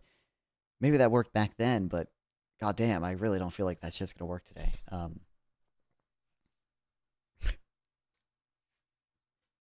Can't wait to cast my vote for Gavin Newsom in the 2028 Dem primary so he can defeat AOC. Oh, that's the world we're gonna live in. Oh, kill me. Oh, I can't wait to be on the panels come 2027 during the Democratic primary about how I have to justify voting for the worst moderate Dem ever because I don't want to unrealized gains tax. I legitimately don't have a exactly, Ryan. So the biggest threat to America is people like PBG and AOC. I just don't buy it. Okay, what's wrong? I'm okay with representing nothing is myself. wrong with that. You said that wasn't the case. I was listening before and knew that was the case. Okay, I don't even know what you were arguing with, but I wanted to say one thing real quick. It's going to be no, you can't admit. I was going to say, just answer the question that Andrew asked like 50 times, even though he ran away after asking it a bunch. Like, I'm sorry, wages are not profit sharing. Like, definitionally, like wages are cost of doing business. So, well, you didn't really. Andrew yelled about it for a while and then he left. But yeah, obviously wages are not profit sharing. Go ahead, Emmett. I'm sorry for interrupting. You're useless. I'm not addressing. Quiet. What? It's a very simple question. What do you think happens to GDP when you have inflation? Tim, you're really going to end up voting for a socialist? I could unfortunately see it happening. Sorry, what happens to what when you have inflation? GDP. When you have inflation. I don't know. I don't know what the. For example, if you go to places like Argentina, I don't even know like what. Are you saying real GDP or nominal GDP? I guess, you know, obviously, if you have inflation, nominal GDP is going to go up unless output falls by more than the inflation rises, right? If you're talking about real GDP, again, it's kind of going to depend on this like second order effects of the inflation. You know, so like if there's an unexpected shock to inflation and that like causes businesses to invest a lot less, then like you can, you know, see a negative effect on real GDP too. But like if you know, increase the money supply and prevent a paradox of thrift or whatever, then like you could see like a positive increase on the or like a positive effect in real GDP, right? Like it's gonna had like a 200% inflation rate. Do you know why I say that the GDP was measured in dollars instead of Argentinian pesos? Can you say it one more time? Sorry, I'm bad with accents. I'm so sorry. DA socialist meanwhile, Trump can get away selling crypto scam meme coins under his name, LMAO. Yeah, that's what's frustrating too. But you say it again. For example, we'll talk about that with Adam too. Like it's kind of, you know, sometimes it is kind of annoying to focus on whether or not an unrealized gains tax is so bad as to, you know, not vote for AOC compared to a more moderate Dem who is too old and might die in office when like Trump is, you know, deploying fucking National Guard troops to DC and, you know, cutting up a ton of federal agencies and taking away people's Medicaid. And if you have, Emmett doesn't have an accent. Let's say that you live in a country like Argentina. Argentina had a 200% inflation rate annually, and they measure GDP in dollars instead of Argentinian pesos. Do you know why? I assume because it's a more accurate. Who is they? So there are yeah, like who's they? So like if you kind of want to know how good Argentina's economy is doing, it might be better to like, you know, what's up, Strasser, to look at Argentina's GDP in, you know, their in US dollars, because, you know, Argentina's currency is not very stable. But don't worry, Trump stop war tomorrow. We'll see. I've not been following the Ukraine stuff that much. I think I'll watch the work panel on it. I don't know if I'll do it on stream, but later. I think the panel's going on right now. But Where's Scott's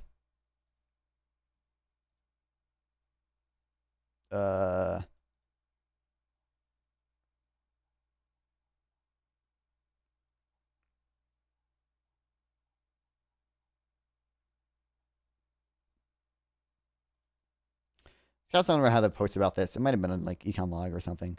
So I might not remember it, but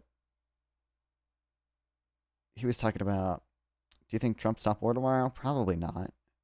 I don't think he expects to like literally stop the war tomorrow, right? They're just meeting tomorrow.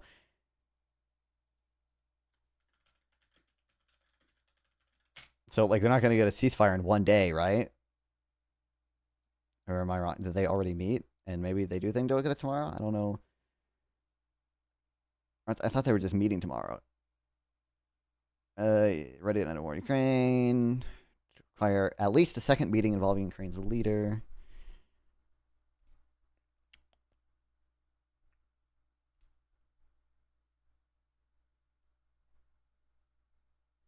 Friday summit. Yeah, like I don't even think he expects to end the war tomorrow.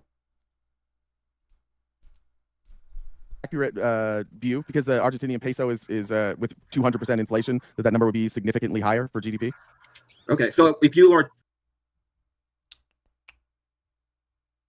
nominal nonsense. It's this post. He talks about why, if you want to know like the stance of monetary policy, it actually is better to like measure in their currency instead of ours. Like I think freely need international data for variables such as nominal GDP, particularly when writing blog posts. One of my pet peeves is that when I ask for the nominal GDP for a foreign country, they often give me the data in US dollars. In US dollar terms, Japan's nominal GDP has fallen by a third since 2012 from almost 6.3 trillion to 4.2 trillion. I won't say this data is completely meaningless. It's a bit misleading to call this time series Japan nominal GDP. Why not measure it in terms of euros or Zimbabwe dollars? Many people think a nominal GDP is the economy, and GDP targeting as steering the economy is nothing of the sort. Real GDP is about a better description of what people mean by the economy. Indeed, when the news says the economy grew by 2.4% in a quarter, they mean real GDP increased by 2.4% at an annual rate. Nominal GDP is ignored. It's going to be a real bad one since Trump didn't do smack, and Putin was like, "I love American democracy." Yeah, I mean, we'll see. Like, truly, I have no clue what to expect from any like Ukraine negotiation shit. Like I really, I could see any. First of all, I could see the negotiations like literally going nowhere. Like I could see Trump, like asking like some semi like minor concession or whatever. And from Putin, and Putin just like not wanting to do that. So like I could see it like literally going nowhere. I could also like I could see Trump giving Ukraine like a pretty bad deal. I think it's pretty unlikely that Trump is going to end up delivering what I would consider a good deal for Ukraine. Now, to some extent, maybe people say, "Oh, well, Ukraine they deserve a good deal because they provoked it." Or Ukraine doesn't need a good deal because in the situation, or can't get a good deal because of the situation they're in the war right now. And truthfully, like I don't know about the current situation on the ground, and I don't know how to assign probabilities to like any of the outcomes. But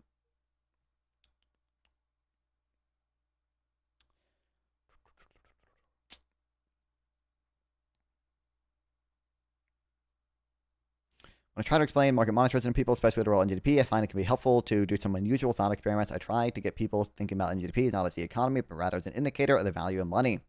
It's obvious that if Zimbabwe's GDP rises by a billion-fold, that fact is telling us more about the Zimbabwe dollar than Zimbabwe's real economy.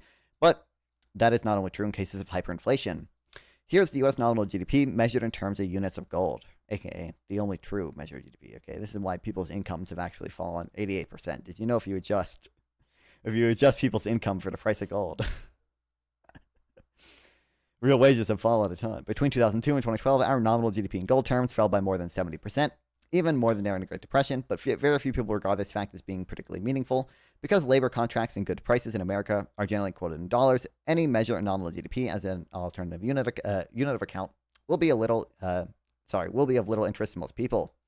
American GDP in dollar terms is uniquely important because the dollar is our unit of account. It's also why base money is uniquely unimportant. It is America's medium of account. Aside, if you're wondering why American GDP in gold terms has fallen so much during the 2000s, it's because Surging gold demand in 2 countries, India and China, now consume more than 50% of global gold production, whereas the U.S. consumes less than 6%. Surging gold demand during the 2000s raised the real price of gold relative to other commodities, sharply reducing America's nominal GDP in gold terms. By the way, believe it or not, a gold standard today probably would not be very stable in terms of prices. You'd probably see, a decent amount of deflationary periods, at least, from stuff like that. Talking about GDP, and you say GDP good because it go up and you have an inflation. Is it actually good? I've never made that. No, I'm asking you. This is a question. Oh, is it actually good that GDP went up if you're having inflation? I would say that obviously, real GDP going up is like essentially always good. In the short run, nominal GDP and real GDP are like pretty heavily correlated. So generally speaking, it's going to be good. But like, what a stupid asinine point. Is asinine the right word? Point to bring up? Like, what are we going to run justification for GDP going down under Trump? And our justification is going to be, well, have you considered GDP go up is not good if there's inflation? The fact that GDP went up, if inflation went up, I would say that I'm more concerned about inflation, and I would not celebrate the GDP going up because of inflation. Oh, I remember I joined this at this time. Oh my God. So GDP would not be a correct metric to measure. I didn't join the stream, but I didn't come up there, but I remember watching this in my fucking bed. Oh my God. How good the economy is when you are having inflation, right? No, and this is why I said with Andrew, Andrew fixated on GDP when we first had our debate, but I mentioned a bunch of numbers. The only thing I said about GDP is I cited figures of what they said would happen to the GDP if we were able to deport everybody here illegally. So it was one of 15 points of what the effect on GDP would be, but more broadly, we were looking at the effect on local economies and removing that buying power and spending power from local economies and what that would do to local economies. The GDP was literally, of all the numbers I cited in that debate, the GDP was the one that I cared about the least, and it was the one I was least reliant on, but Andrew doesn't listen, and he's just like Rob. I don't know how he misses this point, or I do know how he misses this point because he's not super educated on this point. But the concern with using nominal GDP, like you were saying, is that we're going to see essentially, I don't want to say demand side, but the value of money is falling and then GDP is still going up or whatever, and apparently somehow that equates to GDP not being important when we're talking about a shock to production in terms of deporting people. How on earth are we making that leap? What the fuck are we doing? I don't get it. It's obviously the fact that conceptually, if we're looking at NGDP as shock to the money supply can make NGDP not super meaningful in terms of real production, doesn't mean that GDP is not a useful metric when thinking about shocks to real production from deporting a bunch of workers. They sit there, they don't pay attention to what you say, and that's why their answer never really tends to match up with what you said. They're terrible active listeners. Again, I could say that actually it's you that's a terrible active listener. You misrepresented the data that you were presenting at the beginning of this debate over and over again. You constantly do that. A bad active listener to misrepresent because my own data. Okay, I guess let me rephrase. It's not that you're a bad active listener, it's that you're bad faith. And so what you do is instead of saying, that's not the data I was looking at, you tell me, is it that you're bad faith or that you're a bad active listener when I said real wage growth and you kept citing wage growth numbers? Was it because you weren't listening to me, or was it because you're bad faith? Oh wait, when they talk about real wage growth, I don't remember that. Oh no. Oh no, does Rob know what a median is anymore? Oh no. RDB proved Rob's point with the graph he pulled up as its own, but he did claim Biden's monthly average real wage growth was better than Trump's first term. Oh, were they talking about real wage growth under the presidents? Oh my God, kill me. Then you're misrepresenting it. When you go back and watch this, you'll realize. I'm pretty sure. I bet depending on who you look at, real wage growth probably was technically higher under Biden, just because there was a very tight labor market post-COVID, and Trump had to deal with the initial downturn of COVID, and Biden didn't necessarily. Real wage growth was probably already recovering by the time it's probably still negative, but recovering by the time Biden took office. But it's not I don't think that was a super meaningful metric for just which president had higher real wage growth. This is the fucking president I'm going to vote for. I don't think the president has that direct an impact on fucking real wage growth, and I think he should, not be citing that the way. Wrong, and you're just a bad listener. I'm not wrong. You keep thinking that what I said is what you think I said is what I said. It's not. What did you say again? I can go back to my opening statement. It was. Did you say wage growth or real wage growth when you said 2.2 to 2.7%? Real average monthly gain. Okay, so that's not real wage growth. Real average monthly gain. We're talking Okay, about I would like to, once more, I would like to see that data. That the average monthly real wage growth under Biden was 2.7%. Then go look it up. Show it. You're lying. You're lying. You are absolutely lying. The data does not show that. I'm not You're going lying. down that route again. Just for the record, chat, you have exactly 14 minutes to finish that dono goal, or else I say fuck off and go to bed. Triple B says, Sarah, so much fun tonight. Thank you. Not a heavily Republican. Keeps giving you money. Keep in the Sir, back. do you think On screen, and when you're a liar, Matt, remember? Rob, instead of sources did you claim that pull you were up the looking data? I'm curious. I don't know what he's citing, to be clear, but at that you haven't had throughout this? 852. And, I mean, I get it. Maybe if I put it in the form of a sign, you would take the question more seriously. But I think that you're full of shit, and you know it. You know that you're full of shit here. Yeah, that's what it is, Rob. You absolutely. If he's unable to pull up data, wouldn't it just make sense to move this conversation forward to actually accept that? And then if he doesn't provide you the data, then go over and bust his balls on your channel about, hey, look, this guy promised me data and didn't give me. Real. But also, I don't even know. Like I said, I don't know what he's citing because I don't think.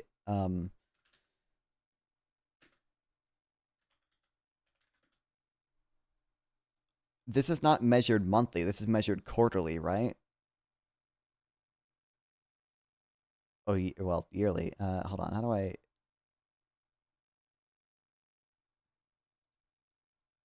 Can I measure this quarterly? No. I don't even know what exactly is setting for that because most of the income metrics, real monthly income, Fred.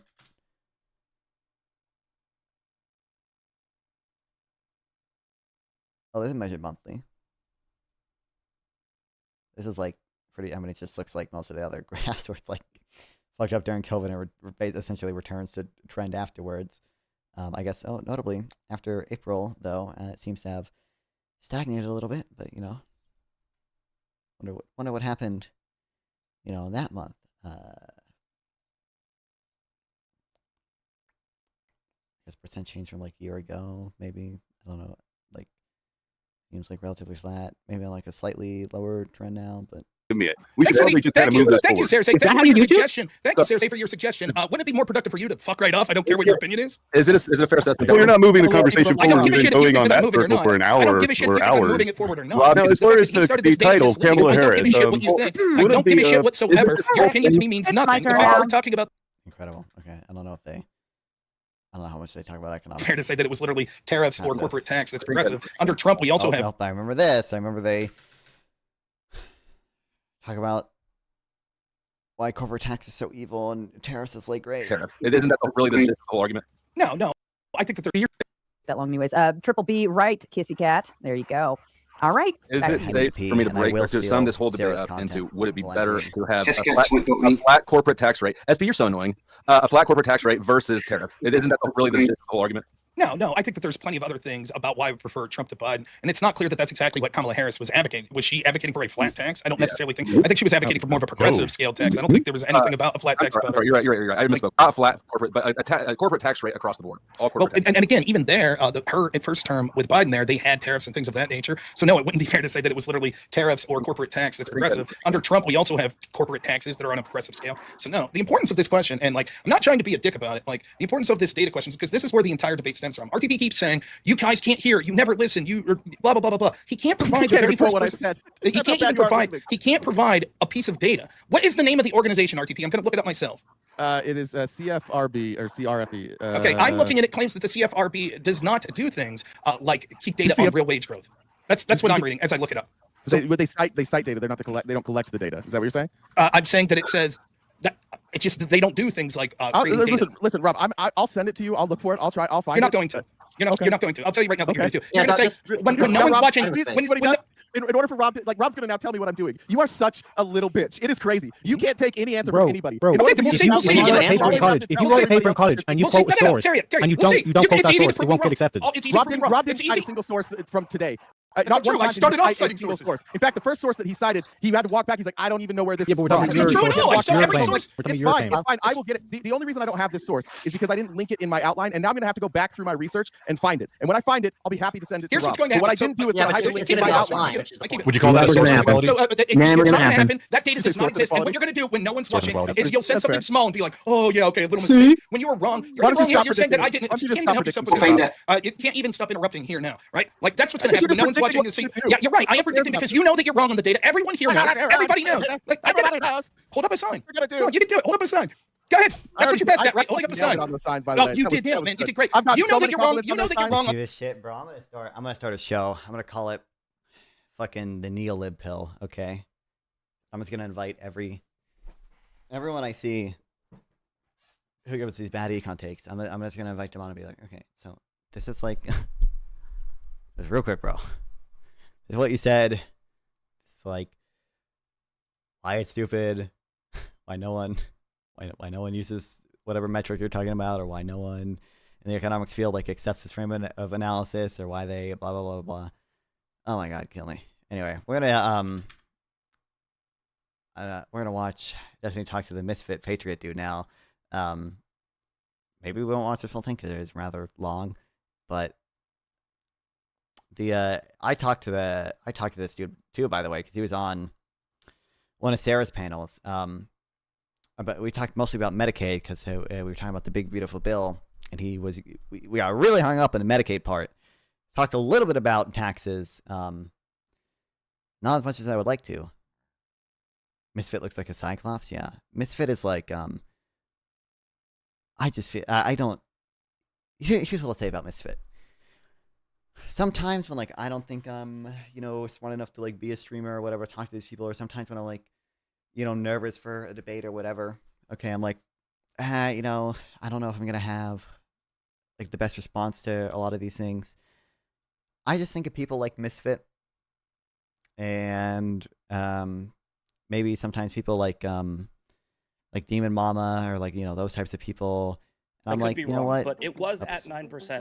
I'm gonna be all right. I could be wrong. That's what I'll say about him.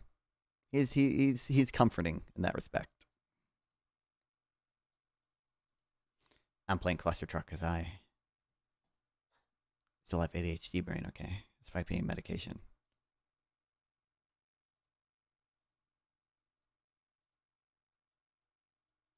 It'd be really cool if you let me tap back in. You know what we're gonna do?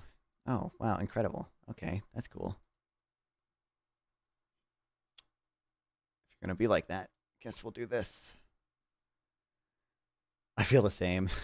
Exactly.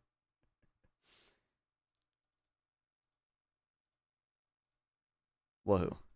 But it was at 9%. Wait, somewhere let me in the just, middle. I'm trying to wrap my head around the timeline. In June of 2019, Biden had inflation. I want to say it was June of 19. It might have been 20. Okay. You understand sorry, that Donald Trump 20 was president for both of those years, right? I'm sorry. I'm an idiot. I said that Fox News lies. Like they have lied. It's mainstream media. The CNN lies. Fox News You see why lies. this dude brings me comfort in that way? Lies. So who do you trust? None of them. Dude, how do you get information about anything? I have to literally look at a bunch of different sources and then come to my own conclusion. It's this wild concept where I don't just blindly trust mainstream media. Exactly Okie like dokie. Destiny does. Yeah, I'm trying to keep this quick, but it's a little long. Let me start off by saying, so I never spoke with Destiny before. I don't really watch his content. Heard he's a skilled debater, but I don't really think people understand what that term actually means. A skilled debater will argue the facts, but the Debate Me Bros, which I would consider Destiny, is more of a master manipulator as opposed to a skilled debater. Using narcissistic abuse tactics and gaslighting and gotcha moments and saying I won before the debate's even over. It's just not really what a debate is. That being said, in this debate, I will be as thorough as possible and present my arguments by backing them up with real facts and statistics. For instance, this debate is about whether or not Trump's first 6 months in office are a success or a failure. So here's a list of what I believe to be many of his accomplishments in the first 6 months of the administration. Destiny will have a hard time refuting these, but I'll provide the facts to each of these on my list. All of them, if you want to go that long, for our discussion. Feel free to write these down, Destiny, if you want, or I can repeat them if you'd like later in. So, 1, Midnight Hammer, trade deals and policy, executive orders, Title IX, border is 96% down. Oh man, I thought we were like, gonna explain them at least a little bit, but okay, I guess not. I guess we're just gonna get a big fucking list. I love these debates. Let's go. 3% GDP growth, inflation down 2. 3% GDP growth. What? Incredible level of analysis we got going on here. Hold on. Let me open this in windowed, and then like full screen it.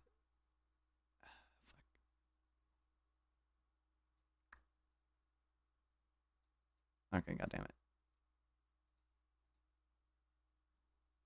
But like obviously, you know, we had 3% GDP growth in Q2 after a GDP contraction in Q1, and what has surprised me so far, by the way, is that contraction has not even been revised upwards. When that initial contraction in Q1 came out, I thought it would be revised upward. It's only been revised downward. I think GDP contracted 0.5% in Q1 2025. 2.1%. 600 terrorists removed. Lake and Riley Act. 671,000 jobs added. $100 billion in revenue from tariffs. Doge cutting USAID. Maha lowering drug costs. $29 billion. That order didn't even like go through, did it? Like that executive order for drug costs did not even go. That hasn't even gone into effect. I think it's gonna get struck down by the courts before it does anything. I'm not even joking. Dude looks like camera at that angle. So his eyes don't seem as close together. Surplus. Does he? EV. Oh yes, the surplus, the government surplus. Let's go. Mandate gone. By the way, this dude has a 10K minimum of subs in order to talk to him. So if you guys want to subscribe to the YouTube channel, so we get to that 10K minimum, okay, maybe he'll be willing to talk to me. But This accord's gone, increasing NATO spending, ending the Department of Education, 1 million people illegals self-deporting, military recruitment is up, extended the TCJA, forcing Mexico and Canada to address the fentanyl crisis, bringing manufacturing back, energy. Manufacturing has been restored. Do not fact check. Do not fact check. Do not look at the ISM manufacturing index contracting for 5 months in a row.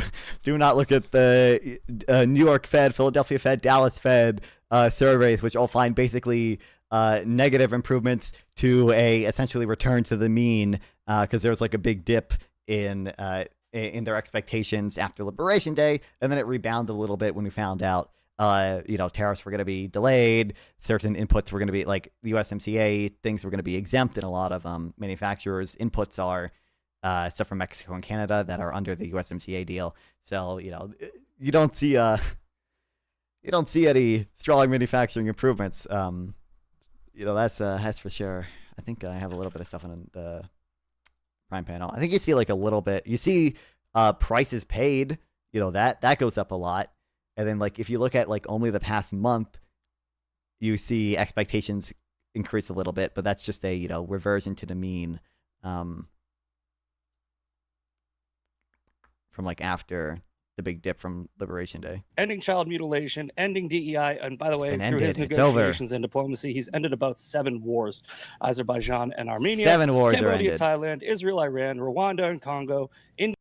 I don't even. What's going on in Cambodia? India, Pakistan, Egypt, Ethiopia. What's India?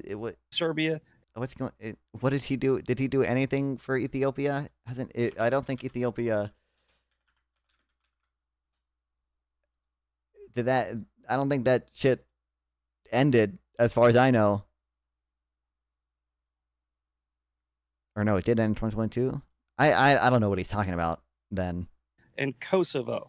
Now, like I said. Also, what the fuck? First of all, there's not been war in Kosovo.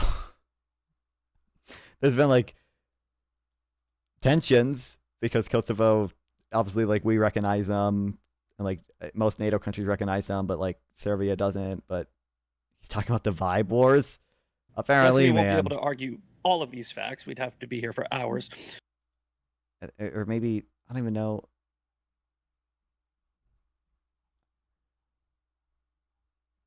But that's just the list I that think I it's put just together delusional. since yesterday. I did 90% of that from memory because there's just so much that Trump has done. But you can see, like, real quick, like a lot of these like things, like supply availability, obviously, like that dipped a ton because they thought tariffs were going to affect, and then it basically went back to normal because the tariffs were delayed. Same thing with like a lot of these capital expenditure things, average employee work week, basically the is same done. thing.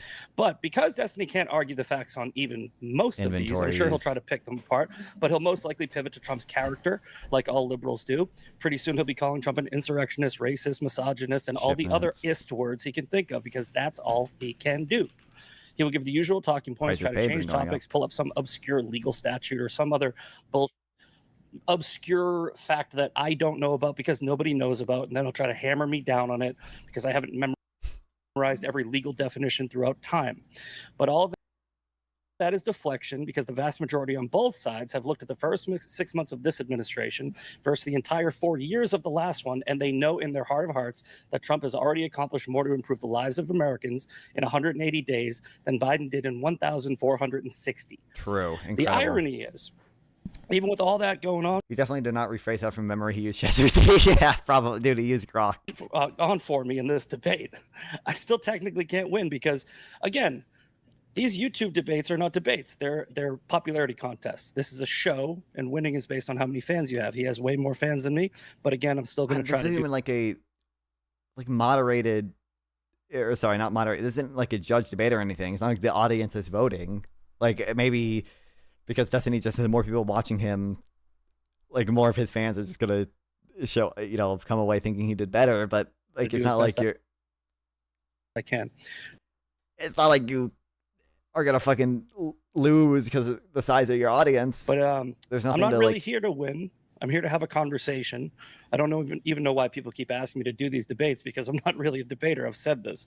I'm a poster and a troll. I'm not a serious person by nature. And completely, to be completely honest, neither is Destiny. But and this isn't ad hominem. I think it's relevant to point out before I wrap up my opening, which is wrapping up. But there's, the videos of Destiny performing sexual acts. There's the stream of his girlfriend hooking up with the dude in the background. And there's allegations from women. And I don't know if those are true. I don't even care if they're true. Dude, I can't believe Destiny, would, bring up, and the gall to bring up Jan 6. Okay. Unbelievable. Okay. But, bringing up the fact that Destiny is a sex pest, that's very relevant to this debate, obviously. Let's go. I'm only bringing this up to point out the fact that anyone under the notion that this debate is between two intellectuals that should be taken seriously should have their fucking head examined. This is entertainment. Is this really on 1.5 speed? And I actually enjoy doing it, which is why I continue to accept these challenges. So let's put on a good show, and I look forward to hearing your arguments, sir. Cool. Just before we jump into the open part, I say we just, on both sides, stay away from anything personal related. This is just so off topic for the, whether Trump's a good president or not. But anyway, kick it off. Whoever wants to go first? Feel free.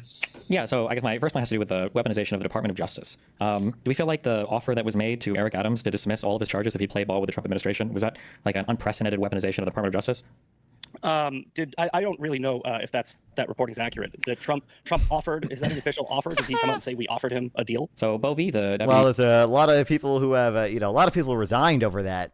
The Attorney General wrote a letter saying that they would suspend the charges against Eric Adams. And all the shit is I don't want to say all this shit, all the like it's public when someone drops charges, like the indictment's public and all that shit is public, out prejudice, meaning they can I'm pretty sure all the people that resigned, they all signed onto a letter saying it oh, this shit's fucked up, right? Didn't they do that? Bring them back after the election season, that they would suspend those charges with Eric Adams if he agreed to listen more to the administration has when it comes to immigration enforcement and stuff. Yeah, I'd have to look more into that. I don't really care. Okay, let's assume that actually happened. Would that be a really bad thing? I would say that it's political. And can you think of any other president or any other part in human history for the United States of America where an offer like that has ever been done so openly and blatantly before? Yeah, when Biden pardoned every one of his friends, right before he left office, he gave preemptive pardons to Adam Schiff. He gave preemptive pardons to his entire family. So I don't want to hear anything from your side about hooking people up as far as legal favors or what was making sure their charges either don't go away or never manifest. So what was the quid pro quo that was offered for him pardoning people as he leaves office? Can you give me an example of one of these? Well, we don't know. They were preemptive. Biden basically said.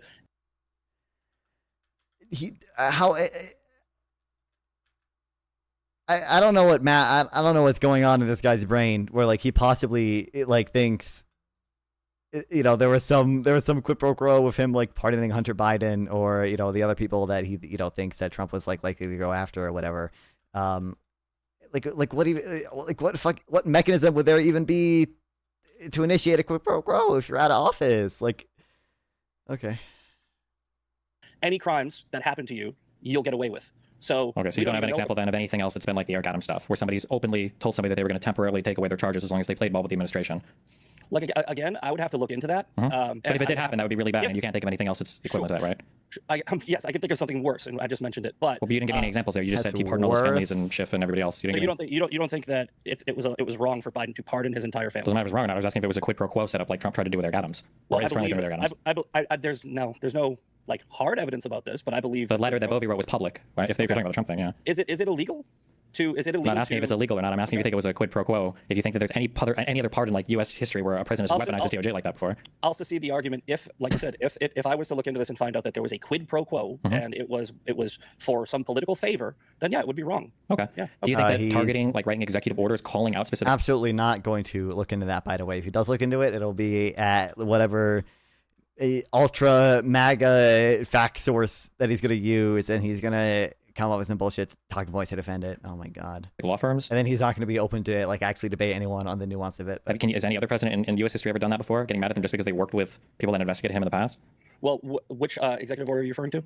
I mean, there are numerous ones. I can look them up for you if you want. I mean, there was one calling out like Eli Cohen or whatever.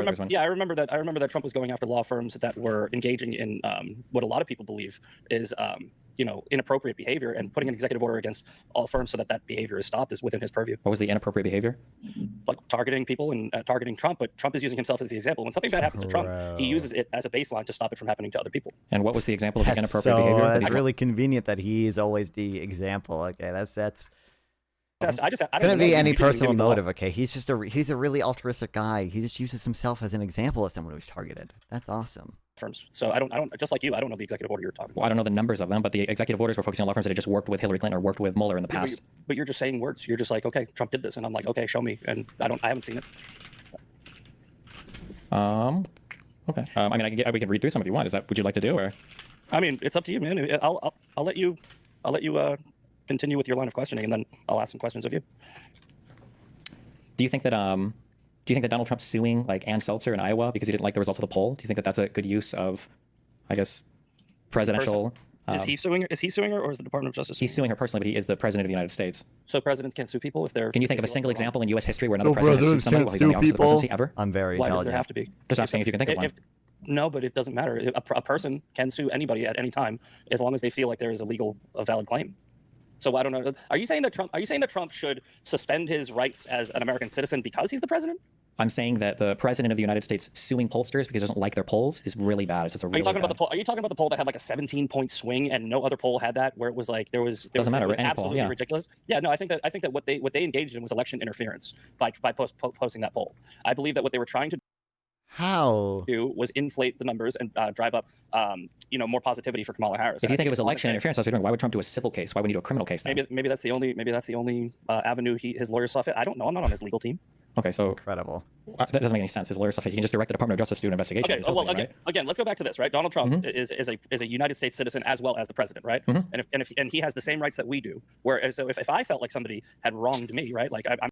Well, actually, that's not really true. He does have absolute criminal immunity for any actions that are core constitutional functions, and presumptive immunity for any constitutional action, right? So I mean, I'm going through a defamation case right now. Or any official act. If I felt like somebody has wronged me, I wouldn't think that my Noah Smith has the media literacy of a boomer. What did Noah Smith do? As long as I was separating it, I don't think that Trump is using federal government funds to fund his legal case, is he? He's donating his salary, so I don't see how that could be tied to it. I think what he's doing is what every American donating his salary, not to the Shrimp Welfare Project. Okay, so there is that unbelievable action. Could have given to the Shrimp Welfare Project. Could have been the best president ever, but didn't do it. Citizen has the right to do it. Okay, so if Barack Obama was suing Fox News because he doesn't like some of their news coverage, you think that would be fair? If he were doing that as his presidency? So the reason Donald Trump is suing somebody is because he doesn't like their coverage? Yes, he doesn't like the poll. No, so is that what their legal team is arguing?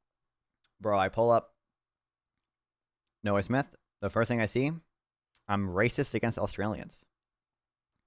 Based, incredible. Let's go. Use MMT to mobilize real resources. Start Shrimp Welfare Project.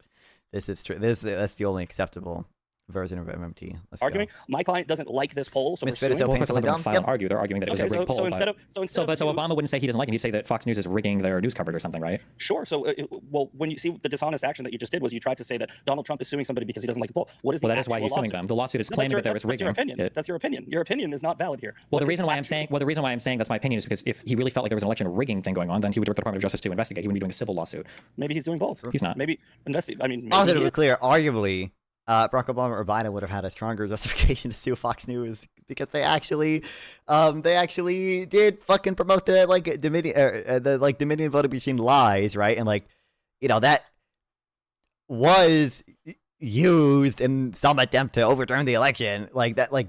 People on January 6th were there partially because they saw that coverage. Donald Trump himself was promoting that lie to get people there on January 6th. But okay. He is. Investigations take time. But again, I think that what we're just like I said in my opening statement, what you're going to try to do is try to hammer on obscure facts about Donald Trump. So these aren't obscure facts. They're some of the most important things. I can executive order in the chat if you want to read it. We can go over the one for Paul Weiss. I'm not linking obscure facts. These are important. The problem is that MAGA wins arguments by never going through any of the facts because they don't know any of them. How is this related to Donald Trump's administration being a success or a failure in the first 6 months? Because I would argue that rewriting the rules of conduct of the Department of Justice or how the president himself can act with regards to our legal system is corrosive to democracy in the United States. And he is rewriting it because you admitted, even if it is allowed, no other president in U.S. history has ever filed civil suits while president of the United States against other people.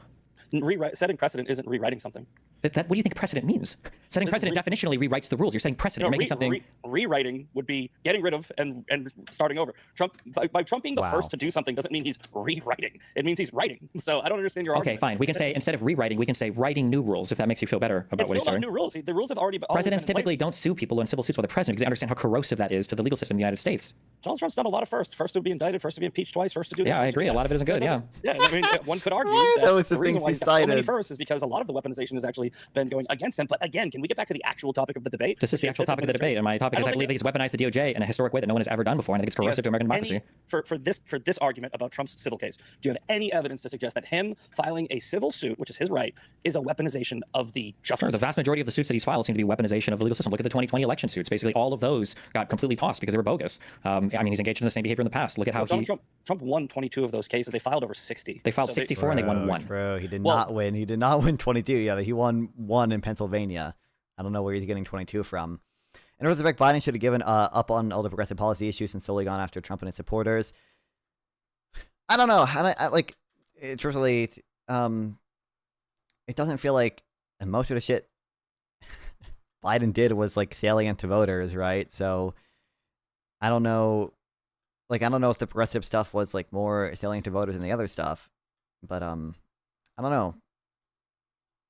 I think obviously, I don't know. It's in hindsight, it feels intuitive to say Merrick Garland should have acted sooner, they should have done more shit or whatever. But I don't know. It's hard. Truthfully, it is hard for me to see Trump not being able to weasel his way out of it, even on just being the prospective nominee. It's just very hard for me to see that not being the case, that he doesn't actually get arrested or anything before the election. Well, they won. I'm sorry. Did I say 22? It is along that 2. I believe they won 2. I believe they won Pennsylvania and they won a very small one in Pennsylvania. Maybe they won a small inconsequential one in Wisconsin, but the vast majority of them were lost, and none of them were outcome determinative. Wouldn't you agree that winning a case is setting precedent against that there was, in fact, whether it's small or not, some type of election impropriety? It's not really. He didn't engage in the conspiracy that there was a small amount of election fraud. He said that there was a widespread top-down attempt to rig the election against him. He tried to rig it in 2020, but he said that the Democrats did, and he couldn't find that proof. There were a couple ballots he got tossed on procedural things, I think in Pennsylvania, but nothing to change any of the votes of even any counties. Wholesale. So, do you have any I'm gonna obviously I think we should go back and forth, but maybe I can ask you a couple questions so we can you've had ample time to ask me. What do you think? Let's just pick one out of a hat. Do you believe that the 3% GDP growth and inflation being down to 2.1% is a success or a failure? I think inflation is going up now. I thought the last number was 2.7. I don't know. Hold on. Did you say just 2.1%? Do you believe that the 3% GDP growth and inflation being down to 2.1%? I don't know. Is he citing the PPI? No, the PPI is higher than that even. Core PCE.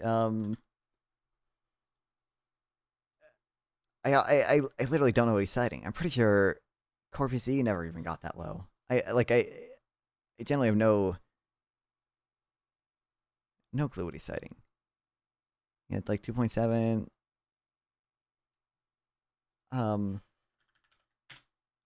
PPI just came in relatively hot, but I think this was before that came out. So I think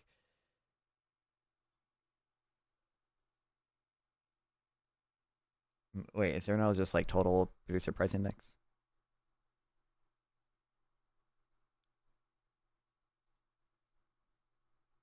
Oh yeah.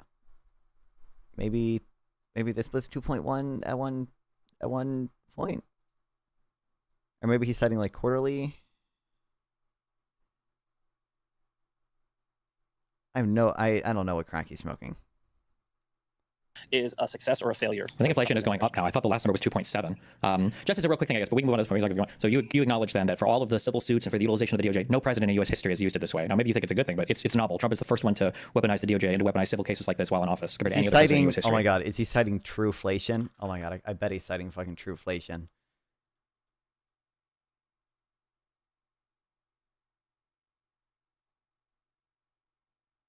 No, that's 1.6%. So I don't know what he's citing. I have no clue. I would have to look it up. But if I will take your word for it. If no other presidents have done it, then that would mean he's the first to do it. I don't think that that's rewriting, abusing, or doing any type of weaponization of the justice system. I think that he's a citizen of this country, and if he feels like he has a lawsuit that he can file against somebody, he can. I don't see how, as long as he's doing it civilly. Since Trump took office, core inflation has tracked at just 2.1%. Oh, they don't say what they're using here either, but okay. Oh, consumer price index. I don't think this is true. I don't know if they're using maybe core CPI is that maybe quarterly CPI they're using on his own with his own money, with his own lawyers. I can't make that argument. I don't see how anyone can make an argument. I mean, it's really easy. Yeah, I don't know what they're citing. It seems like you're just making this up. But regardless, obviously, certainly, even if inflation, let's just say I grant this 2.1% based on whatever bullshit metric they're using, seems like directionally, the policies Trump have been doing have been pushing inflation up. Right. So obviously I took note of this again for the Prime panel. Obviously, we have seen the price of certain goods that are being tariffed, going up. And it's not the other, believe it or not, it's not the other countries paying them. So the Federal Reserve has their thing where they try to estimate the impact of tariffs on PCE. I think this is only through March so far. I think they might have updated it by now, but they're 0.3% increase in core goods due to the tariffs or whatever. There's a few other blog posts I have here. There obviously have been there's very good reasons to believe that tariffs have in fact raised prices for a number of things. Where's I think it's this. Yeah, tariff tracker. You can see the price of imported goods, these have gone up quite a bit, believe it or not. And domestic goods have stayed, somewhat flat.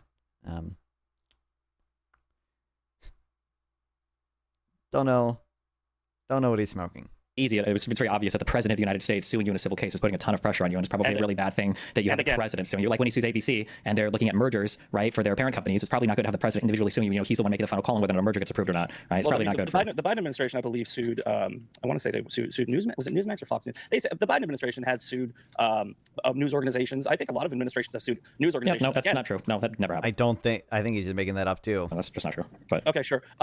We could let's not do the look up everything. Sure, that's fine. Well, before we jump off, because we can do next subjects, that Fox News settlement on the Dominion thing, that was just a huge lie from top to bottom, from the Trump campaign to Fox News hosts. There's never ever in the left-leaning media been a case even remotely as big as that where everybody was lying about. Oh fuck, this paid. I forgot to election fraud like that, and the Dominion people, right?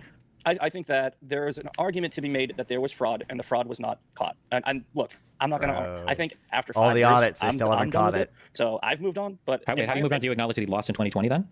I think that there was election interference. Even though no evidence was brought, he lost basically every single suit. Nobody agrees that there was no point. Like Fox admitted they lied about all the Dominion stuff. Well, actually, the vast majority of those cases were thrown out on standing, so it's not like they actually argued the facts of the cases. The facts of the cases are considered when you're considering standing for a case. It's not the judge's fault that the people were bringing up the fact they wanted to throw out every single ballot as a result of. Even on the ones that they dismissed on standing, a lot of times the judge did write, hey, by the way, also, this is just like bullshit, but, you know. Some minor procedural issue. Right up the street from me, in the 2020 election, a woman was arrested for having like 5,000 ballots. There was election fraud. For election, I mean, I think that even the Democrats will acknowledge that election fraud does happen. So to dismiss people who have a claim, whether or not it's true or not. No one is talking about individual claims of election fraud. Donald Trump said there was a top-down plan by the Democratic Party to rig the election. It doesn't seem like that ever materialized anywhere. I think that a lot of that comes from the pipes bursting and people pulling out boxes and all that. Yeah, all of that was fake. They lied about all of that. They lied about all of that. It was on video. I mean, what about them covering? They were covering up the windows. He has to have been pushed back on these points before, right? I don't know how long Misfit has been doing this. Was he like around in 2020 or whatever when all these things were like debated more often? He has to know, the common epic liberal owned response to these, right? At the very least, like, but okay. At the so like on the pipes bursting and the boxes under the table, it was on video, but they cut the part where the boxes that were pulled out from under the table were just put there under the table from the lady. You have the truck drivers admitting that they were taking ballots from state to state. There was a lot. I like how he just moved straight on to the next thing. Doesn't consider, hey, maybe like, my I don't want to say methodology.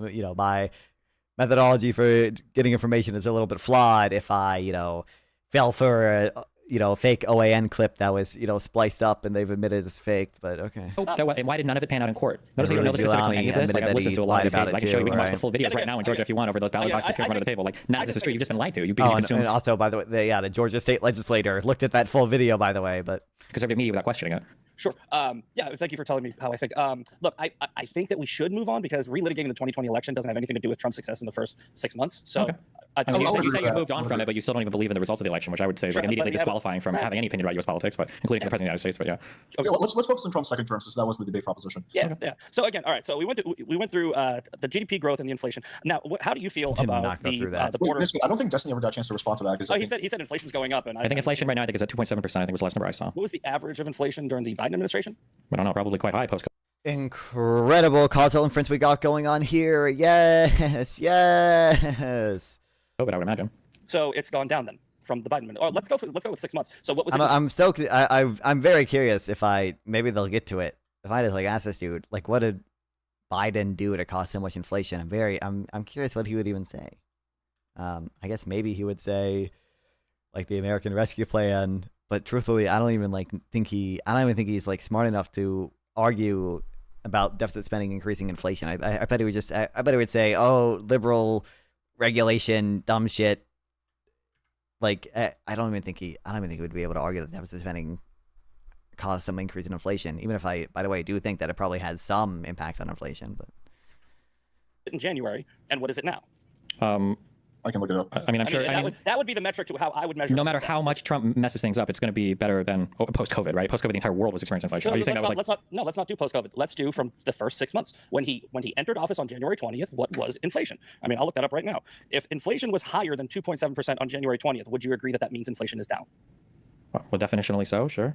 Okay, so if inflation is down in his first 6 months, wouldn't you also categorize?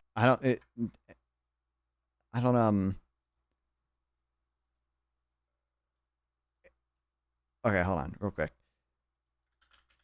First of all, I don't think it's lower. Only liberal deficit spending causes inflation. This is true. First, I don't think it's. We were just looking at it.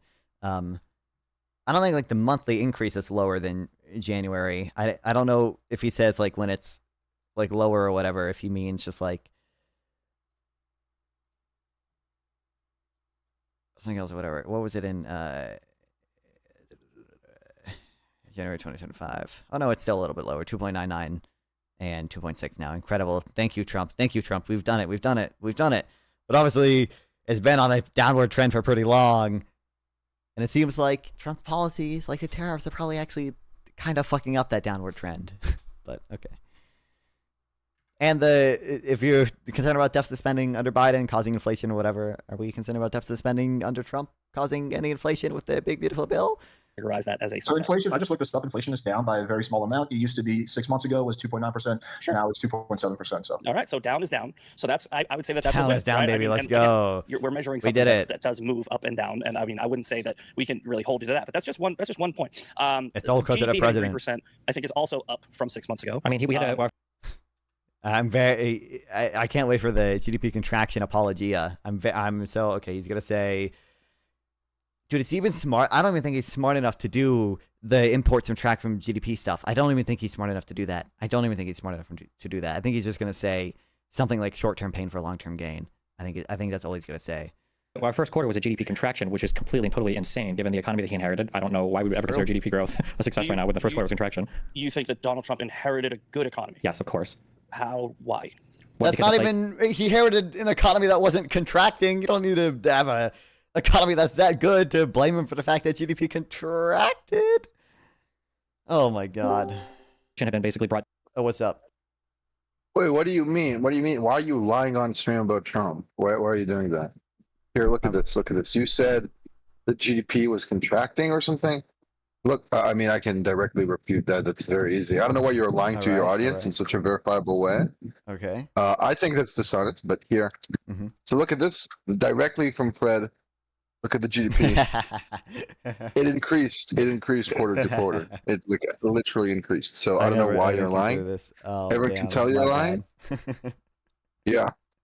No, I mean, that's not funny. It's kind of dishonest, no? You're right. You would say, no? I apologize. God damn. Oh, no. Yeah, okay. Just holding you accountable. See, that's why I don't trust liberals. That's why I don't trust Bro, I watched the entire debate. This guy is like actually brain dead. Yeah. But I'm feeling good because I just played like a really good chess game. Like I had a really good checkmate. Let's go. You know, it's what it is. It's what it is. Yeah, that's what it is. So yeah. No, but this guy is like incredibly dumb. I don't know if he is either citing like year over year GDP, just like 3/4 of that is Biden, more than that actually, or he's citing nominal GDP. Also, inflation is down doesn't mean that prices are down. He knows that. Does he know? I don't know if he knows. I don't know if he has knowledge. But yeah. This is so sad. This is so sad. This is like a good case for like valuing shrimp over human. But humans. That's true. That's true. That is true. Yeah, well, good luck watching that debate. I don't know why you're doing this to yourself, but yeah. What a downgrade. Like an hour ago you were talking to Adam Khan, now you're fucking watching this dumbass. Oh, what a downgrade. Well that's true. Talk to her. Brought down from all the COVID stuff because we had a ton of major legislative packages in place that were stimulating the economy. Things like the CHIPS Act, things that he's trying to take credit for now. Things like the Inflation Reduction, the IRA, the Inflation Reduction Act, which was like a ton of investment in infrastructure. Things like the American Rescue Plan, which showed up budgets between every single state and gave them big bailouts. Yeah. So all right, here this is what I have a hard time wrapping my head around. He's gonna cite poll, dude. He's gonna cite just polling. He's gonna be like, well, the vibes though. Have you considered lay vibes were lay off? Oh no, I feel it coming. Or he's just going to say inflation. The argument that COVID lasted 4 years, right? The effects of COVID lasted 4 years or even 3 years. I mean, Biden had inflation at 9%. And I want to say that was in, June of 2019? No, yeah, was it? It might have been. I think it was 19, and I could be wrong, but it was at 9%. Wait, I'm trying to wrap my head around the time. In June of 2019, Biden had inflation? I want to say it was June of 19. It might have been 20. Okay. You understand that Donald Trump was president for both of those years, right? I'm sorry. I'm an idiot. I'm really an idiot. I'm not. I swear to God, dude. This is why I shouldn't do it off of memory. 22, not 19. I think it was 22. I don't know why I was saying 19, but June of 2022. If you can you want to look that up. I think that was June of 22, not 19. But either way, inflation was at 9% under the Biden administration, and I think it was about basically 2 years after we already reopened the country. So I don't see how COVID is responsible for 9% inflation years after COVID was essentially already dealt with. I mean, we shut down the whole global economy, shut down for 6 months. You don't think that? Do you think that all the other countries that were experiencing inflation? Do you think all those other countries were because of Biden, or?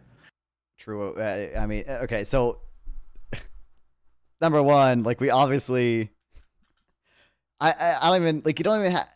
I don't know how we got here because you don't even have to accept. First of all, like I said, you don't even have to accept that Trump was handed a good economy to like blame him at least somewhat for GDP contracting in the first quarter of 2025, and then like you don't. Even if we say COVID didn't cause the inflation, I'm curious what this dude thinks caused the inflation. I'm so curious what he thinks Biden did to cause all this inflation. I don't think Destiny's gonna ask that ever. Maybe he'll get around to it. I don't know how this is like.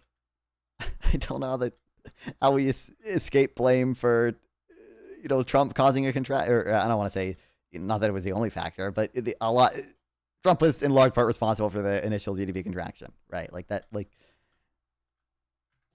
it's so mind-boggling to me, especially when he before was complaining about the fact that they were discussing Trump during the 2020 election. Now we're discussing inflation under Biden when we're supposed to be talking about Trump's first 6 months. Like, I think that a lot of them had better numbers than we did. No, the United States came out on top. In 2022, was there another big global event that also might have caused some inflation to happen, especially related to food, related to Ukraine and Russia? Didn't a war start there as well?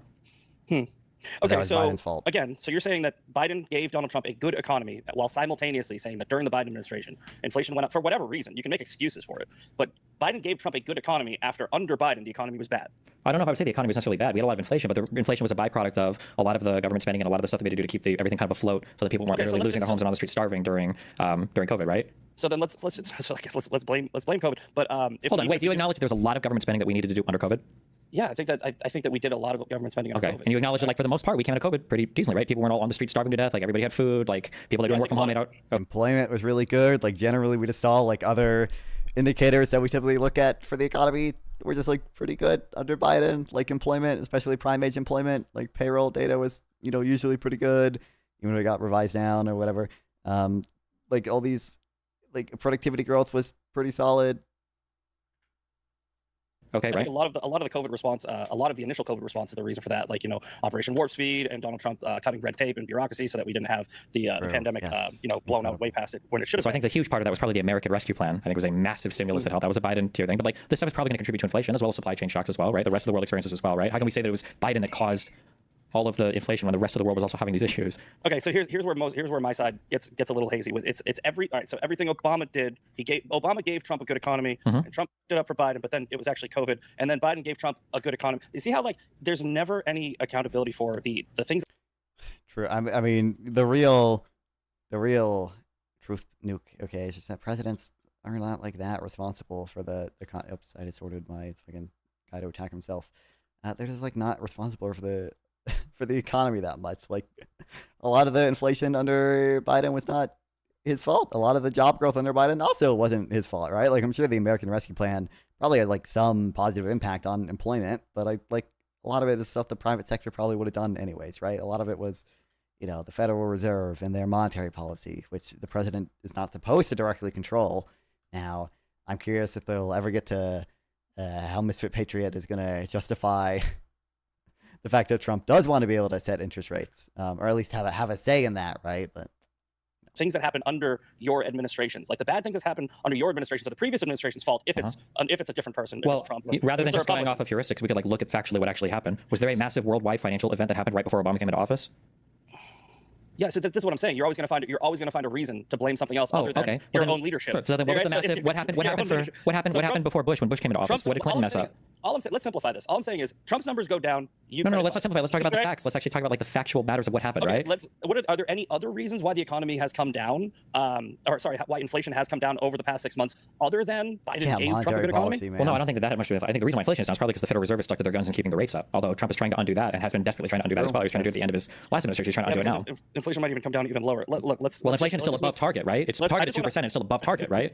Yeah. All right. So under Donald Trump, so inflation is above target. The Fed is trying to keep inflation down, and Donald Trump wants to undo what the Fed is doing, right? You acknowledge that, right? Under Donald Trump's first term, inflation never hit 3%. Right? Okay. It never even touched it. True. Okay?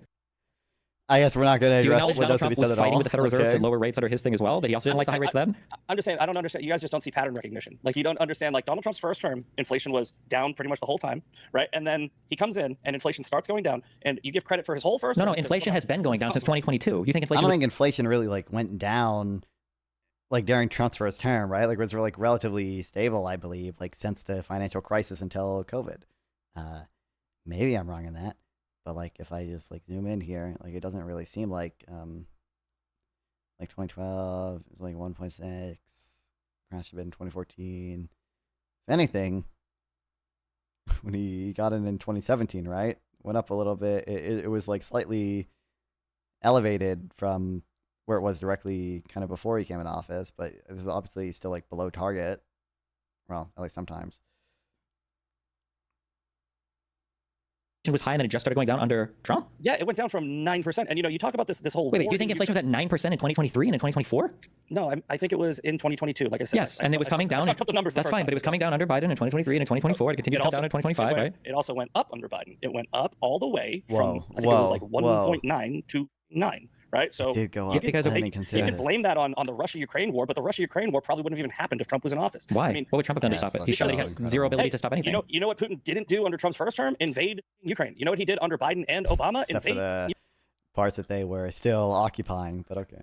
You understand that in Trump's first term, there were literally active fights happening in Ukraine with Russian troops. That was literally happening in the Donbass under Trump the entire time. Nothing changed. There's conflict going on over there, but that wasn't a war. That wasn't an invasion. It literally was an invasion. Like Donetsk and Luhansk have been invaded. There's been a war there for like since 2014 that Russia has been funding and sending troops into for. Yes. Okay. All right. Well, let's notice how when Donald Trump's president now he hasn't. Now he wants to move on. Fighting, despite him saying he'd end the war on day one. Okay. You realize that's like a failure, right? That he said he'd end it on day one and he hasn't gotten any closer to ending it, right? In 9 months. I think most people took that as hyperbole, and hyperbole for what? So from day one to day infinity? Why would you guys? Did you guys really think that on January 21st the war was going to be over? Why would Donald Trump lie? It's not a lie. It's called hyperbole. It's just inflation. Also, not only did Trump also said prices were literally going to come down, right? Before, while he was on the campaign trail, he was saying not just that we're going to see, disinflation, that the rate of price increases is going to fall. He said you were going to see deflation, which obviously, I don't know how many people took that as hyperbole. That's an insane thing to even want, because generally deflation is pretty bad for employment. But he's not achieved that. And actually, as soon as he got in office, he said, "Well, actually, sometimes it's kind of hard to bring. Once prices go up, it's kind of hard to bring them down. Okay, Okay, what was he hyper? Yes, he lies a lot. I agree. Are you going to take that literally? Were you really under the notion that Donald Trump was saying, "I'm going to come in on January 20th, and by January 21st, everybody in the world is going to stop fighting"? That's retarded, man. Wait, then why was he not being hyperbolic when he was saying Putin wouldn't have started this war if I was president for another 4 years? Well, because the evidence shows that Putin didn't start wars when he was in office. Putin does not want to go and start a war while Trump has all the cards, but he started a war because Biden was a weak, feckless leader, and Putin knew he could get away with it. Okay, no one else in the world views Trump that way. Everybody knows that Trump is weak and feckless. That's why Putin has continued to bomb. That's why Trump, the 77 million people that voted for him. The rest of the world. Do you remember when Trump was truthing out how upset that he was that Putin continued to bomb Ukraine after every time they'd have a talk? Why do you think Trump's truthing that out? Trump is tough on Putin, but he's also. Do you acknowledge that he truthed out that he was crying that Putin was still attacking Ukraine after they'd had meetings? Yeah, but this is what I don't understand. Where it's like Trump is a Putin puppet, but he's also critical and tough on Putin. He's not tough. People on the left don't really argue that anymore. That was like well, hold on. How has he been tough on Putin? He just gave, I don't know, I think we're almost at the deadline. He gave Putin 10 days or something like that to come to the table and make a deal. They're sitting down right now. How many times has he done this already? Like 5 or 10 times come to the table? Do you really think that Biden how many years did this war go on under Joe Biden and he didn't end it? So, I mean, are you saying that wars can just end, like, if the American president says so? That's what Donald Trump said, didn't he? No, but I'm saying, like, are you making that argument? No, I would never be stupid to make that argument. But Donald Trump did make that argument, which is why I'm saying it's a failure that he didn't end it. He said he would end Israel-Palestine on day one. He said he would end Ukraine-Russia on day one. He's no closer to ending either one. So he's negotiated in the conflicts of Azerbaijan and Armenia, though that war ended, right? Wars start and end. There was like a mini genocide there. I don't know how that's a pro for him. Again, right? We don't give Trump credit when he does negotiate a war, but we criticize him that he can't end all wars with a phone call, right? It's like he's the one who said he was going to end it on day one. He didn't. That's a failure. Again, if you are taking that literally, I do take my president literally and seriously. Yes, I think you should. Yeah, otherwise, the word of the U.S. president means nothing. Yeah. So you literally thought that he was saying, "I'm going to end the war on day one." Yes, that's what he said, and that is what he meant. He said it over and over and over again. Yeah. I think you're a simpleton if you believe that. Okay. Right? Maybe President Trump should make those promises then. I think everyone on the right understood that he meant very quickly. Oh, right? Very quickly. So if it's not over by midterms, would you acknowledge that he's failed there? What does very quickly mean? I think that if it's not over by the midterms, I will agree with you. That is a failure. He should be able to end. Will he actually agree with him? Will he actually change his mind on that? I don't know. I kind of doubt it. We'll see. By then, but you know what? It's like this war is very profitable for both sides, and Putin doesn't give a shit about his citizens. He is throwing dead bodies at this thing. Zelensky wants this war to continue. I don't think either side is profiting from this war. No, I think it's very detrimental to both times. The military-industrial complex gets rich and lines the pockets of both sides. Don't even. The military-industrial complex is a small part of the economy, depending upon which countries you're talking about. I don't think. Do you think that Ukraine is better off economically than they were before the war? I'm talking about corruption, right? There is an incentive for war. It is why they happen. A lot, except for the one in Israel, which is a spiritual war, which is like a holy war. Most wars they continue this long because somebody's making money. And if you if you can't acknowledge the wars haven't even been going on for that long. If you're going by the invasion point as a starting point, it's been a few years. Okay, so you're agreeing that 6 months is not that long of a time to try and end a war. I'm not the one who claimed I would end it on day one. Again, hyperbole, but okay. I feel like I want to get back to guys. I want to get back to economics because I feel like that hasn't been fleshed out. So just Misfit, you did make a point that inflation went a bit down in the last 6 months, which is true. Yeah.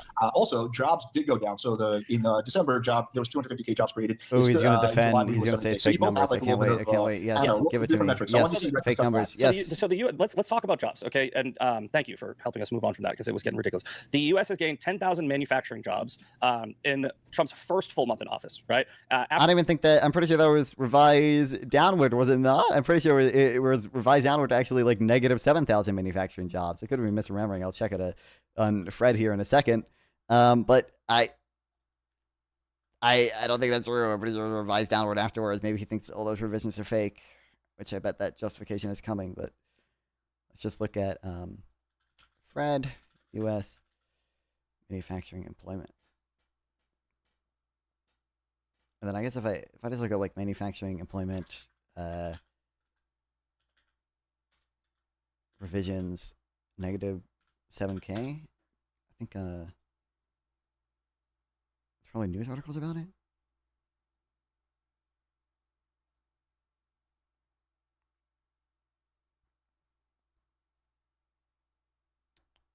I saw where's You also lost 11,000 manufacturing jobs in July, and the revisions for May and June also showed a sector shed workers during those months. Yeah, this is not really a like. It's been a pretty consistent downward trend, and to be fair, I don't think. Wait, is this in? Oh, this is in thousands. Okay, so it was like it jumped a little bit in February, and then it's continued down ever since.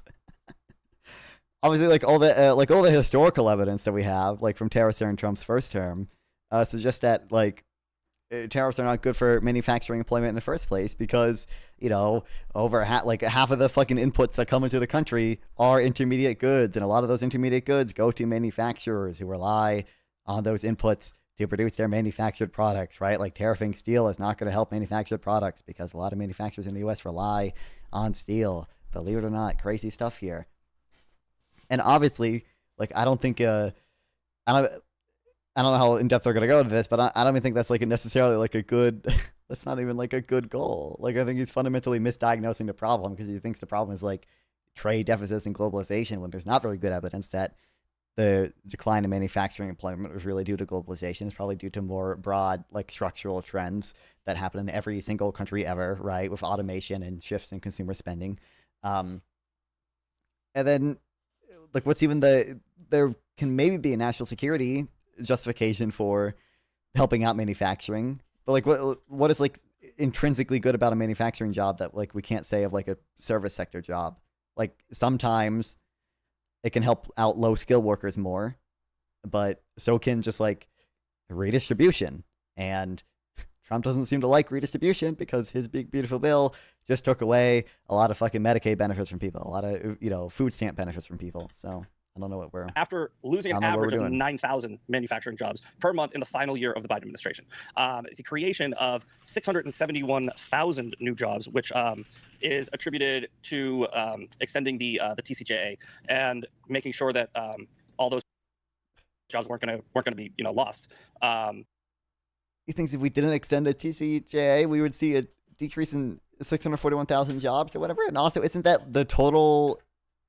That's the housing thing? Since when? Because the big beautiful bill, like, basically, is just passed. And most of its provisions have not like gone into effect yet. I'm pretty sure everything is cited straight from the White House jobs, website. Which the creation of 671,000 new jobs, which is attributed to.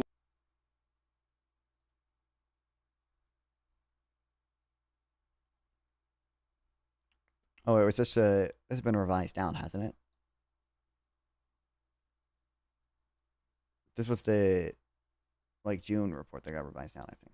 To extending the TCJA and making sure that all those jobs weren't gonna be lost. I'm just looking through my little notes here. But website. I think that with those two, just with those two alone, right? Would you say that Trump has successfully created more jobs in the first 6 months than Biden? I guess because that's the comparison. Almost certainly not, but that's not really a fair comparison for you. You're always going to lose there because coming out of the COVID. Yeah. So that's always Biden's going to slaughter Trump on any job-related stuff. But well, when it comes to manufacturing, wouldn't be attributed to Biden.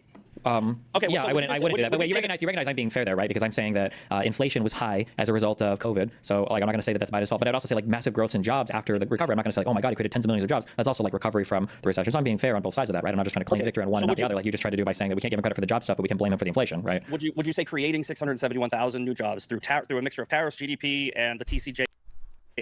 Through a mixture of tariffs, GDP, and the TCJA. Wow, incredible.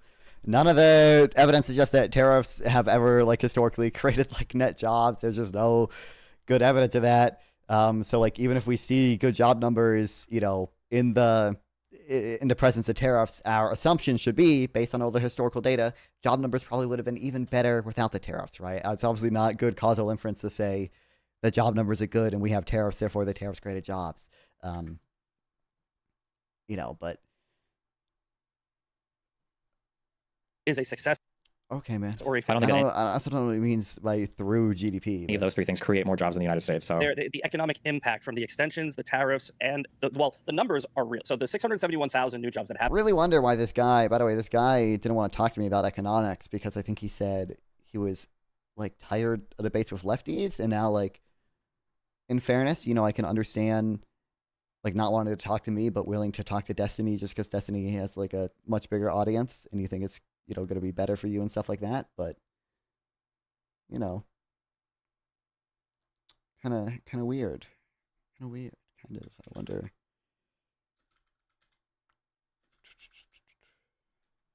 Why have been created, which most economists are contributing to those three factors, right? Where is he getting that from? Most economists are attributing the job numbers to tariffs in the sense that like economists have probably said the job numbers would be better without tariffs. I guess he might be right there, but I don't think. I think he's just pulling that out of his ass. But all right. How do tariffs create jobs? Can you explain that to me? Well, they've brought in about $100 billion in revenue. So that's just a tax on the American manufacturers. It's not.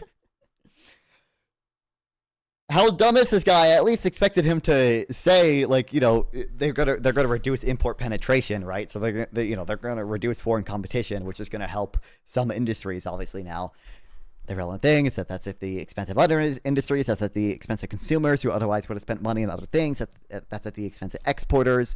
You know, obviously, incentivizing investors to invest in the newly protected sectors disincentivizes them from investing in the stuff they otherwise would have invested in, right?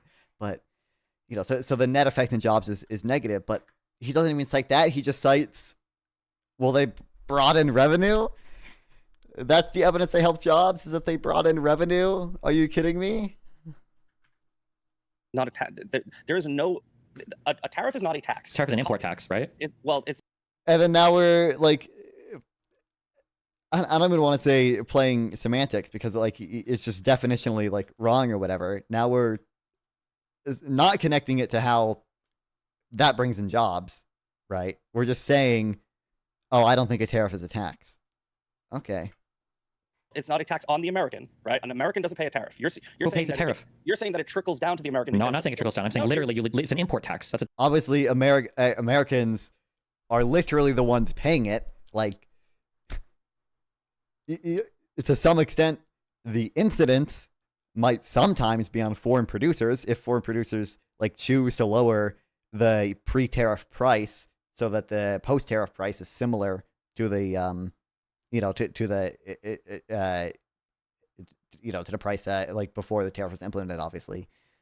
But in that case, the Americans are like literally the ones paying it. They're literally the ones sending the money to the U.S. Treasury. It's not like China is sending the money to the U.S. Treasury. It's Americans. If you're directly importing something, then you're going to pay it. If an American company is importing something, that American company is going to pay it. That's still an American. Sometimes a corporation is going to pass it on to the consumer. Sometimes the corporation may not pass it on to consumers. Either way, still Americans paying. I don't know what type of mental gymnastics we're doing here, but all right, man. So that's a tariff. What's the difference between a tariff and an import tax?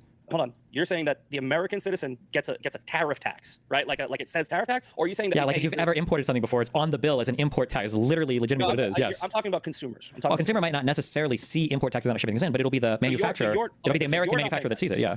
American manufacturing companies would have to pay a tariff. Yes, I agree there. So we were talking about two different things. On an American, It's still an American. though, we're not paying the tariffs, so we're not paying taxes on those. But a lot of people make this false claim, like, oh, it's a tax that's rolled over onto the consumer. That's what I thought you were referring to. Also, that's not a false claim. First of all, obviously that doesn't get to what he was arguing initially anyway. But it's not even a false claim. Like, does he think we haven't studied this before?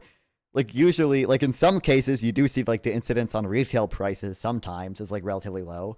Like sometimes you find only like 25% pass through to like retail prices, but there are a lot of studies that do find really high, like over 80% pass through into consumer prices. So, Well, I mean, American manufacturers are still Americans, right?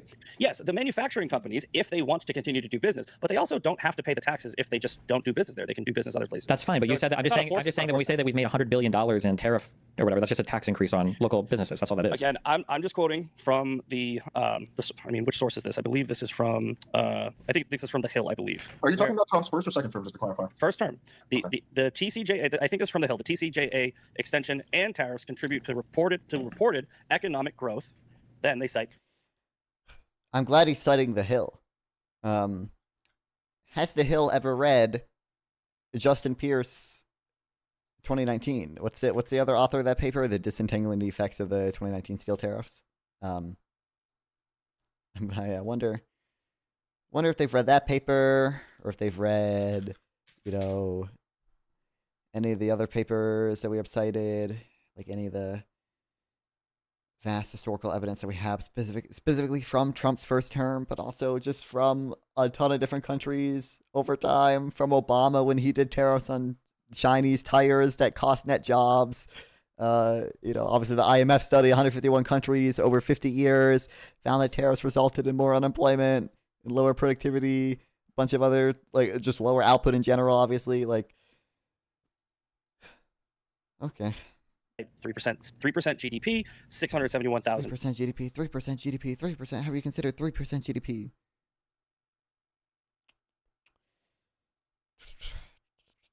Aaron Flan and Justin Pierce. Don't think Trump, or don't think The Hill has read that apparently. But all right. Jobs through tariffs, though they do say. What's the Lydia Koch study? This is the Peter. That's not the one. This is the. Is this Lydia? That's not Lydia Koch. This is not her either, is it? Oh, what's up, Bones? I should put the authors of these in their names so I can look for it easier. I think Misfit might be the dumbest currently existing debate on a platform. Honestly, I think so too. There it is, yeah. Lydia Cox, 2023, has The Hill considered. Lydia Cox, 2023, focuses on the downstream effects of steel tariffs during the George Bush administration. Imposition of tariffs led to an immediate persistent decline in exports. Even after 8 years, exports were still down 4%, loss concentrated in steel-intensive industries. The affected industries have 168,000 fewer jobs than expected. A persistent loss explained by firms' fear that tariffs might be reimposed in the future. By the way, this fear has only become more and more real. So, probably expect to see a lot more of that going on. Though tariffs do risk higher consumer prices. So that's why I was getting confused, because I was conflating what you were saying with what my notes are saying. Do risk higher consumer prices? Like they, I don't think that's a good way to phrase it, brother. The whole point of them is to raise, not necessarily consumer prices. If the, cost isn't passed on to the consumer, you can still incentivize manufacturers to buy domestically made products. But that's like have to, you very likely consumer prices will raise is the terminology I would use probably. Little bro, you never had a chance. Oh, sorry. I saw him the whole debate. He saw him the whole debate. He tried to come off the smug. In the end, it felt so empty. LMAO. Yeah, I know. Everything he said has been unbelievable levels of like retardation and like third grade level thinking. It's like so the Trump tax cuts might lead to some more economic activity. You'd expect it to, right? It's a ton of deficit spending by the government, so that's of course going to lead to greater economic activity. But the tariffs are a tax on imports, so that's just money that American citizens are paying to the government. Yeah, only if they continue to do business with people that are ripping off America. They can also not pay that tax. They could, but they paid $100 billion of it, according to you. Well, then, that's an import tax, yes. But they're choosing to pay that tax.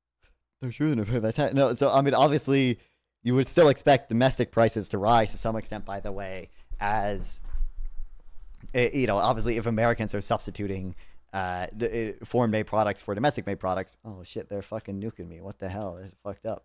Number one, the whole reason they're buying the foreign product in the first place is usually because they're cheaper, and number two, there's two effects. So there's the competition effect. Like obviously, if you just reduce foreign competition and there's less competitors in the market, you might expect firms to just have more price setting power in general, right? Like, I simply am not competing against as many people. I probably have a better, easier way to set prices. But also, if you are saying, hey, everyone should go buy all these American products, you're going to see in the short term, that's going to shift demand outward, right?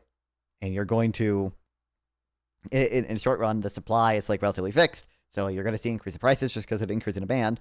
Obviously, they can expand supply, but as you expand supply, opportunity costs increase, right? You have to buy resources that are, less and less like suited or less and less like easily suited towards whatever activity you want to do. So you're going to end up raising the price. The Marginal Revolution has like a good article about this.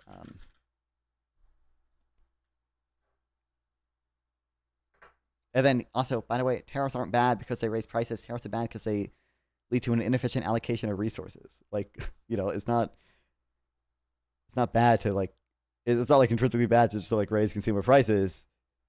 All else equal, I guess that probably is bad, right? But obviously not all else is going to be equal. There's no way you could do that. But fundamental reason why they're bad is because trade, it just leads to a more efficient allocation of resources. We have very good evidence that trade increases productivity, that trade increases net jobs. And if you reduce the total amount of trade, you're going to see decreases in those things. Like, that's fine. That's great that they're choosing. I'm just saying it is a tax. It's an import tax. Yes. Yeah. So it's not like when the federal government forces you to pay taxes on something, like they just raise your taxes, right? It's like that's where I think that there's a lot of confusion. Maybe not with you and me, with a lot of people. Well, I mean, what do you mean? They're choosing. I mean, you could just choose to work less. You wouldn't have to pay as much income taxes. No. Sure. Exactly. True. Yeah. No. It's definitely going to hurt companies that want to do business with countries that are taking advantage of us. Well, with any countries that we import anything from, right? If those countries are, like China and other countries who let's use the every single country that we put a 10% tariff on. I don't know what I don't know what we mean. We're only tariffing countries that are ripping us off. We tariffed Australia, who we have like a trade surplus with. Like, what are we like? Right now, countries who are not paying their fair share, right, are being punished. That doesn't make any paying their fair share for what? For exporting stuff to us? Yeah, I mean, well, they've been taking advantage of us and charging us these ridiculous tariffs. They haven't been charging us tariffs. That's not true. That's not where. All Trump has done with his tariff plan is go reciprocal. And he hasn't, though. Yes, true. How is every single thing this guy says, like, straight from like the White House fucking website? And he has never put like any like thought into like, hey, maybe, and he's apparently never had a conversation with anyone, or if he did, he doesn't care about like, hey, maybe. Actually, the reciprocal tariffs were, based on a bullshit formula that not only is the formula bullshit to begin with, because it was just based on a bilateral trade deficit in goods that in no way indicates like trade barriers, but also they made an error in the formula. They cited the wrong number for the elasticity of imports to prices.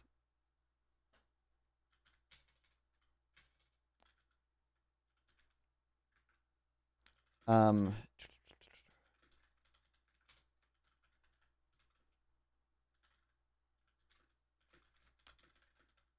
an AI article.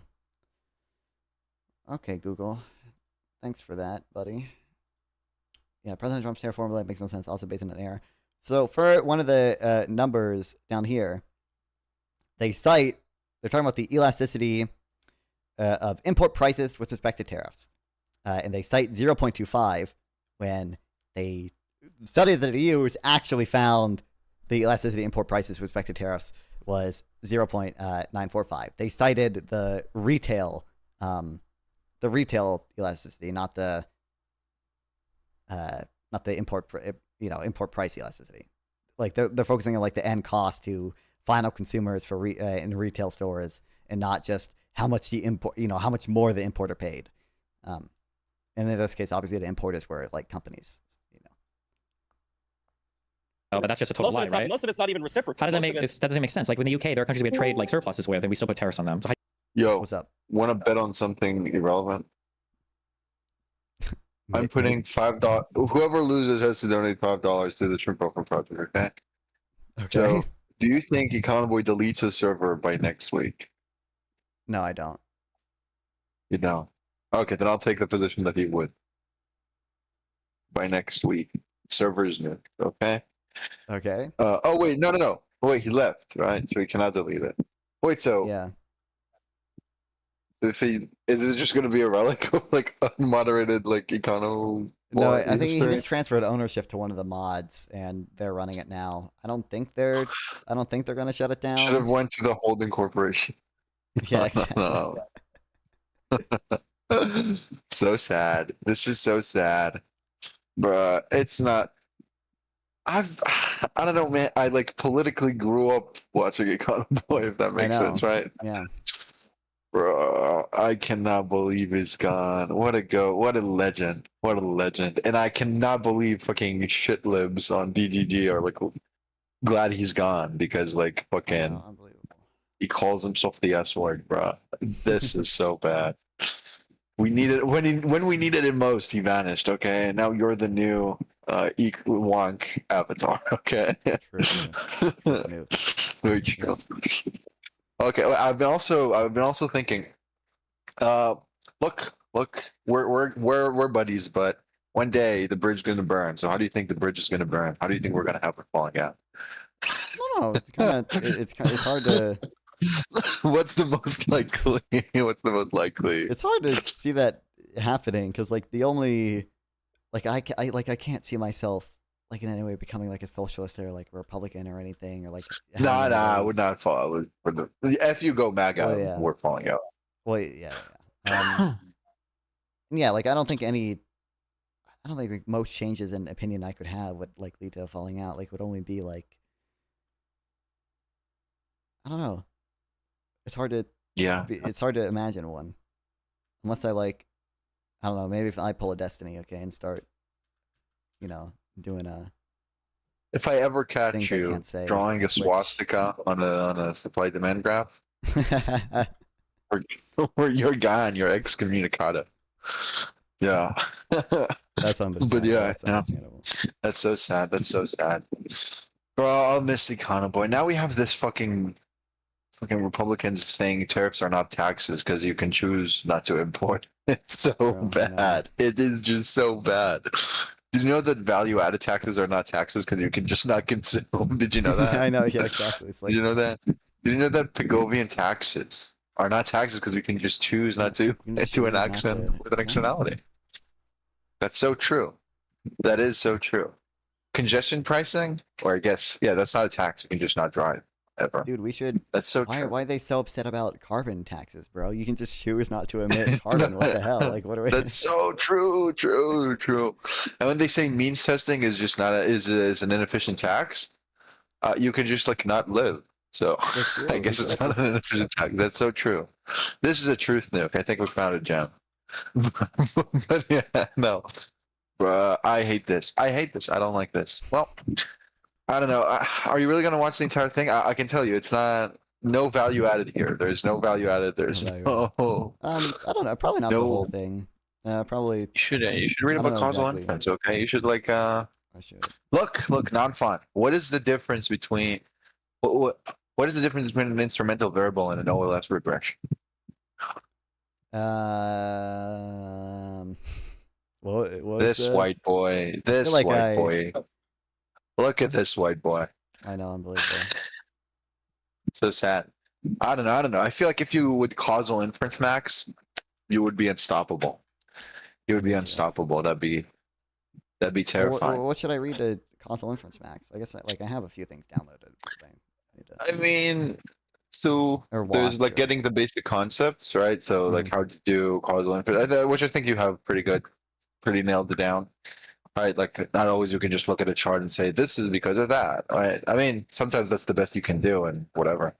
But so there's that, and then like there are like 5 or 6 different methodologies that like papers use, and so it's just like learning how they work and what's the difference between them and what's the strengths and weaknesses of each approach, and then when they're applicable, what are the assumptions. I feel like everyone could learn it in like less than a week. I might, if I ever create content, I might like have a YouTube channel where I just like explain stuff.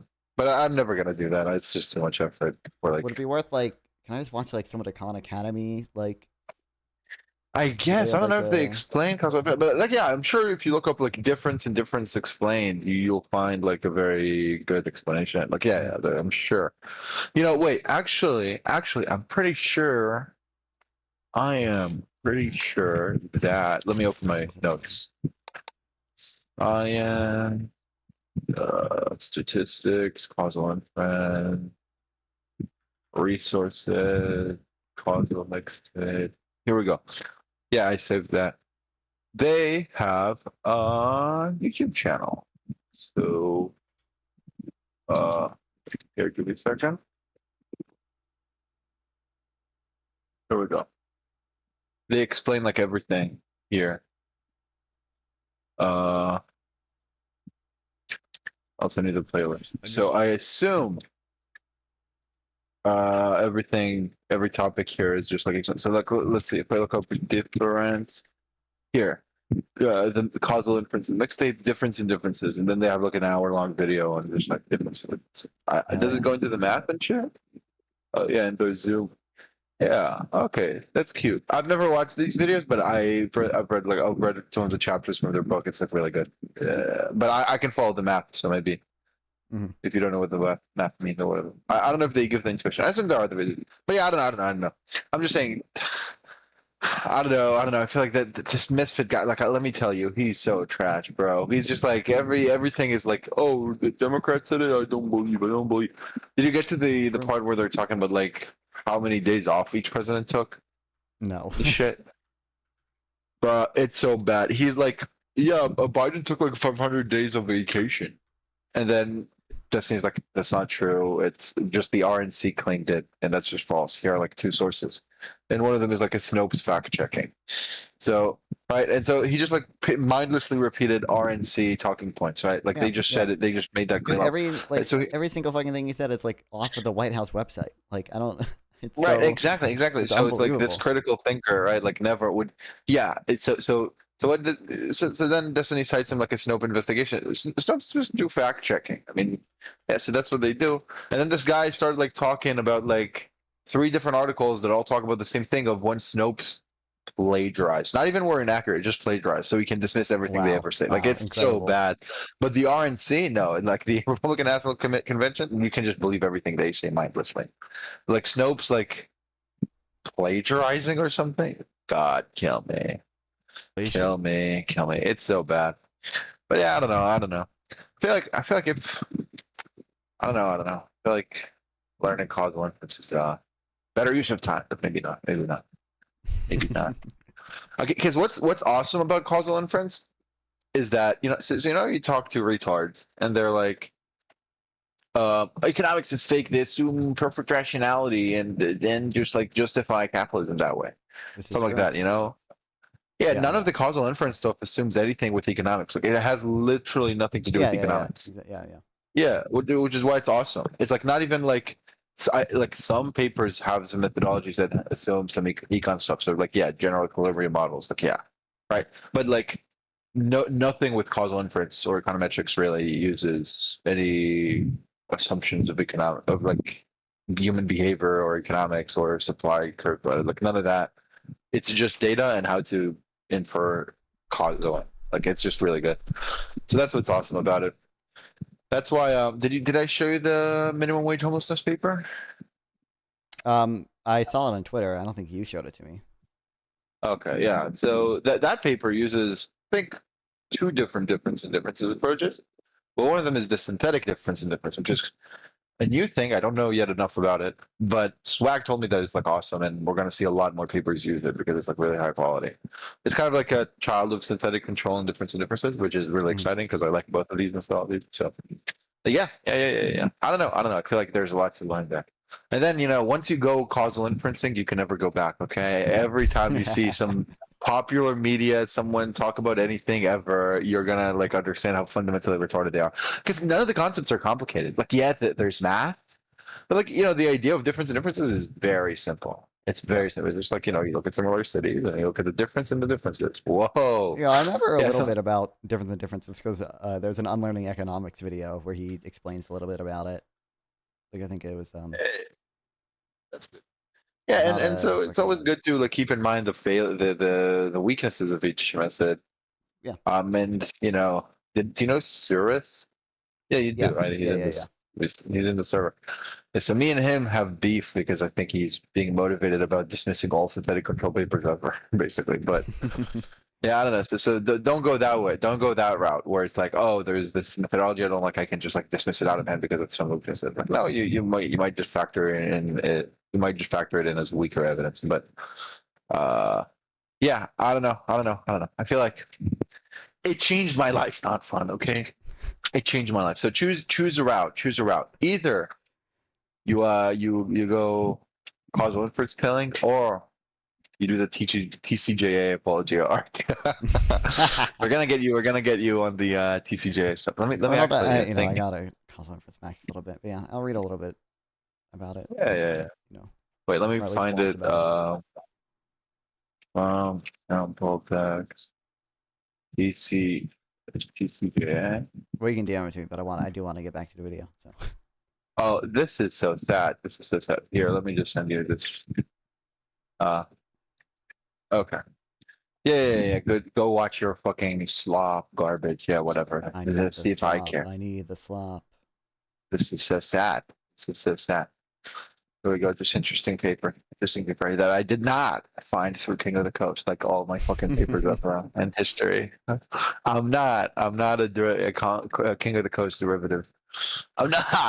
I swear to God, I have talking points that are not by him. Bro, I swear to God, I've only recently tapped into the like DBCFT sovereign wealth fund equivalents. King of the Coast and Burke have been talking about it since like 2 years ago. I'm so behind the curve. These two are like awesome. Damn. These two, man. Well, I mean, I guess it's in the Auerbach paper, like he says it explicitly, but like that it's as if the government was a passive stakeholder in this stuff. But whatever, or shareholder. But yeah.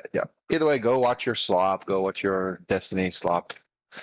I feel bad. I'm gonna read like an API paper to feel something.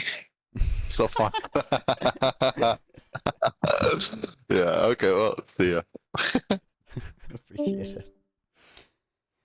So how do you explain that as being a reciprocal tariff? He did the same thing to Israel too, because he's just going across the board. So across the board, so they're not reciprocal. These are just none of these tariffs are reciprocal, right? The tariffs which are estimated to have brought in. Hold on, wait. Let's see if we can agree on this one point. Is he gonna cite the revenue again? Tariffs are reciprocal, right? You can choose a single country if you want. We can look it up. There's none of these countries had tariffs on us that were reciprocating what we were putting on them now. None of these, not a single one was.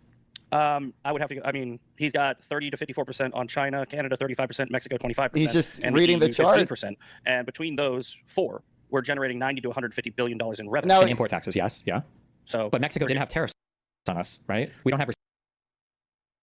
What is I literally don't know what is going on in his brain where like he hears Destiny say like none of these countries had this level of tariffs on us, and his response is we raised $90 billion. I think he's just reading like his notes. I don't know what he's doing. Have reciprocal tariffs on. We just put tariffs on them. They didn't have tariffs on us before, right?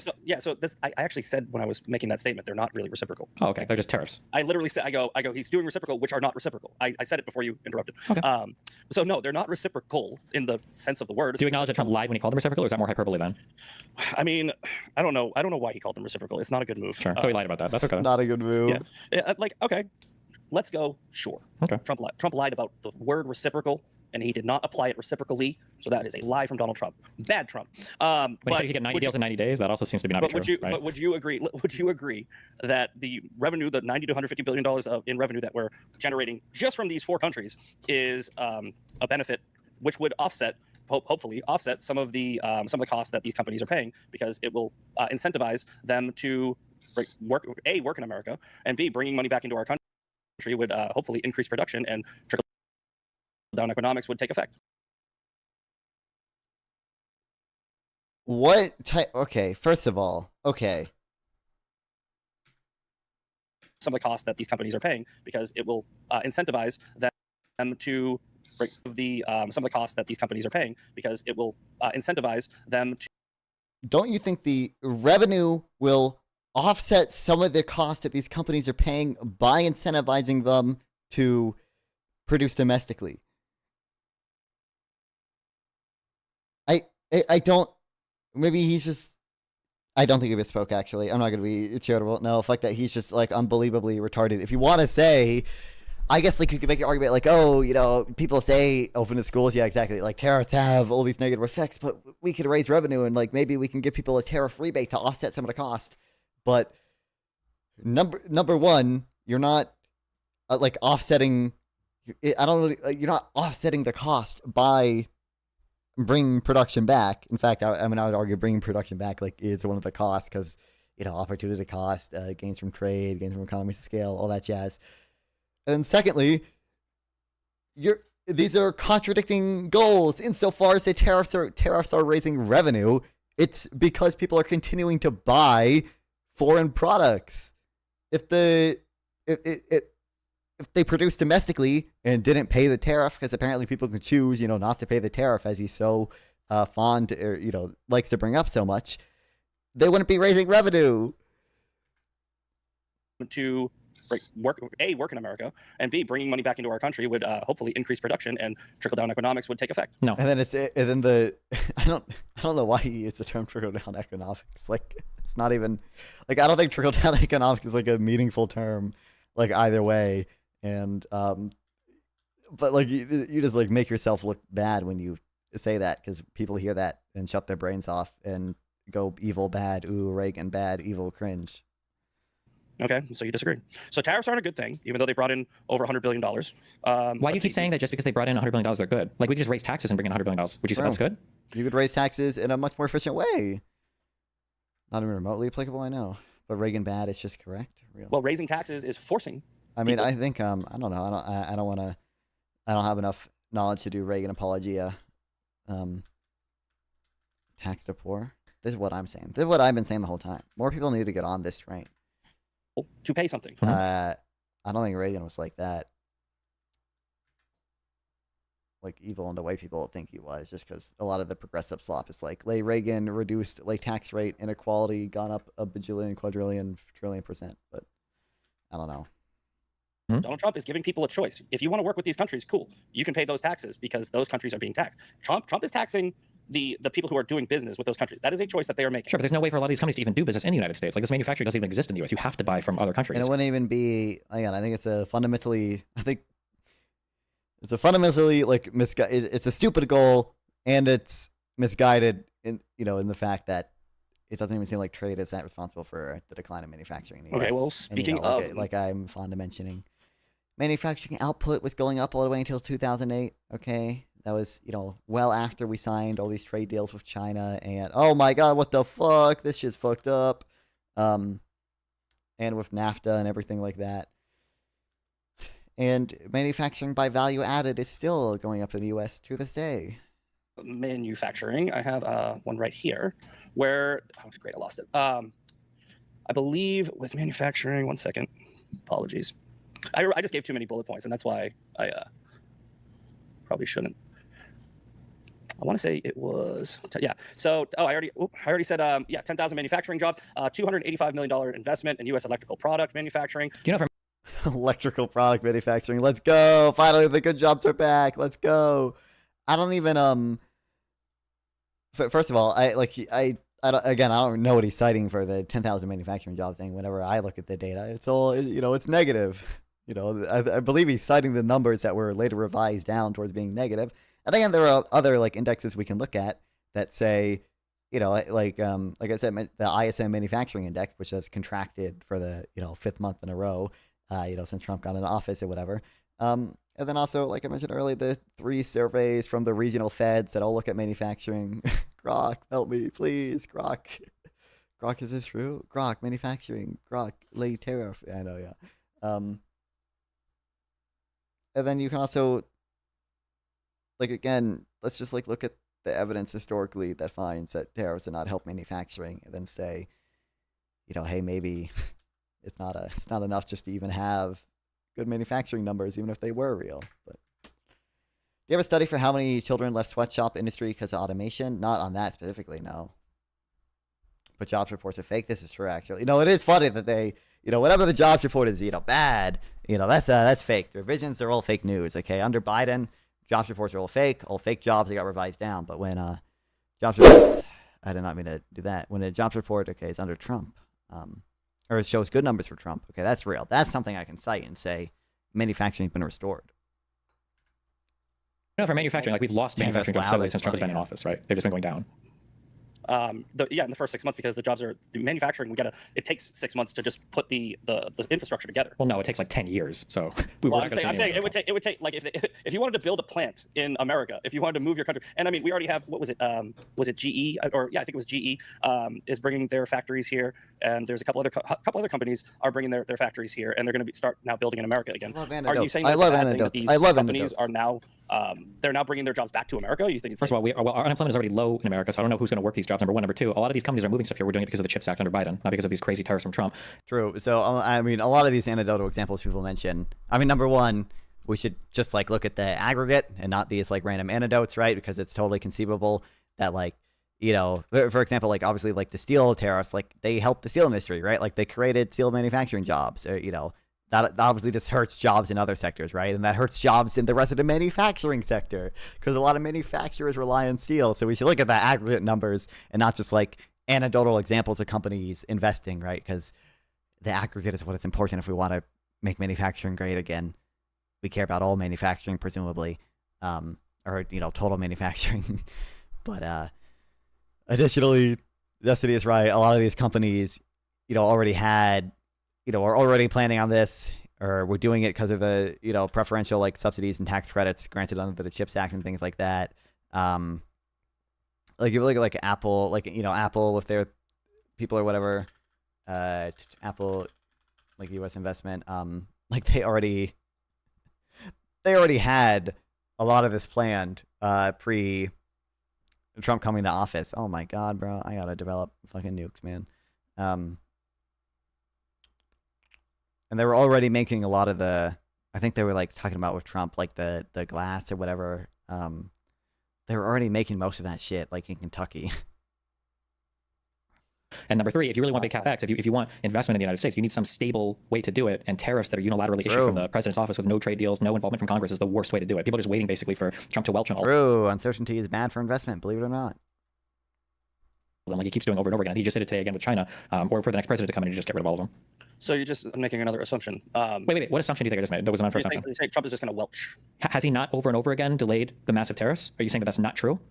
So that's a simple yes or no question. Has he delayed putting on the big tariffs on China multiple times so far? Yes. Okay. As a negotiation tactic. Again, so like, wait, why did you say I made an unfair assumption? 40 chess. No, he's done it multiple times. Yeah, but you're calling it welching as opposed to what I think a lot of people on my side think and acknowledge, which is it's a negotiation tactic. I understand you guys acknowledge that. I think that, but it's with no foundation. Trump has negotiated nothing in his 5 years as being president of the United States, right? Trump is known as the great negotiator. Every single person. So yeah. What is one thing that Trump negotiated for America in the 5 years he spent as president? A single good deal. Well, he negotiated hostage releases. That actually helped. He said he would get all of them. They still incredible. Why are we even pivoting? Why are we even letting him pivot to something that you could conceivably say is a Trump win? Still have some there. So he hasn't even gotten all the hostages. Do you like any Trump policy? It's hard. I mean, not like, I don't know if there's any policy that is like uniquely Trump that I support. I think there's like good things Trump has done.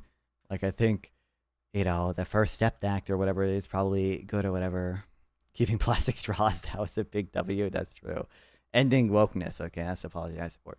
But like, I don't know. Like I don't think like I said, I don't think there's really any like uniquely Trumpian policies that I like I guess like some of the like the big beautiful bill like has full expensing, and like I like full expensing, but you know I don't think that's a I don't think it's a very like Trumpian policy. Like that's just an efficient tax code. Like and Democrats sometimes support that too.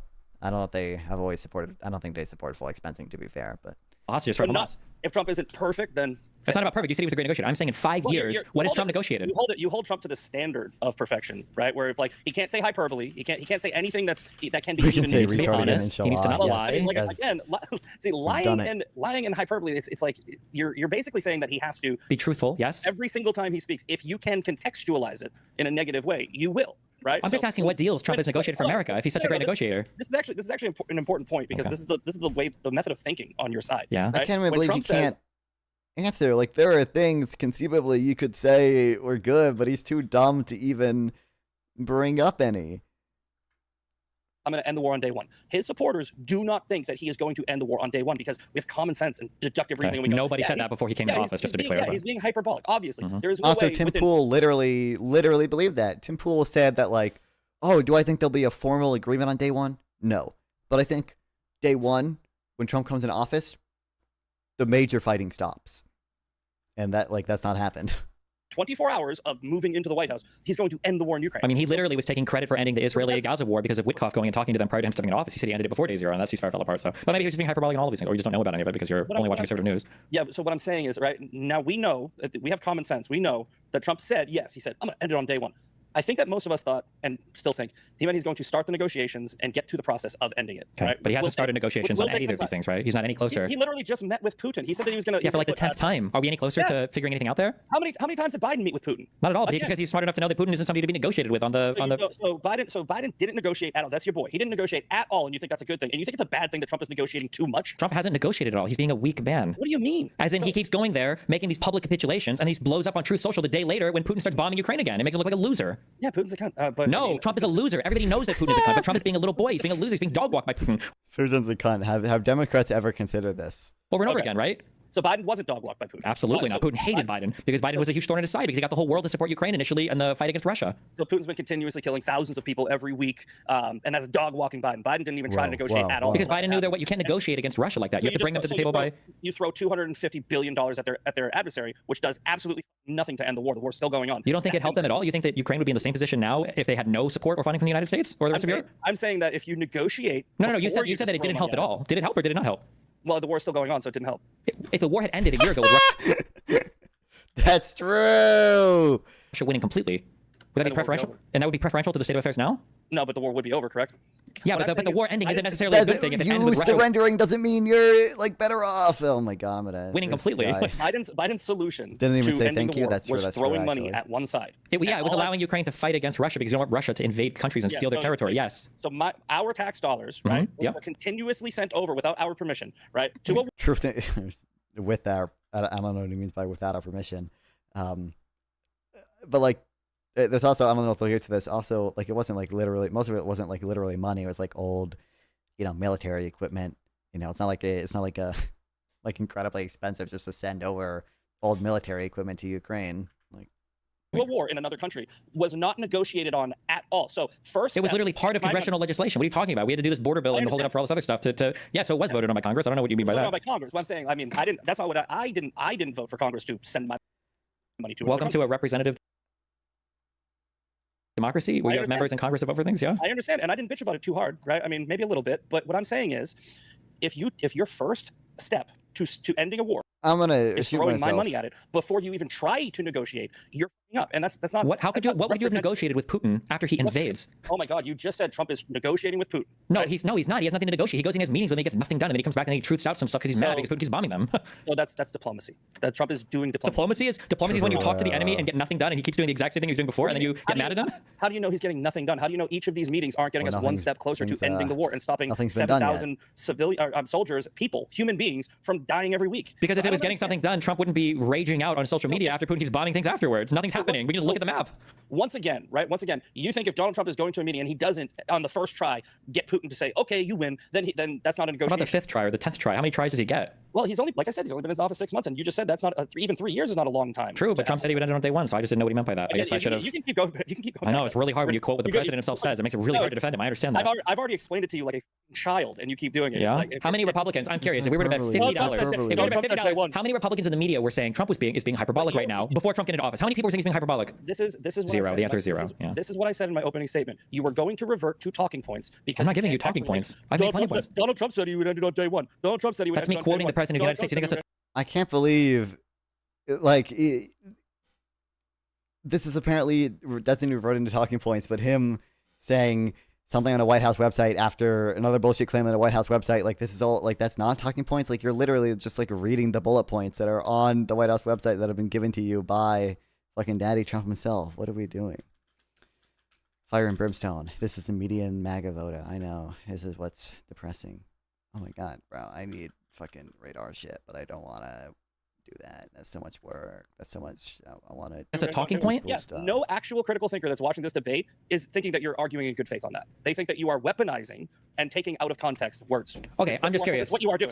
So when Scott Adams, okay, huge Trump supporter, was saying this online, that Trump could end the war in 24 hours, that he was being hyperbolic, that he didn't think that actually happened. When Jack Posobiec, who I think is like working now in government positions, when he's saying, quote, I will work with Ukraine and Russia to end the war in 24 hours, as the Bible says, blessed are the peace. You think he was being hyperbolic? Or when Benny Johnson here is saying, I want everybody to stop dying, Russians, Ukrainians, and I'll have that done in 24 hours, and we're stopping. All these people, I can find you more tweets about all these conservative comments. All Windows 11 in October, bro. I've been rocking Windows 11 since that shit released, okay? I got it, like, not literally day one, but pretty close to day one, okay? It ain't that bad. It ain't that bad, okay? Everyone's overreacting. No, they're retarded. Benny Johnson, okay. Benny Johnson, Jack Posobiec, whatever, is retarded. They are clickbait clout chasers on the right. Who's one that wasn't retarded? Give me one that wasn't retarded. Just one conservative commentator who's not retarded. These people are doing this for clicks. They are sensationalists. Sure, so give me one who's not. So they're going to take what Donald Trump said and sensationalize it, just like you're doing. Well, no, they're just quoting him verbatim. They're quoting him verbatim. No, that might be sensationalizing for you, but they're just quoting him verbatim. No, you are both doing the same thing. You are taking hyperbole, putting it into literal terms, and sensationalizing it to paint your own narrative, like for your own reasons. Sure, and my narrative is just like Donald Trump's own words. Oh my God! Wait. I just want to know what's one conservative that we trust. What's one conservative that was saying beforehand? Well, he's just being hyperbolic. What's a single conservative that was saying that? Anybody in the news? On the conservative side we trust, or do you think I have a database of everything everybody said in, like throughout time in here? I don't know. Apparently you have a database to know that Benny Johnson and Jack Posobiec are all like clowns. I'm just curious which one conservative commentator that you trust. They are. Sure, who's one you trust?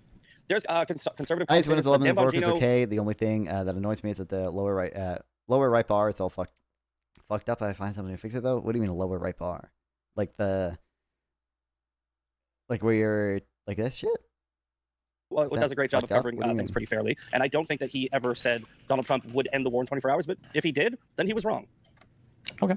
So all right, let's redirect because we've spent a lot of time arguing about whether hyperbole or how probably serious is a little different than when I was 10. I do think it's very important that we cover ICE and everything related to immigration. But but first, let's make sure that we've covered everything economically. I want to give you guys both a chance to make any more economic arguments that you have. Okay, so again, my argument is that the addition of 671,000 jobs, the 3% GDP growth, and I know you guys are saying 2.7, but I believe the number in July, which was just like last week, was 2.1. But I'll concede the 2.7, right? I think that those are successes. And I think anyone who says that they are not successes is being intellectually dishonest because it is a massive number of job creation in 6 months.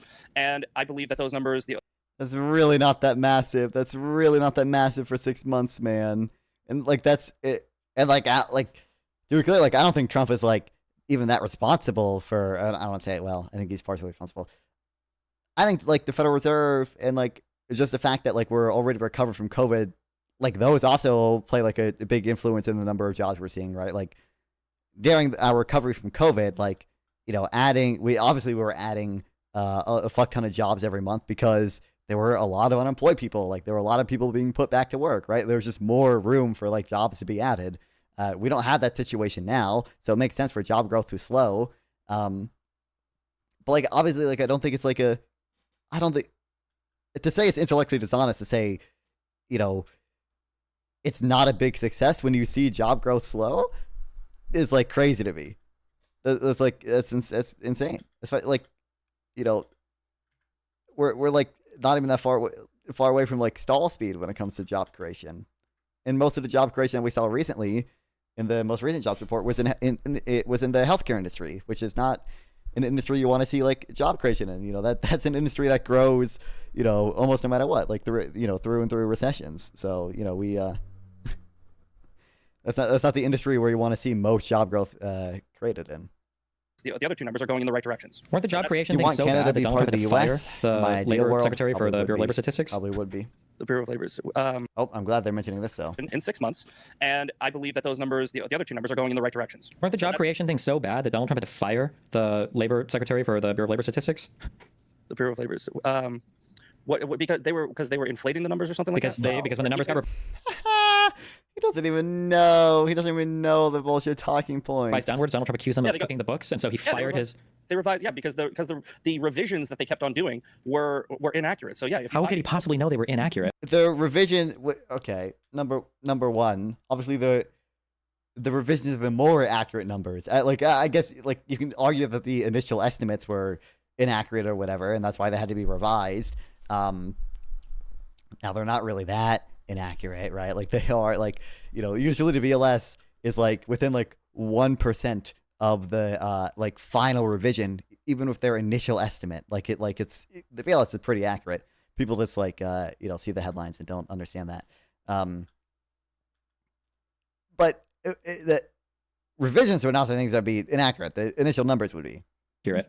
I don't know. He fired them for not doing their job. Like, they were doing their job perfectly fine. Like I said, the numbers were totally accurate, and the BLS commissioner is the person who he fired, and the BLS commissioner is not even the one like compiling these numbers or anything. Like there isn't really even like a mechanism for the BLS commissioner to like have a big influence on job revisions, without like delaying the report or something, right? Like they only see the report like 2 days before it's released. Like what are they? There's no mechanism for interfering with the numbers from the commissioner when the numbers are released on their regular schedule that they've been released on since 1979. Or a comment that he just fired them because he just didn't like what they were saying? Or, hear me out, I know this is a crazy concept. He fired them because they were putting out inaccurate numbers that they had. This is his government. How is he supposed to know if not by trusting the people in his cabinet?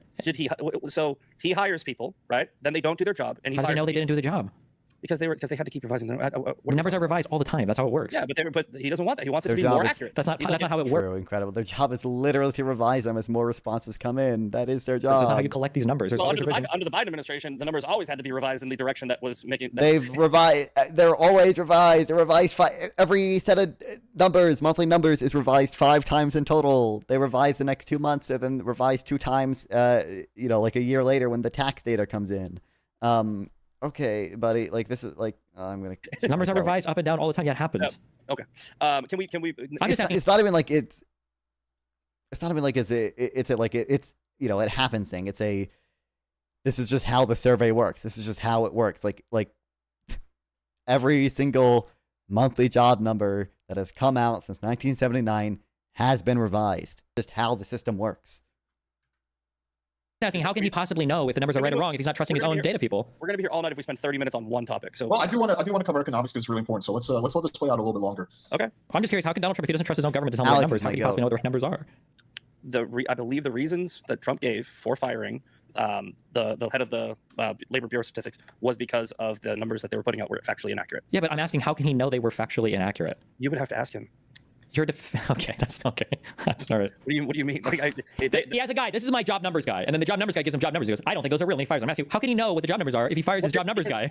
Is there like another source maybe? No, there's not. He fired him because he wasn't happy with it. He just wanted to be hired. That's it. That's the obvious. Also, obviously, like he didn't. You know, all the revisions. You know, there were bigger revisions under Biden. Even, you know, if he really thought they weren't doing their job, he would have fired them.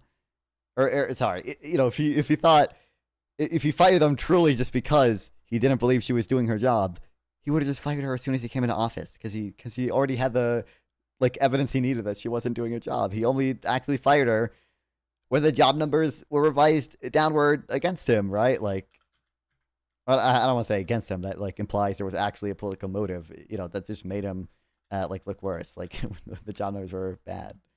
It seems obviously true, and I wonder if Misfit would concede this. If the numbers had been revised by an equal amount, but upward instead of downward, do we think Trump would have fired her? Do we think that, like, there's no shot. There's no shot. Obvious answer. It's so obvious. And that's why this guy's twisting himself into a pretzel to try to figure out. Okay, so he fires people when he thinks they're not doing their job, right? He fires people when he's not getting the answer that he wants from them. Fine, fair. That's your opinion, but okay. That's his right. He's president. Okay, that's fine, but then be honest about it. You fired because you didn't like the numbers. Not because they're wrong. I didn't elect. This is worse than progressive slop, right? I elected Donald Trump. Obviously. If Donald Trump wants to hire a cabinet member and fire a cabinet member every week for the next 4 years, I'm okay with it as long as in total the country is doing well. Sure, you shouldn't be okay with that because that shows a massive inability to lead. If you're having to fire and rehire for the same position every week, it shows you're a failure of a leader. You know how many people I run a business? Do you? Yes. Okay. How many people have you fired?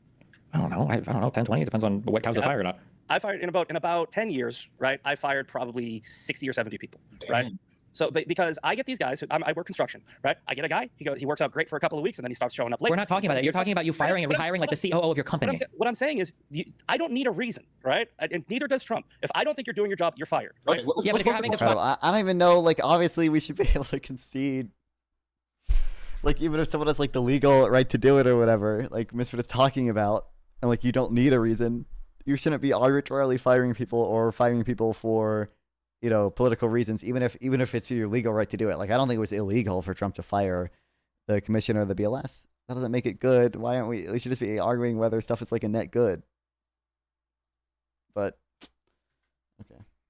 Fire and rehire like high level positions over and over and over again. You're probably doing something bad there. You probably, my guess is you have the most ability on these positions. Let's pose the question like this to both of you. I think just real quick to wrap this up. Trump has a high standard, right? As do I. High standard. Trump has a high standard. If you don't meet it, you're fired. He literally had a whole entire show where the theme was you're fired. Trump is doing Trump, and I don't understand why people think that's a bad thing. I want my president to have ridiculously high standards. If you had ridiculously high standards, you wouldn't hire incompetent people in the first place. You had to fire. Biden hired incompetent people. We're not talking about Biden right now. We're talking about Trump right now. If you're hiring and firing people constantly, and you want to talk about competence, it seems like half the people hiring from Fox News. You had a massive signal chat leak from Hegseth. That was an embarrassment. You had a second signal chat leak that was insane. Bongino said we were going to get Epstein files. Bondi gave the whole Epstein files part 1, and nothing came from that. Like, what do you mean? These are not the most competent people ever. This is insane. So did Pete Hegseth leak the chat? No, but he was part of it. It was his department. But Pete Hegseth didn't leak the chat. No, it was somebody. Also, wait. I mean, who was the person that added the journalist to the group? I don't think it was Pete Hegseth, but do we give any blame to that person at least? But you're not supposed to use Signal for any like non-public communications to begin with, even if it's not classified, which like obviously this information in any reasonable world would be classified. You're not supposed to use it. Yeah, it was wallets. Yeah. You're not supposed to use it for any like non-public information anyways. Because it's not as secure as like the skiff. Oh, Trump has high standards. You know, yeah, that's also funny. Yeah, Trump has high standards, but you know, apparently high standards is being able to use the Signal and group chat thing. There's like notes on it. I just took when there was like that one debate. I think there was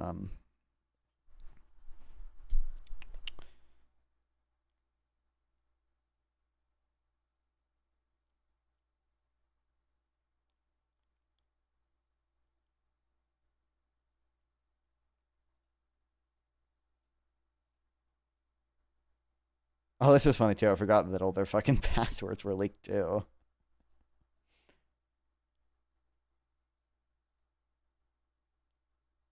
Oh yeah, here it is. The 2023 memo also warns against using Signal for any non-public official information. Also funny because Signal literally was like supposedly compromised by like Russia at some point. Yeah, see, like Russian hacking groups are targeting Signal messages to spy on persons of interest. Do you trust AI for book summary and insight? For like book summaries, I think AI does a perfectly fine job at that. Yeah. Generally. Underneath him. So how does that make Pete Hegseth incompetent? You said you have a business, right? Yeah. If somebody on a construction site is up hardcore, do you talk to the guy individually or do you talk to the supervisor? Yeah, the staffer who leaked the chat was immediately fired, and then his superior resigned. So they're gone. Do you think the fact that Pete Hegseth was in Signal chats, knowing he was in a chat? He was in Signal chats. Yeah, you're not supposed to be conducting government. The staffer that leaked the chat. I don't know what he's talking about. The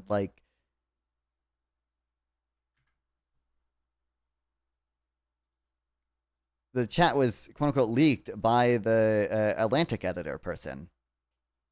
And the person who invited the Atlantic editor was not fired. Government business there. I think they did. They said that there was no impropriety to have the. You think talking about an upcoming attack on Yemen that was like scheduled for 12 hours from now, you don't think that was an improper thing to be having in an unsecured chat? I mean, it was Signal. It was. I probably wouldn't, but I'm not asking what you would do. I'm saying, is this not improper? You can't even admit to this. It's crazy. No. They already. If they're in a Signal chat and they're sharing information, which a Signal is encrypted. So it doesn't matter. Obviously, bad people can get in there, as we saw. And well, bad people didn't get in there. They literally did. The head editor of the Atlantic was in that chat. Yeah, the staffer let the author in, so it wasn't like it was hacked. They literally opened the door. Yeah, but that wasn't. What did you mean by staffer? It was literally like Mike Waltz or whatever, the national security advisor, right? It was yeah,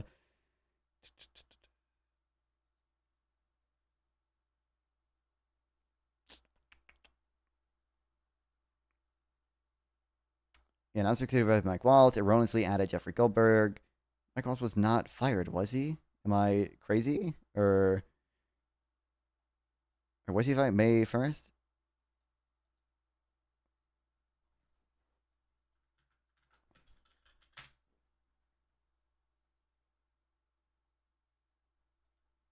Oh, he was fired? But that, I mean, part of the reason, I mean, this is what we know of right now. Who knows who's gotten into other Signal chats? We have no idea, right? This is just the one. U.S. next UN ambassador, is he? Oh my God. Removed Iran's national security advisor and will nominate him as ambassador to the United Nations. But also, wait, hold on. What's this?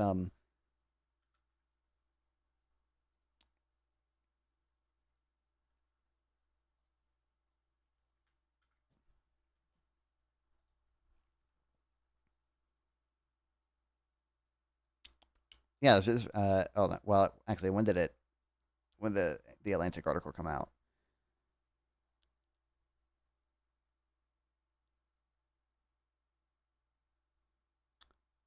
Well, the content became public on March 24th, and it took until May 1st for him to not even, like, really be fired, but just moved to UN ambassador instead of national security advisor. The one where you happen to invite the head editor of the Atlantic or whatever. Yeah, okay. Probably shouldn't be doing that. That's probably a bad thing, right? That they're conducting official government business in Signal chats. Probably not good, right? Can we admit at least that that's not good? Again, nope. You're doing exactly what I said. I know. Bringing up facts is like really detrimental to your worldview. You just pivot. Okay. When you can't make an argument, like I said, we have the job Misfit numbers, we have pivoted GDP, way more than Destiny. we have inflation. I'll go down. You pivot to Signal chat because you can't make your arguments based off. Yeah, I mean, Freudian slip there. Job numbers did go down. It's funny that he said they all went down, and GDP went down too. Inflation going down is the only good one going down. He messed up a lot there. Let's go back to the job. Just to be clear, I wasn't pivoting at all. I was just bringing up the fact that you can't hire and fire people constantly to show competency over the job. And you pointed out the job numbers. I say you fire the job numbers person, and then you challenge me saying it's okay to fire people constantly for their competency. And I'm saying, well, here's an example of somebody being incompetent. Like Pete Hegseth, who was part of a Signal chat that he should have been a part of, and he didn't get fired. So clearly that's not the case. He's hiring people based on whether or not he likes what they're telling him. Let me go back to the jobs number for a second, right? So if the jobs person, the dude that got fired, assuming that he's telling the truth, then it's a woman, by the way. 250K jobs gained in December and only 73K jobs gained in July, which is still positive job growth, but it has declined a lot. If those numbers are accurate, what would be your response to that, Misfit? If the numbers did come out accurately, yeah, assuming what the jobs guy said is true, then what would be your response to that? I don't understand the question. I'm sorry. So in December there was 250K new jobs, right? In July there was about 70K new jobs, right? So the number of job growth has significantly gone down, right? Still positive, but it went down. So assuming that those numbers are accurate, what would be your retort to that? Well, weren't the numbers making Trump look good as they were estimated, and then they were revised down, which would make him look bad, right? Yes. I'm just talking about the final numbers. Yeah, Trump, I think that's the reason Trump gave. He goes, I don't want you to pump up my numbers and inflate them and make me look good, right? I want you to be more accurate. And True. How do you get to this level of? It's not even cope. It's just illusion. It's just illusion to say that the reason Trump is just so concerned about someone making him look too good. Are you kidding me? And again, I don't know this for a fact. I think based off of his track record of hiring and firing many people through both administrations, I think that he has a high standard, and that's a good enough reason for me to fire somebody. So I just don't understand why we like, again, doing exactly what I said you do. Pivot. Just talk about what I'm actually talking about. Are the numbers that are accurate? The job numbers are bad right now. The job numbers are bad. Yes. Adding 671. That's not what the job numbers are. They were revised and they're bad. That's why he fired the lady. They're bad. Oh my God. These are the updated numbers. The jobs that have been created are 671. That's the case. If BLS wanted Biden to look bad because of the big downward job revision. That's true as well. Yeah, I didn't even think about that, but yeah. 1,000 jobs since January. Those are before the revised numbers. No, the revised numbers were higher, I believe. So you're saying the last jobs report didn't the revised numbers were lower? That's not true. I don't know. Again, I don't know what he's citing for the 671K jobs. I believe, wasn't that? I looked it up. I believe it was literally just from the like White House, or no, literally the pre-revised numbers. I mean.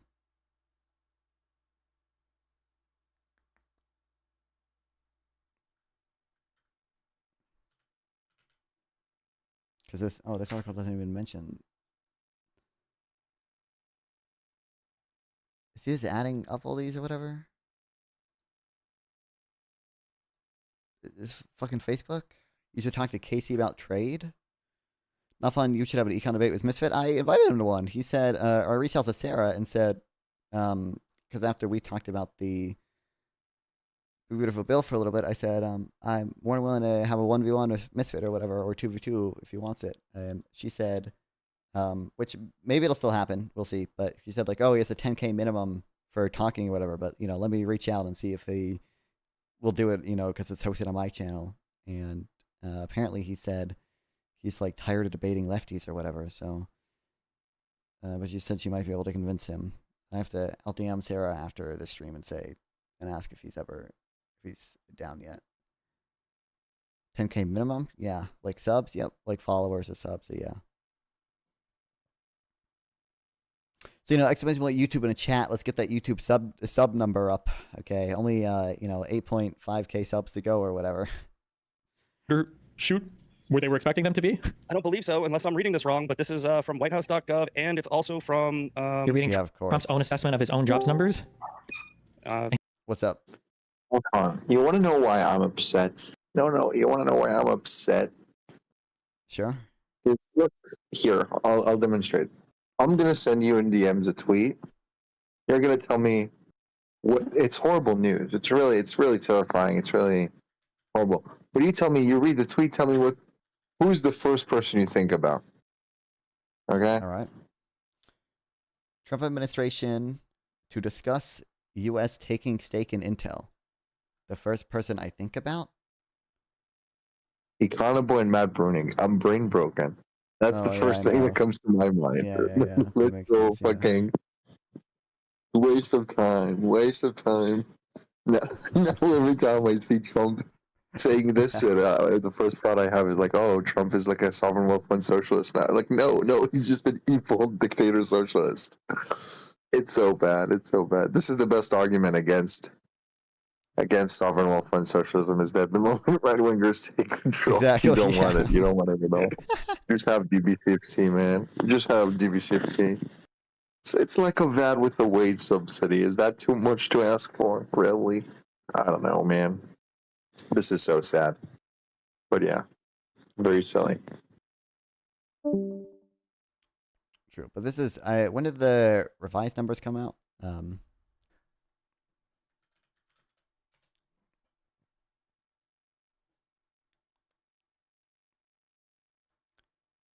think it came out. Yeah, August 1st. He said, so, I believe he's citing numbers from before the revisions. Think they're good? No way. I believe, and NBC News. Look here. I think it's about 560,000 since January, but I think this is undershooting what he wanted them to be. They're not like, I think it averages out to like less than 100,000 a month, which is less than what he's looking for. Okay, so the jobs that have been created, not a success. Got it. What would be good? What would be a good, accurate, like, what would you consider a success? Well, I mean, like the fact that all of the growth is happening in healthcare and crypto or whatever seems to be a little bit spooky. Okay, no, don't pivot. What do you just answer the question? What number do you think would be? It's not just about a number. It's also the sectors where the job growth happens. Okay, what? No. Like an average upward trend in job growth, like widely and robustly across the economy, would probably be good. Seeing a whole bunch of job growth concentrated in like a single area, I think it was overrepresented, I think, in healthcare, is a little bit scary. So, the concern with healthcare specifically is usually that, healthcare tends to grow, like no matter what. Like healthcare employment, like grew during the 2008 recession still, right? Like healthcare employment tends to just be like a relatively stable thing that's not like affected by recessions this easily. So it's a concerning signal when you see job growth is mostly in healthcare. What is this, Grandison Joy? Why do I care about this? Majority of the jobs numbers under Biden, and this isn't whataboutism, were government jobs, right? The majority of the new jobs under Trump's first. True. That's not. That's not true. It's not the maybe in some of his later months that might be true. I don't think it was holistically. There's no way it was the majority. There's just like, flat out like no way, because if you just look at like U.S. Federal, or I guess it includes state employment too. So if I just look at like Fred, government employees, I don't know if they have the state plus federal level. Oh yeah, I think this is it, right? That's federal. Oh, what's up, Chicken Ubu Jockey?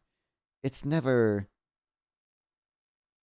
over like 5% of the workforce or whatever. So this is like 22 million, right?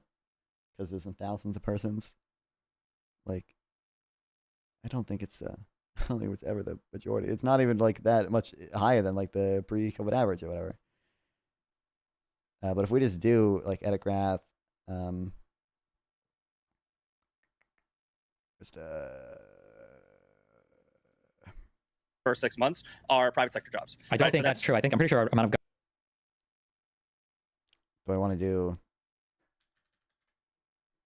Do I even want to exclude farmers? I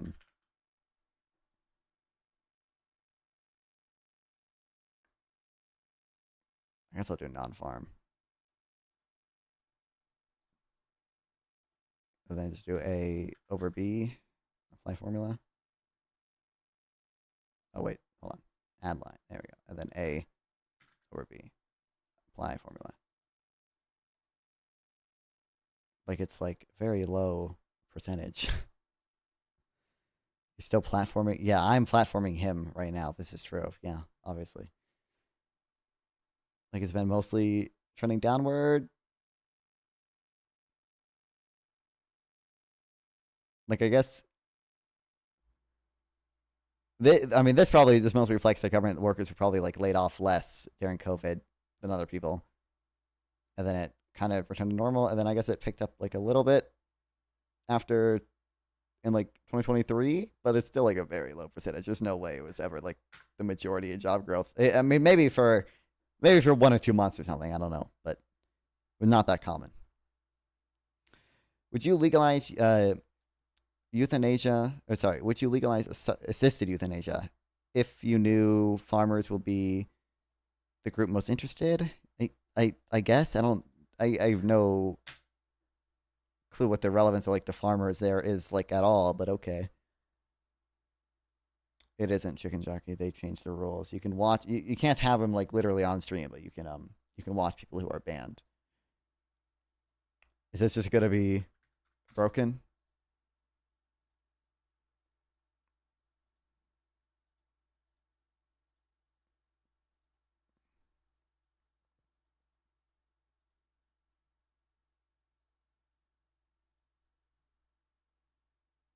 That's so stupid. It should be illegal. Well, it was never illegal. It's just against Twitch's terms of service.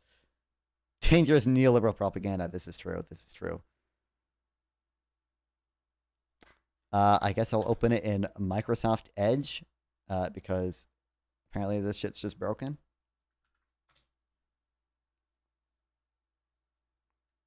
A whole bunch of job growth concentrated in like a singular area. I think it was overrepresented. I think in health.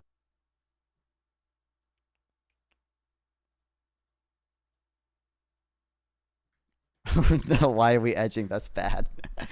That's true. This is a Gooner stream, and there's no edging Healthcare here. Is a little bit scary. Firefox. So the majority of the jobs numbers under Biden, and this isn't whataboutism, were government jobs, right? The majority of the new jobs under Trump's first 6 months are private sector jobs. I don't think that's true. I'm pretty sure our amount of government jobs has stayed pretty steady for the past like 30 years. I think it's more than half our private sector. I want to say, but assuming that's true, that would be a good thing, right? That would be more everyday average people instead of just more government jobs. I don't even know if are government jobs not for like everyday average people. Like a lot of the like government job growth under Biden was not even federal government job growth. It was like state and local government job growth, because obviously they are included in those numbers too. But okay, ain't hearing shit about Doge these days. Well, yeah, I mean, since Elon Musk stepped away, they've been less public. I don't think they've done like anything super unhinged recently. So government jobs are necessarily bad. Also, we're just like used to it now. This is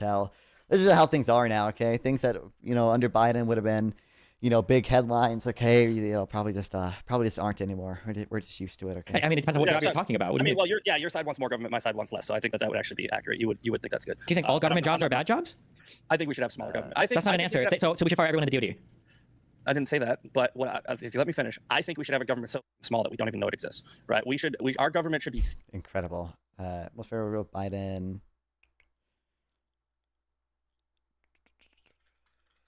Government employees. I'm sure. I think it probably was the case for like 1 or 2 months, maybe, but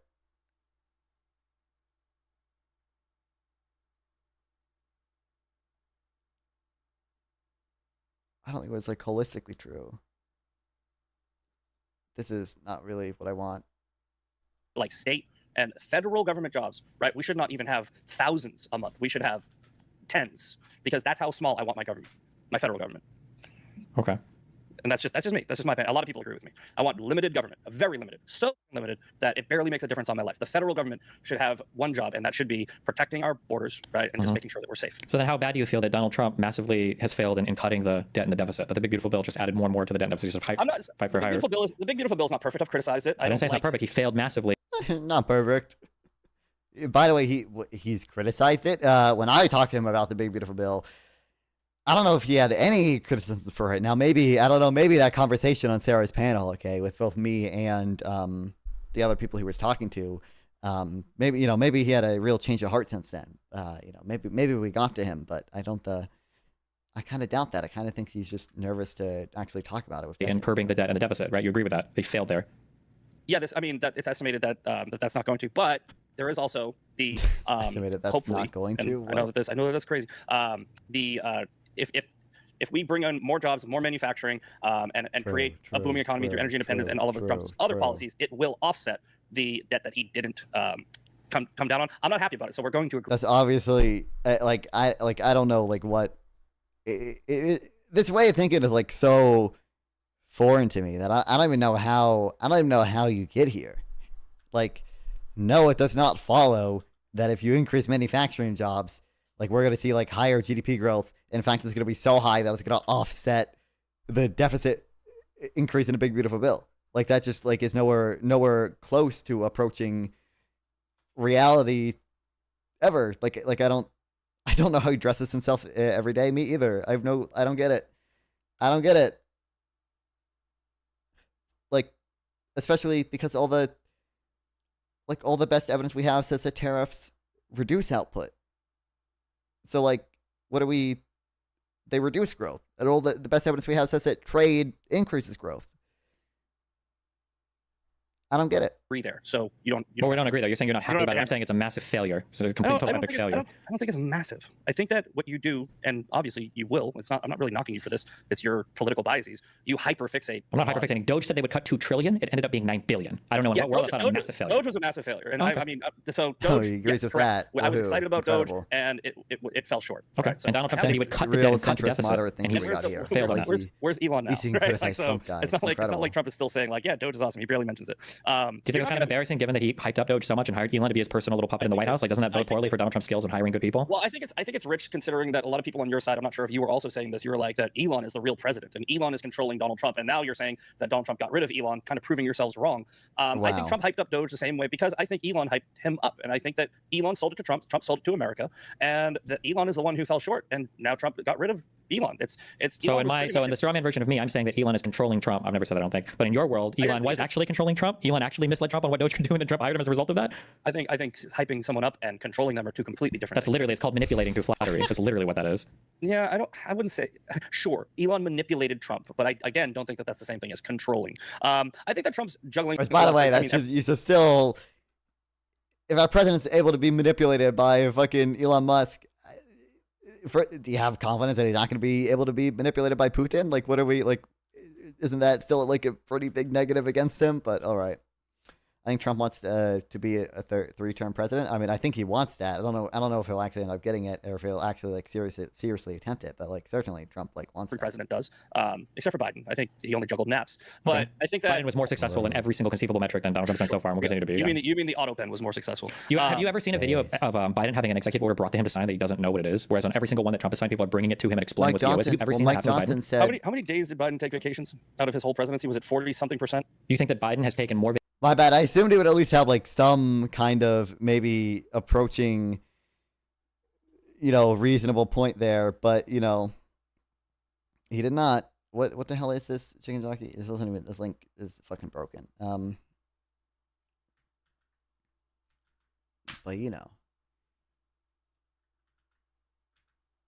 why would he have that?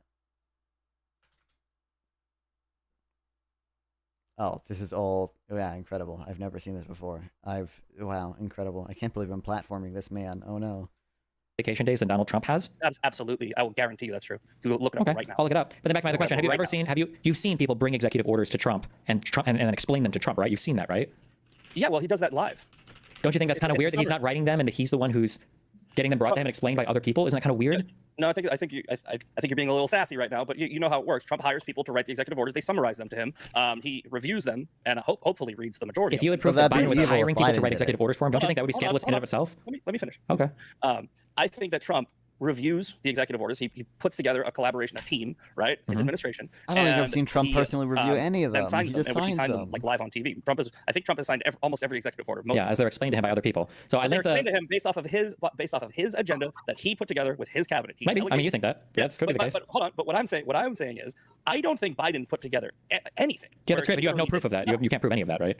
Other than the fact that he was pretty much asleep the whole time. No. I mean, you can say that, but you can't prove that either. So I linked the thing on. You can look at for known totals of vacation days. You're giving me Wikipedia?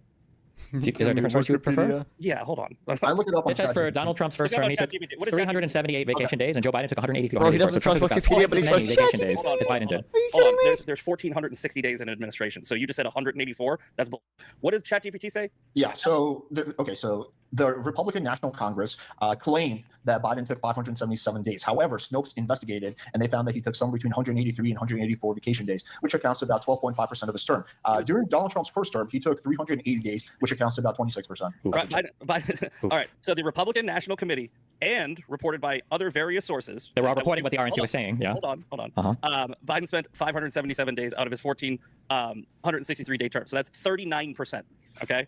Now I don't know what Snopes did on their fact checking. They do like. Are you familiar with Snopes?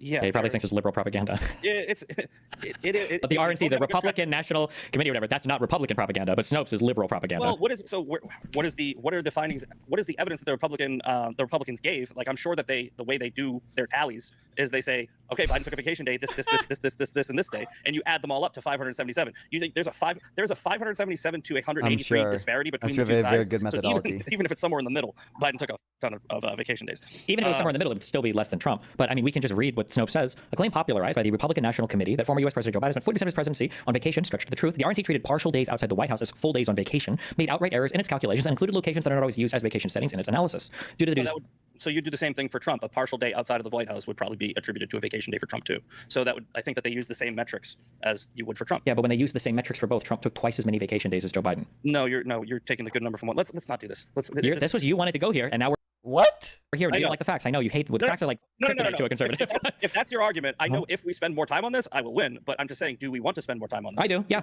Sure. Okay. All right. Fine. Let's do like 5 minutes on this, and then let's win, guys. He's gonna win, guys. Let's go to the Republican National National so excited Committee for him to win and see what they said. So you said that they included partial days outside. So he did take 577 vacation days, but you're saying some of them weren't real vacation days. No, I'm saying that it sounds like they treated any time he was traveling anywhere, like to another country to meet with foreign leaders or whatever. It sounds like they were treating those as vacation days. Yeah, and that's like I said, that's the same exact. No, the majority of Trump's were just spent as golfing properties. Like if anybody watches any amount of news, where he was working. I don't believe he was working in the first term. No.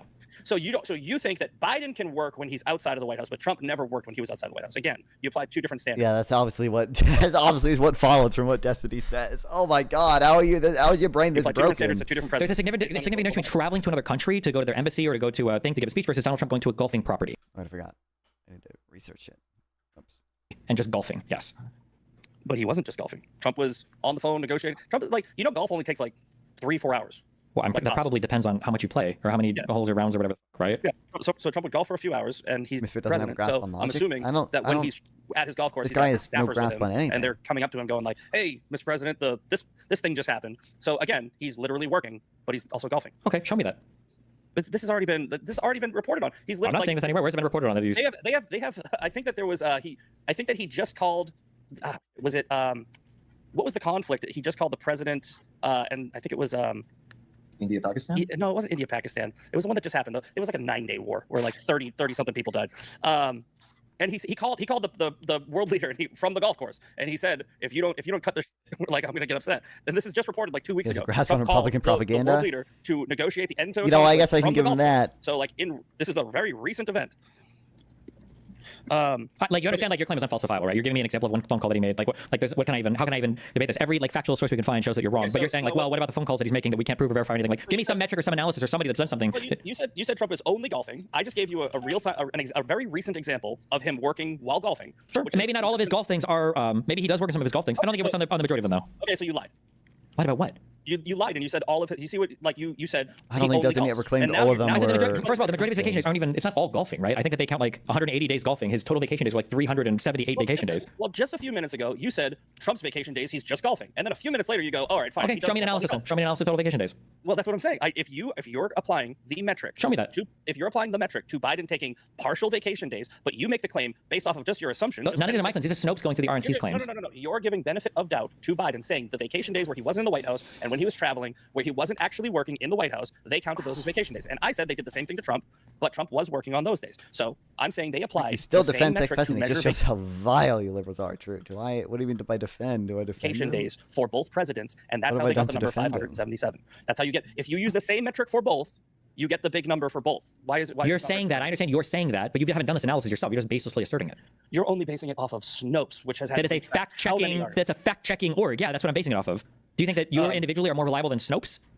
Yes, it's absolutely. Okay, can you give me some article? You're not going to just watch it both either, I guess. So what's a news source that I could link that you would trust? So Snopes retract 54 stories and suspended fact-checking sites co-founder over plagiarism accusations. That is. Thank you, ChatGPT. Thank you, Grok. Thank you, Grok. Who are you reading this from? Who are you sourcing this from?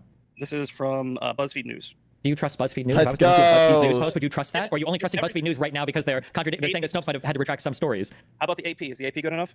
I like the AP. You just defended him. That's not even what he said. Okay, because that's literally not what Destiny said. I don't think I'm holistically defending a person if I just say, like, factually, like Destiny. I think it was like, you know, Destiny did not say that like all of Trump's vacations were, you know, like just golf, right? Like that's not. That is factually not what Destiny claimed, and I don't think it's like I don't think I'm like holistically defending him just to say that, but okay. Probably wouldn't most of the time. The facts, Prominent buddy. fact. This is from the AP. Prominent fact checker Snopes apologizes for plagiarism. Right. So does that mean they're wrong on every single thing they posted? New York Post. Snopes co-founder banned for plagiarizing. Right. So I'm saying, and then there's this is. Wait, I just want to be clear. So since if they have been caught like plagiarizing story, or if they've retracted 51 or whatever stories, that means we don't trust anything they publish. Then who do we trust on this issue then? So you're saying that a publication that has to retract 60 stories should be trusted? On how many stories did they publish? Well, what do you mean? Like I'm saying. Hold on, wait. If they'd only published 100 stories and they retracted 61, do you agree that that's a lot worse than if they published like 1,000 stories and retracted 61, like 10,000 stories, right? So isn't that kind of important to know? I think it's also important to know the co-founder had to make public apology for plagiarism. That's a big one. Plagiarism doesn't necessarily mean that they are lying about anything else. That's not even really relevant to what we're talking about, right? The person who founded this site is a plagiarist, right? Okay, and Fox News settled the largest defamation lawsuit of all corporate history, propagating a lie that Donald Trump himself and his campaign was propagating for the 2020 election around the Dominion election machines. If you want to play like who's the bigger liar, the Republican side loses 100%. Here's why your whataboutism bull tactic won't work. Fox News is fake news, so I'm not going. They were propagating stories from Trump and his campaign. Fox News lies about Trump. It was Trump's lies, though. The Dominion lawsuit was Trump's lies. This isn't a gotcha. No, it's Fox News lies. Wait, so Trump and Sidney Powell and Giuliani weren't all saying the Dominion Venezuelan voting machines weren't rigging the election? That didn't originate with Trump and his campaign? They offered their opinion. Fox News reported on it and took it too far. And no, they just copied what they said. Trump literally calls into Fox News like every other day. Trump's daughter-in-law works at Fox News now. This is a lying organization? Fox News made their own assertions, which is why they were. They didn't. They just copied it from Trump's campaign. But I just want to be clear. So Jean Pirro or whatever, she's like the DC prosecutor now. She's from Fox News. Hegseth, the head of our DOD, he's from Fox News. Donald Trump's daughter-in-law, she now works at Fox News. Donald Trump himself calls into Fox News. All of these Fox News hosts that are having like positions in the government now. This is a horrible organization. Donald Trump is hiring from it and working with it. And you're trusting Donald Trump's judgment here? No, I said that Fox News lies. Like they have lied. It's mainstream media. The CNN lies. Fox News lies. MSNBC lies. So who do you trust? None of them. So how do you get information about anything? I have to literally look at a bunch of different sources and then come to my own conclusion. It's this wild concept where I don't just blindly trust mainstream media. Walk me through. How can you go to a bunch of different sources if all of them are lying? So but he trusts BuzzFeed I think there was News, a recent though. poll: And he 70% trusts of the Americans do RNC. not trust the media. And you're surprised that I don't trust the media? I'm asking you, how do you ascertain the truthfulness of any claim if you think that all of them are lying? Why would reading a bunch of lies help you figure out the truth if it's all lies? I use common sense, critical thinking, and deductive reasoning. Give me an example of how you use common. No. This is really important. This is literally the most important thing. This is the most important thing. How can you use common sense and critical thinking to ascertain a lie? Notably, I do stream to DLive. So, well, actually, I don't think I'm streaming to DLive right now. I think I stopped streaming to. No, I am streaming to DLive. I do stream to DLive, so I am trustworthy. From a mainstream media publication, how can you common sense your way through the lies that they tell? Well, so they don't literally lie every single time they open their mouths, and not everybody at Fox News does lie. But the organization has a track record of reporting What about lies. Jerkmate? So I don't trust the organization. Actually, I remember trying to stream to Jerkmate once. I'm pretty sure during the time where they had like the fucking clicker Jerkmate like pro game or whatever. Just 'cause I thought it'd be funny. I could not fucking figure out how to do it. Because you have to be like certified by like some agency bullshit, and I went to like 2 different like things and submitted my ID, and they like certified me, but like there's still no like stream. I don't have a stream key or anything. Like I don't know how to fuck to find it, but you know, I think it would be so funny to stream politics to a porn site. You could be the first. I mean, I have done it to Chatterbait before. I don't think I've streamed politics there, but I have streamed just gaming there. Chatterbait does not like that. They said can't do that because they're stupid, unbelievable. The people that work there, I would say, are more credible than others. So who do you believe in Fox it's more credible? What are some of these people? In fact, you know what? Ironically, I'm not just saying this because Trump hired him, but I think Pete Hegseth was an Can honest you actor. I think Will fisting Payne your is own a very butt? honest reporter. How'd you know? I didn't know you caught one of them. There's not many, Goddamn. honestly, that I really I don't even watch it anymore because I got tired of how it's just the same over and over again. You know, when Fox News, when a white girl goes missing or a prisoner escapes, Fox News covers it for like 3 days straight. I want to hear other stories that are going on in the world, so I don't even watch it anymore. So, but I think it's funny how you're saying you do trust the media because this is a 70-30 issue in the country, and you're part of the 30. So you're saying that I should just follow whatever the popularity and the opinion polls are? No, I'm saying what you should do is you should look at a story that's being reported. Okay, here's what I do. Actually, this is the whole premise of my podcast is called The Daily Breakdown. I literally take news articles from all of these sites, and I go, that's probably bull. That's probably bull. And then I give critical thinking, and I do research, and I give my own opinions based on that research onto what the actual truth might be. I don't make assertions of fact unless I can prove it. I don't say anything as an assertion of fact. Then show us right here. Let's do it with the election thing then. Or not the election thing. Let's do it with the vacation time thing. Show me how you break it down.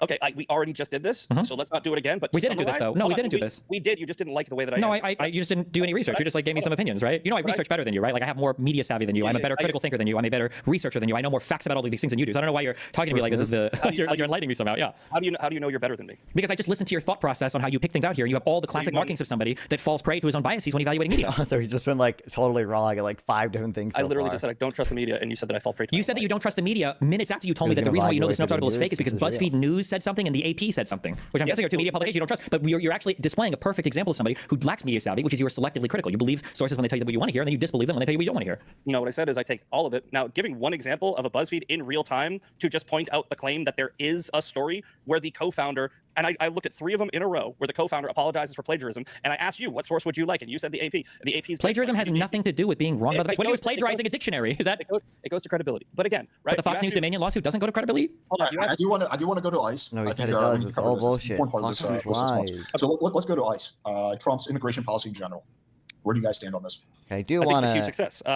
Now, depending on what they talk about here, we might watch some of this. I honestly don't know how you're going to do this, but I'm sure you're going to try. But I'll just give my I'll give my key facts, my key points. Actually, I won't even go through facts. I'll let you do that. But the border crossings are down between 92 and 96%. We had I think we had a day or a week where there wasn't one single crossing across the border. Right? Over 100% down. Again, I hope you're in agreement, but I think that's a success. I think that's a good negative thing. encounters. And here's why. Every time the border numbers are down, sex trafficking is down. Fentanyl is down. Right? Raping of children and women that make the trek to America is down. I'm sure he has very good data for this as well. You know, I'm sure this is all, not vibes, all taken from, reliable sources. And seeing the number go 96% down is 96% less sex trafficking that would have come through that corridor. 96% less fentanyl that would have come through. No, just because there's less, it doesn't follow that it's like 1-to-1 percentage point decreases. Like it doesn't follow that like the elasticity of migrants to rape is 1. That doesn't mean that.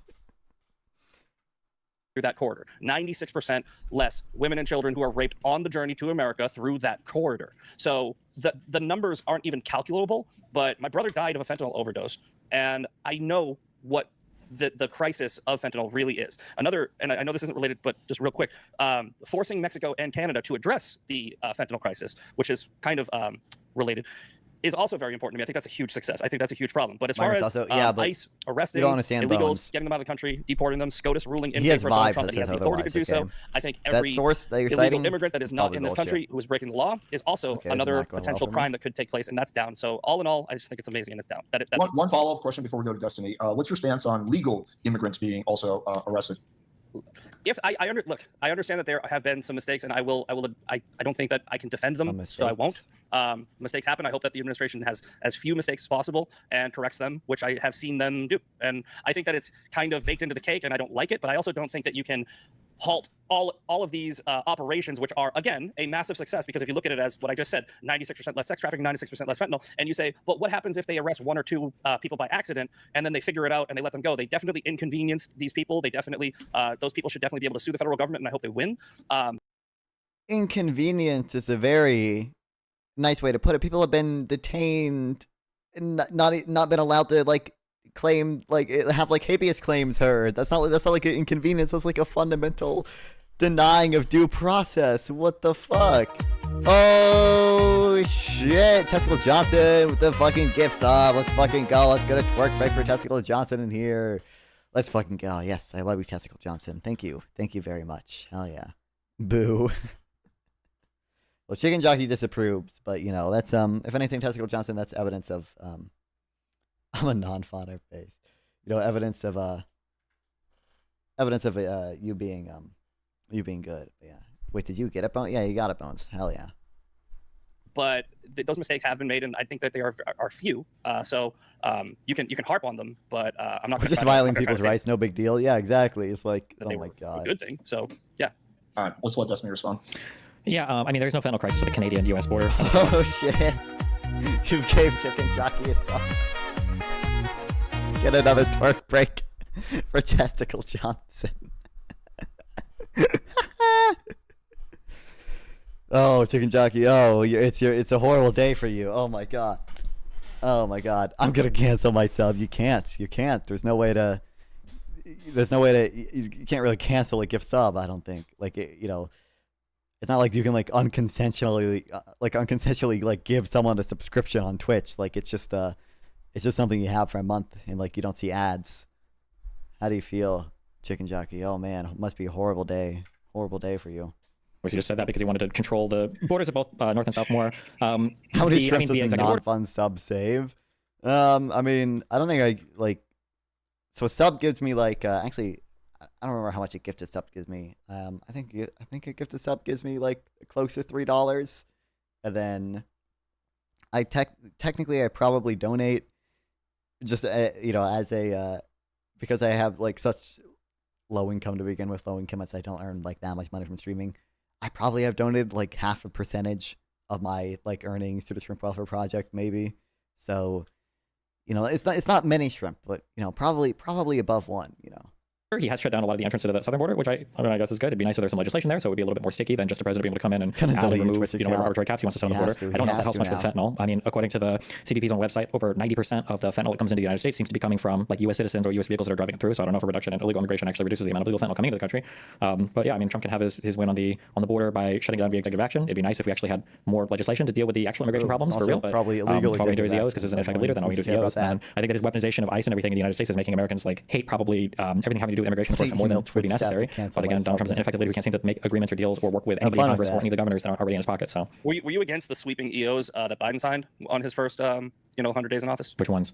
All of them. He signed. I think there was over 51 in the first. I think most of the EOs Biden signed his first days in office, where it's just like repealing things Trump did. I don't think they were not like sweeping like changes to, or like sweeping like new policies. They were just kind of undoing a lot of the shit that Trump did. I'm sure some of them were like new shit, but Trump assigned an insane amount of EOs. Yeah, obviously like that. Like for year Trump assigned so far like more EOs for his time in president than any other like president has. EOs by president Trump's second term. Is it like number? Trump tried to amend the Constitution of EOs. This is true. Like this is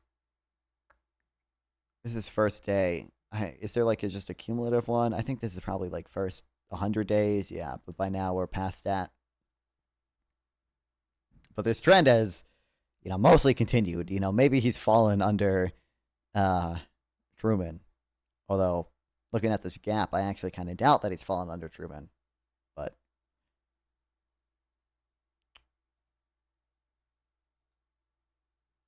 hey, who knows? Month. I would need an example of an EO that I disagree with. No, I'm saying you just said that if Trump wants to rule through executive order, I guess. So the reason why I said that is because typically the border itself is in the purview of Congress to pass legislation when it comes to figuring out what the immigration policy should be. Donald Trump is declaring national emergencies to get around using Congress. That's why I'm opposed to him using it. I'm not just opposed to an EO blanket. I'm opposed to ones that I think are illegal. Okay. Where do you guys stand on, for example, let's take a look at DICOT. We have lots of cases of nonviolent, some legal immigrants, some illegal immigrants. We're talking about nonviolent people who haven't committed a crime, being sent to DICOT, which is essentially known as you go in, you never come out type of place. I watched a documentary on that place, and it is honestly scary. You get 1 hour of exercise per week. You are not allowed to talk. You can't. You have to kind of sit down in the fetal position. There's 80 people in one like cell. It is honestly a nightmare. Like take the worst prison in America, and it doesn't even come close, right? What is your guys' take on people who are not even from El Salvador being sent to El Salvador? That's prison specifically, especially ones who didn't commit a crime. First of all, I think the Supreme Court ruled with Trump that he can send illegal immigrants wherever he wants. And as to my answer to that is, I don't know. They might have ruled that he can send them there. I think the bigger issue is the denial of due process to get there. But okay, and I still think it's like, even if the Supreme Court ruled that it's okay to send illegal immigrants to the fucking torture camps, denial of due process to get there. But okay, and Supreme Court ruled, the fucking torture. Morally to send. That's probably just like a.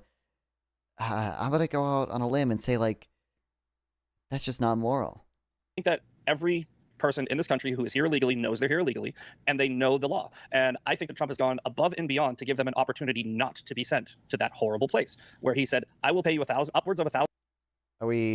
Did the Twitch stream crash for a second? I think the Twitch stream crashed for a second. I could be wrong, but should be back now. $1,000 a day, or sorry, $1,000 a person to self-deport and leave. And over 1 million people have already done so. The people who haven't, they know they are breaking the law, and they know that that's a place that they can go if they get caught. If I move to Italy, if I go to Italy on vacation, and I just think I like it better there, right? And I just don't leave. I don't leave, and I get a fake social security card, whatever they got over there. I start a business, and I contribute to their economy. Dude, I don't know why. What's wrong with my Wi-Fi that causes it to do that? Is there like there's got to be either a disconnect protection I can add to OBS, or just like within Twitch, because like usually, because like YouTube has good enough disconnect protection that it doesn't go down on YouTube. Like it might like lag for a second, but it doesn't actually like end the YouTube stream. And there's got to be a way to do that on YouTube. Although I don't know if I would have to add latency for that. I don't know if I'd have to add like the equivalent amount of latency to Twitch in order to do that.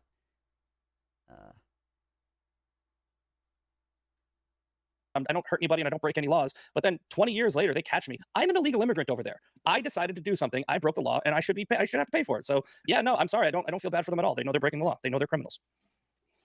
Okay, Destiny. Also, hold on, real quick. Also, by the way, Zero Fox like made a chart with all our fucking like political streamers in their alignment. Apparently, I am like super hardcore libertarian according to Grok. Okay, because Grok is the one that made it. I'm not that far away from Asmongold. I'm pretty close to fucking Fabian Liberty. Okay, I'm closer to Fabian Liberty than I am to Econoboy, which does not make a lot of sense.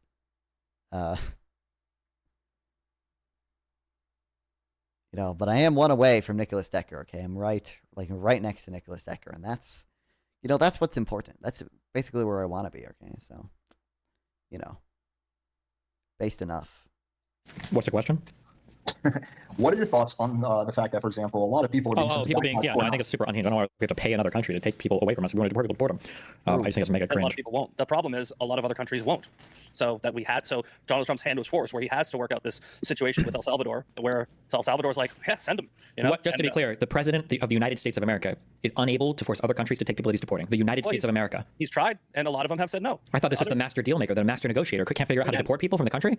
Again, if you hold him to the ridiculously high standard of being perfect, then you can say that Donald Trump has not perfectly forced every other world leader to take back the people that they intentionally sent to this country. A lot of like Venezuela and or it's just that Donald Trump is lying, which I think is more historically accurate. What is he lying about? That he doesn't have the ability to send people to whatever country he wants or get back people. Remember how he said over and over again that he couldn't get people back from couldn't get Abrego Garcia back, and then magically when the Supreme Court said he had to, he did instantly. Abrego Garcia is an MS-13 member from El Salvador, and true, that's a relevant thing. Yes, that's what's relevant. Yes. There's absolutely no evidence that he was MS-13. Yeah, that's true too. But I'm just saying that Trump said that he couldn't get him back, and he came back after he got him back. So other than the two courts that identified him as an MS-13 member, the MS-13 tattoo on his knuckles, and yes, it is an MS-13 tattoo. Oh my God! Wait, do you think that it actually says MS-13 on his fingers? There's a marijuana leaf. I've read the conservative propaganda. That's not how that works. It's not propaganda. It's a literal MS-13 tattoo. It's what they do.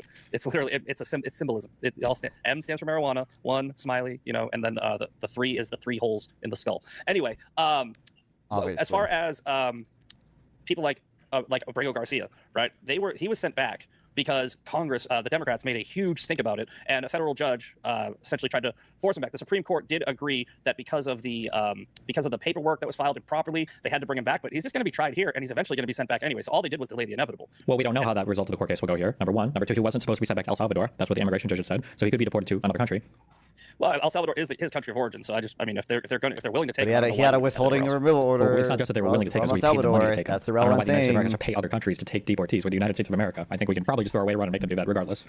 I mean, I think it's probably.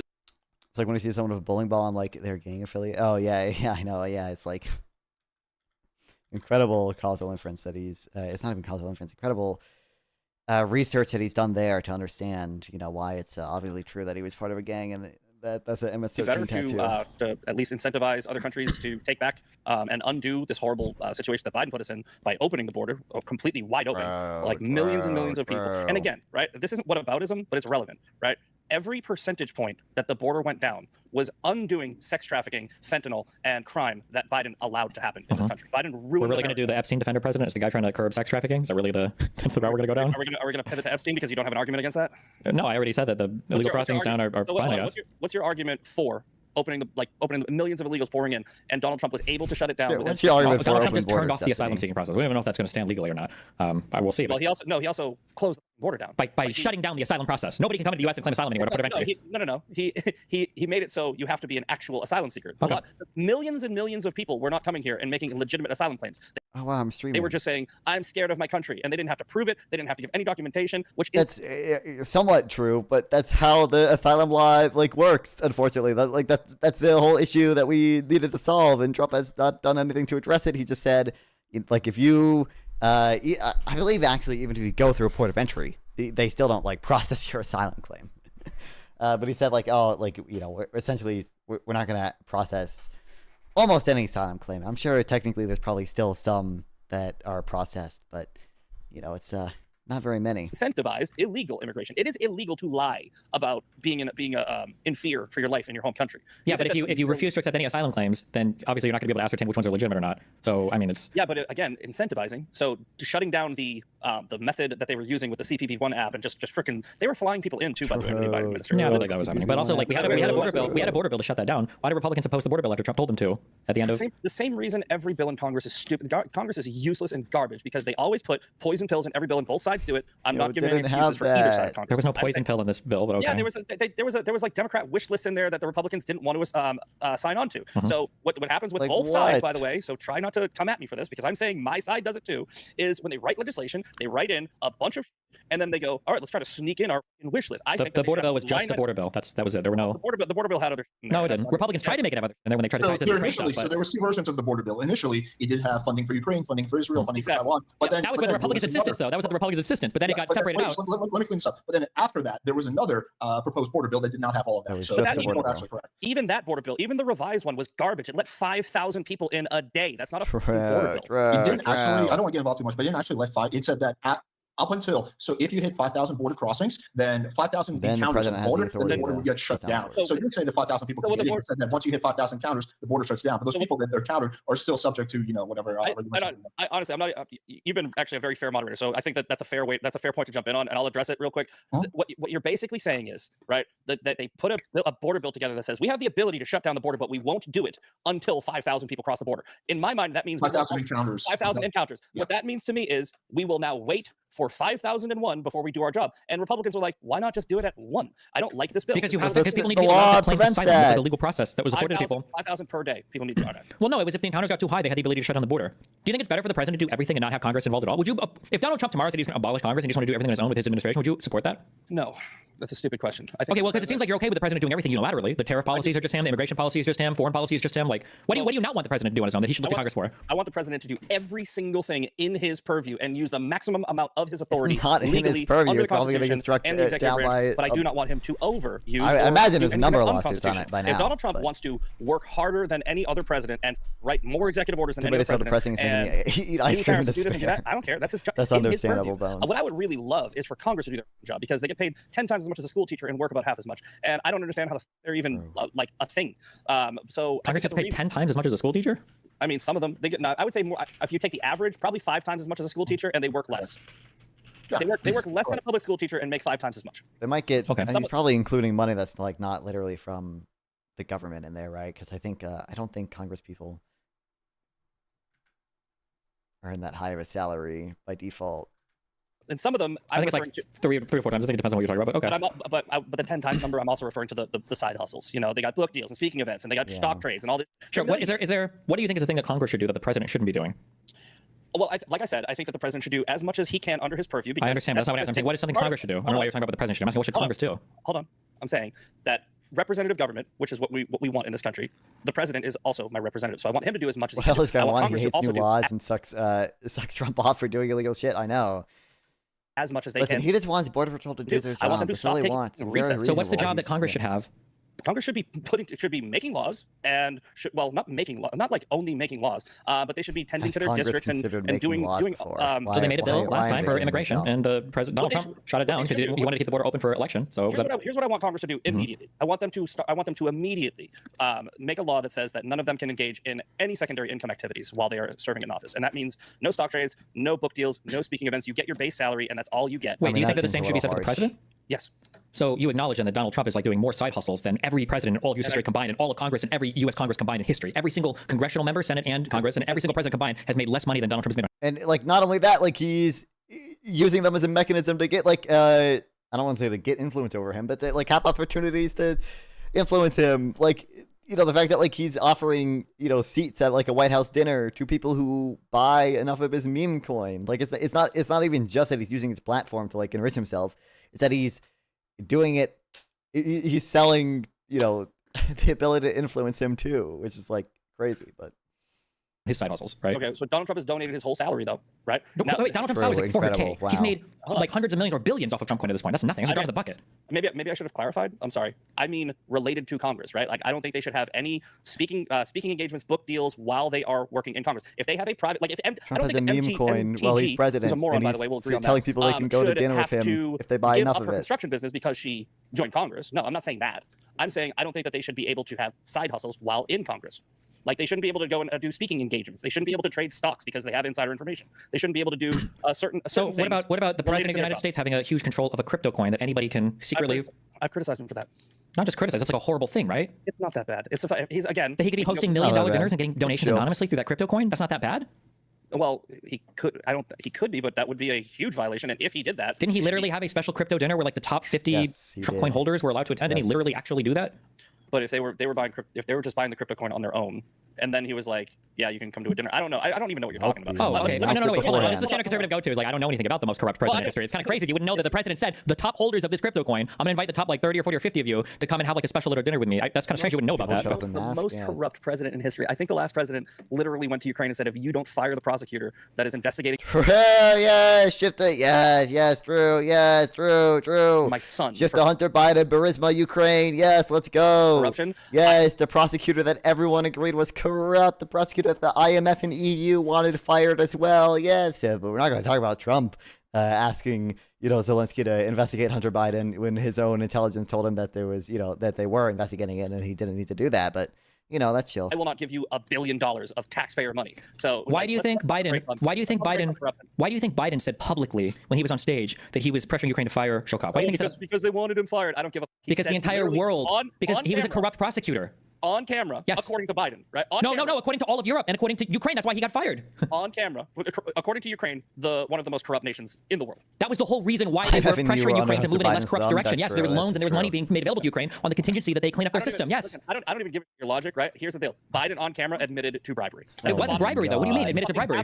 Absolutely bribery. If you say, I walked into a world leader's office and said, I will withhold taxpayer dollars, which he doesn't have the authority to do. He did have the authority to do it. That was the whole deal. The deal was that the United States had made available preferential loans to Ukraine that as long as they followed all of the guidelines set forth with deals that were also negotiated with the EU, that they could have money available to them to fix up their system. And firing corruption and getting rid of corruption was part of the agreement. Yes, that's why did he feel comfortable saying this on a world stage? And it is just a coincidence that prosecutor was investigating Biden's son. Technically, well, he wasn't investigating Biden's son. One of the open investigations was into Burisma, but there were lots of open investigations. And this investigation had been dead for years. There wasn't even good evidence that anything was even going on here. Like at the end of the day, Hunter brought back maybe $5 to $10 million of payments from Burisma. Donald Trump makes that in a day with his crypto coin. It's not even remotely comparable. You're gonna pull your back up moving these goalposts, bro. So anyway, hold on. Just to be clear, I moved a single goalpost. There was no quid pro quo. Not in the same way. What? First of all, Desidee's not moved a goalpost, but Misfit has pivoted like 5 times. In fact, he's the one that pivoted to the Hunter Biden thing. When Giuliani called for Zelensky and said, hey, can you guys announce an investigation into Hunter Biden? When Donald Trump said that, Do you think that a president that is not engaging in corruption would have to pardon his entire family, pre-pardon them for crimes that apparently they didn't commit? If he felt like they were being corruptly investigated by the other side, then they might do that. So, for example, in the beginning of this debate, when I said that Donald Trump was writing executive orders to target individuals and rescinding security clearances from political opponents, that would be an example of a corrupt weaponization of the DOJ that you might want to protect people from. Yes. Was Misfit done more misused debate terms or say factually inaccurate things? Very hard to say. Very hard to say. Probably more just factually inaccurate things. Probably. But no, actually, I don't know. Like I said, very hard to say. Both, too many to count on both sides, Biden really. Can just assume corruption. Right? No, not assume it. We would just see corruption based on the conduct of the Republicans and what they've been like for the 4 years when Biden was president. That would be an assumption. No, it would be an assumption. An assumption would be baseless. The Republicans investigated Hunter Biden for 4 years and found nothing of this Burisma corruption, and instead just charged him with crimes about lying on a 4473. Hunter Biden was convicted of a felony. What the fuck are you talking about? The felony was lying on a 4473 doing drugs while buying a gun. You know that nobody gets charged with this crime, right? This is not like a crime that you charge people with, right? I understand, but it goes to character. Goes to character? Yeah. Have you seen? Oh well, in that case, Donald Trump was 34-time convicted felon. He's got a way worse character than Hunter Biden. Then easy, I'll take that. Fine. So Hunter Biden also wasn't even in part of the government. He wasn't president of the United States. Donald Trump puts all of his family members all over the government and media. Okay, so let's go back to we're doing the thing again, right? What was the original claim? Okay, so the claim was the crypto thing, right? I don't think that Trump should engage in the crypto thing, but it also goes back to the argument I made on why he can engage in lawsuits, right? He's also a private citizen while being president of the United States, or he has the same rights as a private citizen. So legally, he can. There are legal restrictions on debate's not over yet. Can you count that? I'm just gonna open some other bullshit. There are definitely legal restrictions on fucking what you can do in as president, even if you are also a private citizen or whatever, with regards to your income, with regards to like fundraising for shit. But okay, right. All Do right, I think it's legally Biden can pardon anybody he wants. That's fine too, right? Yeah, you're right. He can. I just asked you the reason, and you give the most amount of leeway to your side. I don't give any leeway. I just look at the facts. It's very easy to just look at the facts. Yeah. So you look at the facts that Biden presumed that he made an assumption that the Trump administration was going to have a corrupt DOJ that was going to go after. Assumption? What?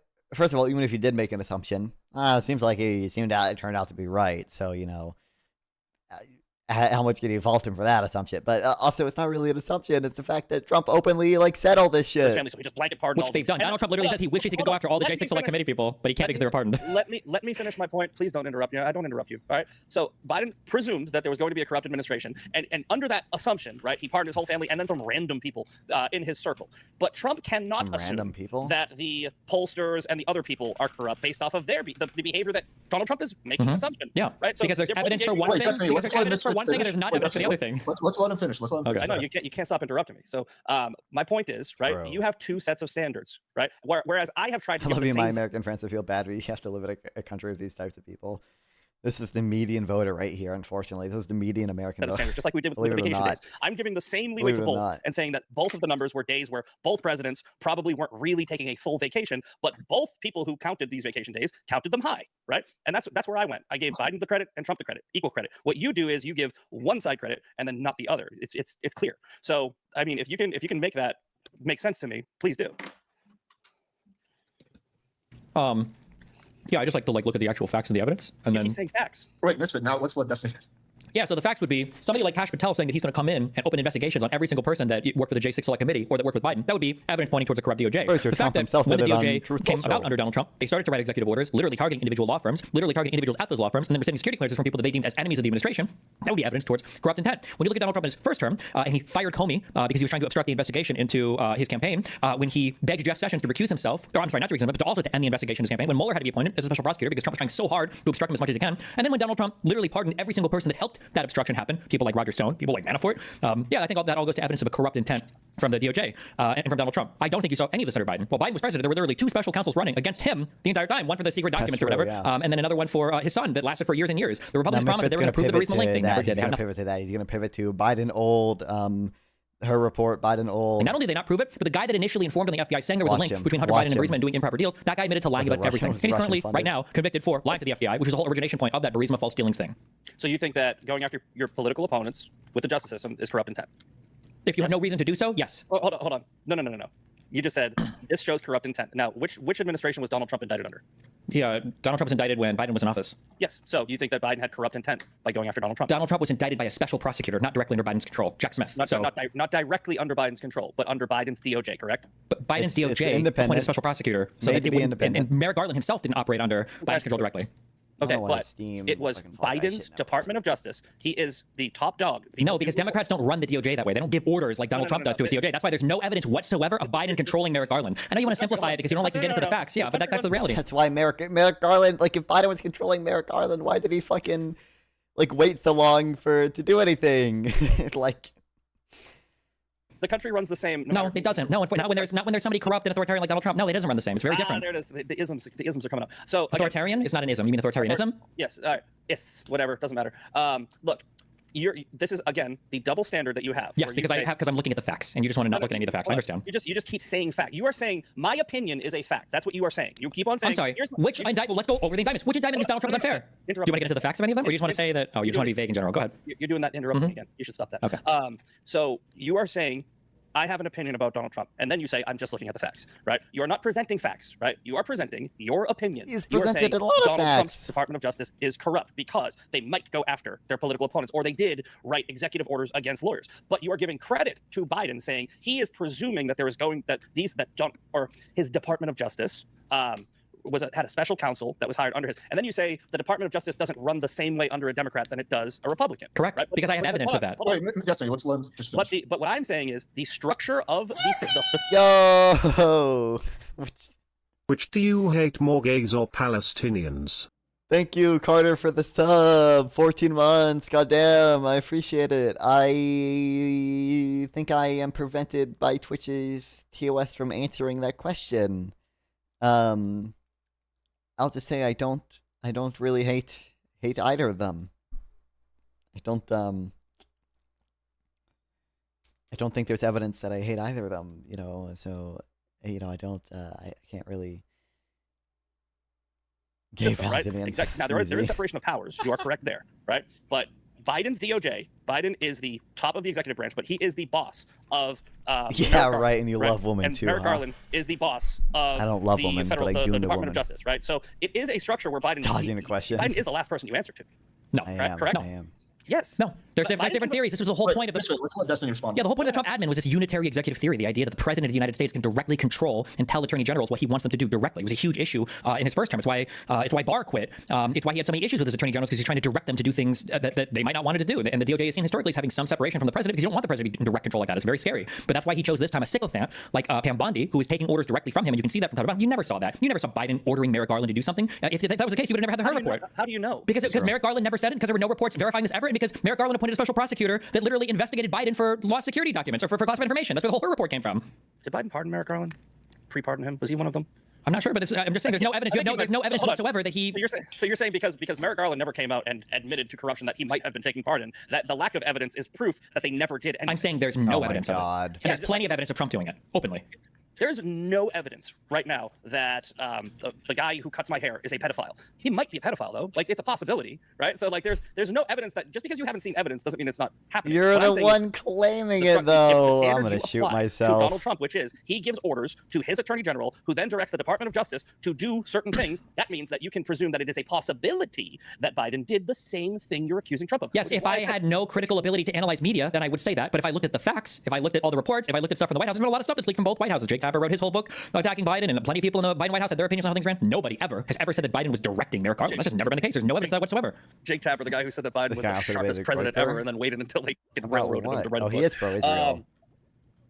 Look, man, I'm pretty much, unless you have more topics you want. Yeah, I think we've gone for 2 hours. I mean, we acknowledge there's no evidence that Biden directed Garland to do anything. That's good. And there's open evidence that Donald Trump thinks he controls literally unilaterally the DOJ. By your logic, there is no evidence that Donald Trump has done anything wrong either. Because anything wrong? Why did you make it so vague? I said he controls the DOJ on his own unilaterally. There's no evidence that he controls the DOJ. There literally is. What do you mean? Pam Bondi literally says Donald Trump has directed me to look into this. Donald Trump has and then Donald Trump literally says I have Pam Bondi looking into this. Oh my God. Donald Trump is her boss. Yeah, but the DOJ is supposed to operate independently. But Donald Trump is her boss. So he can hire and fire. That's it. But he can also direct his attorney general. Presidents direct their attorney generals. People don't typically direct their attorney generals like that. That's not the norm. Okay, sure. Let's end it there because I feel like we'll go 30 minutes on this. Sure. Just as a media critical person, do you know what the 3 branches of government are? Yeah, the judiciary, executive, and legislative. Okay, good job. A+. All right, let's go to closing statements. So since Destiny went first, then I think Misfit, you should go first for the closing statement. Say whatever you need. Yeah, Israel is Palestine debate. Which, by the way, this guy knows like nothing about Israel either. Oh my God, it's like IRL too. Oh no. Right, AIPAC is about the connections. For? American Israel Political Action. American. Yeah. It's an American. But don't loss if they get them as a collateral, as a hostage. They would rather them die. So don't you think the America does not have the Hannibal Directive? Like, isn't that kind of crazy? They can just shoot their own people? Do you understand that if under the Hannibal Directive, if an IDF soldier shoots an innocent civilian, they are committing a war crime? I mean, look, they did the Hannibal. No, I don't give a shit what you're about to say. They did it on October 7th, and the question: is it incredible. A war crime? Probably under the Hannibal Directive. I don't even understand this question. It's a war crime to murder a civilian. It's a war crime regardless whether or not the Hannibal Directive applies. People would say that the Hannibal Directive in and of itself is like a war crime, right? I don't actually know if that's if it's necessarily true, a Hannibal Directive in and of itself is a war crime. I feel like it probably is, but if they're not being taken hostage, yes, that's probably a crime. Not even if they're not taken hostage. Is it? Okay. Well, fuck. And Hannibal Directive is controversial. Propagandist. I mean, my closing statement is going to be similar to my opening statement. Well, yeah, obviously, like it's not even list of achievements, and but he doesn't know enough to dispute like how real critical thinking whether or not the Hannibal will say Directive was applied. If you look at your life now versus, I would say even 6 months or. Wait, before we do closings, what do we think about the Epstein thing? Can we just visit that for 2 seconds? How do we feel about if Misfit has time, then. Yeah, I guess. I mean, okay, let's limit it to like 5-ish minutes. Well, yeah, I'm just curious. It seems like the Epstein thing is a pretty big fumble. Yeah, Pam Bondi should be fired. Do you think he's going to fire her? Incredible. No. Why not? Well, here's the thing about the Epstein files, the whole situation with the Epstein files, right? None of it's really an indictment against Trump, other than he definitely hired the wrong person for Attorney General because she spent her time lying to the American people about how there was this big bombshell that didn't exist, and now that there's a big nothing burger, it's a bad reflection on Trump. So she should be fired on that alone. What about the evidence that the FBI was pointing out where Donald Trump is coming up in the Epstein files and then filtering that information up to Pam Bondi? I mean, I agree it's a nothing burger technically, but certainly that's not how the you know, the Epstein conspiracy people view it, right? They think it's you know, it's only a nothing burger insofar as they haven't released the truth burgers. Donald Trump was in the Epstein files, and he knew that when he was releasing them. Okay, so don't you think like Cash Patel and Dan Bongo Balls, shouldn't both these people get fired too? All three of these people should be gone, right? What do you mean? Hold on. Wasn't Cash Patel and Don Bongino, weren't they also saying that there was like huge information that they were going to be able to release? Before they were in office, before they were in the administration and actually saw the lack of evidence, they made a presumption that there was evidence there that I believe was already destroyed. And I don't think that anybody on your side has any credible argument for the Epstein files when Biden had 4 years to release the Epstein files. Wait, why didn't maybe Donald Trump destroy them all? When Epstein died, when he was president of the United States in 2019? Okay. So Donald Trump destroyed them, but not Biden or Obama or Bush. So Donald Trump never promised to release them. No one on years the Democratic side cares if they're released. And eventually arrested. It wasn't until Donald Trump put his DOJ in charge that Epstein was actually arrested. Right? Epstein was arrested under Donald Trump. Doesn't that hurt? Yeah, so if he was arrested under Donald Trump, put into jail, and then died in prison, in a federal prison, and now, so how would Biden even have the chance to destroy any files? Seems like this is all under Donald Trump's supervision. Maybe Donald Trump was protecting himself. I mean, he did die in 2019, and that was close to when Donald Trump was on his way out, and he was kind of busy with that whole COVID thing. It was 2 years after, but... Well, COVID, I mean, like I said, Epstein died in 2019, and then so that would give about a year and change where Trump probably could have looked into it more, but I don't think it was at the top of his list of priorities. I think he was running the country. Do you think there's like a big incentive for Trump to hide that maybe because he's in the files? Wait, no. Donald Trump is the only person that cooperated with the DOJ and testified against Jeffrey Epstein. Donald Trump kicked out Jeffrey Epstein from his club in Mar-a-Lago 30 years ago and has no contact with him. After he knew that Epstein was stealing employees there to go bring to his own place. Yeah, he let him take one and then he brought him back. And after the second, he was like, okay, now you're gone. No, he knew he was stealing employees. He didn't know that he was a sex trafficker. Oh, that's crazy. Because then why did he fire him after he took the second employee? After he's literally saying on record that like everybody knows that he likes young women and everything. Yeah, like I think he meant young, like 18, 19. I don't think he knew that the guy was well, I know he didn't know he was a sex trafficker because he's been investigated ad nauseum. Jeffrey Epstein's own victims said they never saw Donald Trump with Jeffrey Epstein. They never saw Donald Trump do anything improper with Jeffrey Epstein. Donald Trump is in the Epstein files as a guy who cooperated with the DOJ against Jeffrey Epstein, and he was listed on the plane along with Ivanka. If Trump knew that he was such a bad guy, why did Trump make Acosta his labor secretary when Acosta was the prosecutor that cut that sweetheart deal for Epstein in 2001 or whatever? I don't know. I can't answer that. I have no idea. Okay. And then the FBI said that, like, you know, we noted all the places where he was in the files, and then the DOJ decides not to have anything. Hold on. Let's use your own logic that you're applying to Donald Trump against Joe Biden and against Barack Obama. Joe Biden and Barack Obama are very good friends with the Clintons. Like, I wouldn't think Trump was, you know, absent 27 times he was on the island. Like all this insane like defense for Bill Clinton in a blue dress and red high heels in the building where they were kids. So you can put two and two together and create Donald Trump's a pedophile, but you can't even remotely entertain the idea that Biden or Obama, who had way more time, could have destroyed evidence to protect their social circle. Like, I mean, come on, dude. No, I don't think that makes any sense. How? Well, you said it yourself that Epstein didn't end up being arrested until under Trump's administration. We know that Epstein is on like recording saying that he was best friends with Donald Trump for 10 years. You know that if that same recording existed for him saying he was best friends with the Clintons or the Obamas, you guys would be losing your mind over. But because it was with Trump, nobody cares about it. They were friends in the 90s. Jeffrey Epstein was arrested in 2000 and was it 4? I think it was. So you think that he just started all of it and got arrested immediately? No, he got arrested for having an underage hooker. I believe it was 2004. That was under Bush, right? So you had Bush who arrested... Yeah, but everybody knew that he liked young girls before then. Trump and everybody else had said that. Trump even sent him a birthday card. It was in that thing that got published recently. They got really mad about it. They sued the Wall Street Journal for. The thing that's completely fake news, made up. He wrote on like a pubic area. Do you have any idea how ridiculous? Let's not go down that rabbit hole. You think that whole story is fake? Yes, that's why he's suing them. You think that if you sue somebody means you're okay? Interesting. I mean, it doesn't make sense on its face. It's basically like, well, like this probably would have come up in the decades-long investigations. It just conveniently comes up now that there was this magical birthday card that shows up right as the Epstein files are. What about when Donald Trump on video is wishing Ghislaine like well, even though he knows that she's in prison or whatever? And he's like, well, her husband died. And you know, I wish her well. I wish her well. I think that's just a saying, but either way, right? Just a saying? No. Let's not do the thing where you pivot and try. I'm not pivoting. I'm saying there's a lot of connections between Trump and Epstein. No. Let's go back. You said there's a lot of connections to Donald Trump and Jeffrey Epstein, right? I have told you the connections to Donald Trump ceased in the 1990s. Bill Clinton was on the Lolita Express 27 times, and there is a painting of Bill Clinton in a blue dress with red high heels on that has been authenticated and verified by the Department of Justice. They found a painting of Bill Clinton, which looks like a portrait that he posed. I think we can all agree that Bill Clinton was a massive perv. Like people on the left and we're going to argue with that. I don't even know where is this painting. I don't think no one in the Democratic Party like even cares about or like defends Bill Clinton anymore. Like I don't understand why people think it's such an own to say, oh, did you know Clinton's also a perv? Like, yeah, dude, we knew he was a perv when he was in office. Like that's what he got like impeached, but but Epstein doesn't verify Trump. You haven't heard of this? I mean, you can look it up. Look up Bill Clinton blue dress painting. It's real, by the way. So Bill Clinton, who is friends with Jeffrey Epstein after the 90s, on the Lolita Express at the island where they had sex with young children, And there's way more of a connection. So applying your Trump logic of, just a connection is apparently enough to jump to the conclusion that he's, presumably you think he's doing nefarious activities, then you would have to apply that logic to Bill Clinton, which would also incentivize Joe Biden and Barack Obama. If I were president, I'm totally going to be in the Oval Office. He's going to stop me. Wait, where do you think this painting? Where do you think this painting came from? That came from the island. That was in Jeffrey Epstein's. Yeah, but who commissioned the painting? Where did it come from? I can't remember. It was some random Australian artist painted this painting because she thought it was funny, making fun of Bill, and then apparently Epstein bought it and he showed it as Island. This wasn't made for Epstein. It wasn't made by Epstein. And it wasn't so Epstein was such good friends with Bill Clinton that he bought that painting, brought it to the island so that he could show Bill Clinton and have a laugh. Or it's just a funny painting because it's a painting of Bill Clinton in a dress on a chair pointing at somebody. Okay, so again, that's why we love Clinton. Jeffrey Epstein was such good friends with Bill Clinton that couldn't you just buy this to make fun of somebody? Why would you have to be really good friends to buy a painting like this? Because they were good friends. He was on the Lolita Express 27 times. Wait, you acknowledge there's more evidence that Epstein was good friends with Trump than he was with Bill Clinton? No. No, I would not acknowledge that. I would say that Bill Clinton was friends with Epstein at the height of his proclivities. So in 2002, Trump told New York Magazine that Epstein was a terrific guy. That was in 2002. Which was 2 years before anyone knew that he was in file. Oh, okay. I thought that there were statements of Trump and everybody saying they knew that he liked young girls and was kind of weird, but I think that maybe if there is a quote, young girl, I could say about my friend that he likes young girls, and I'm referring to 20-year-olds. Oh my God! Don't say I that, could be bro. My buddy Paulie likes Don't say that, bro. Right? I'm not talking about children.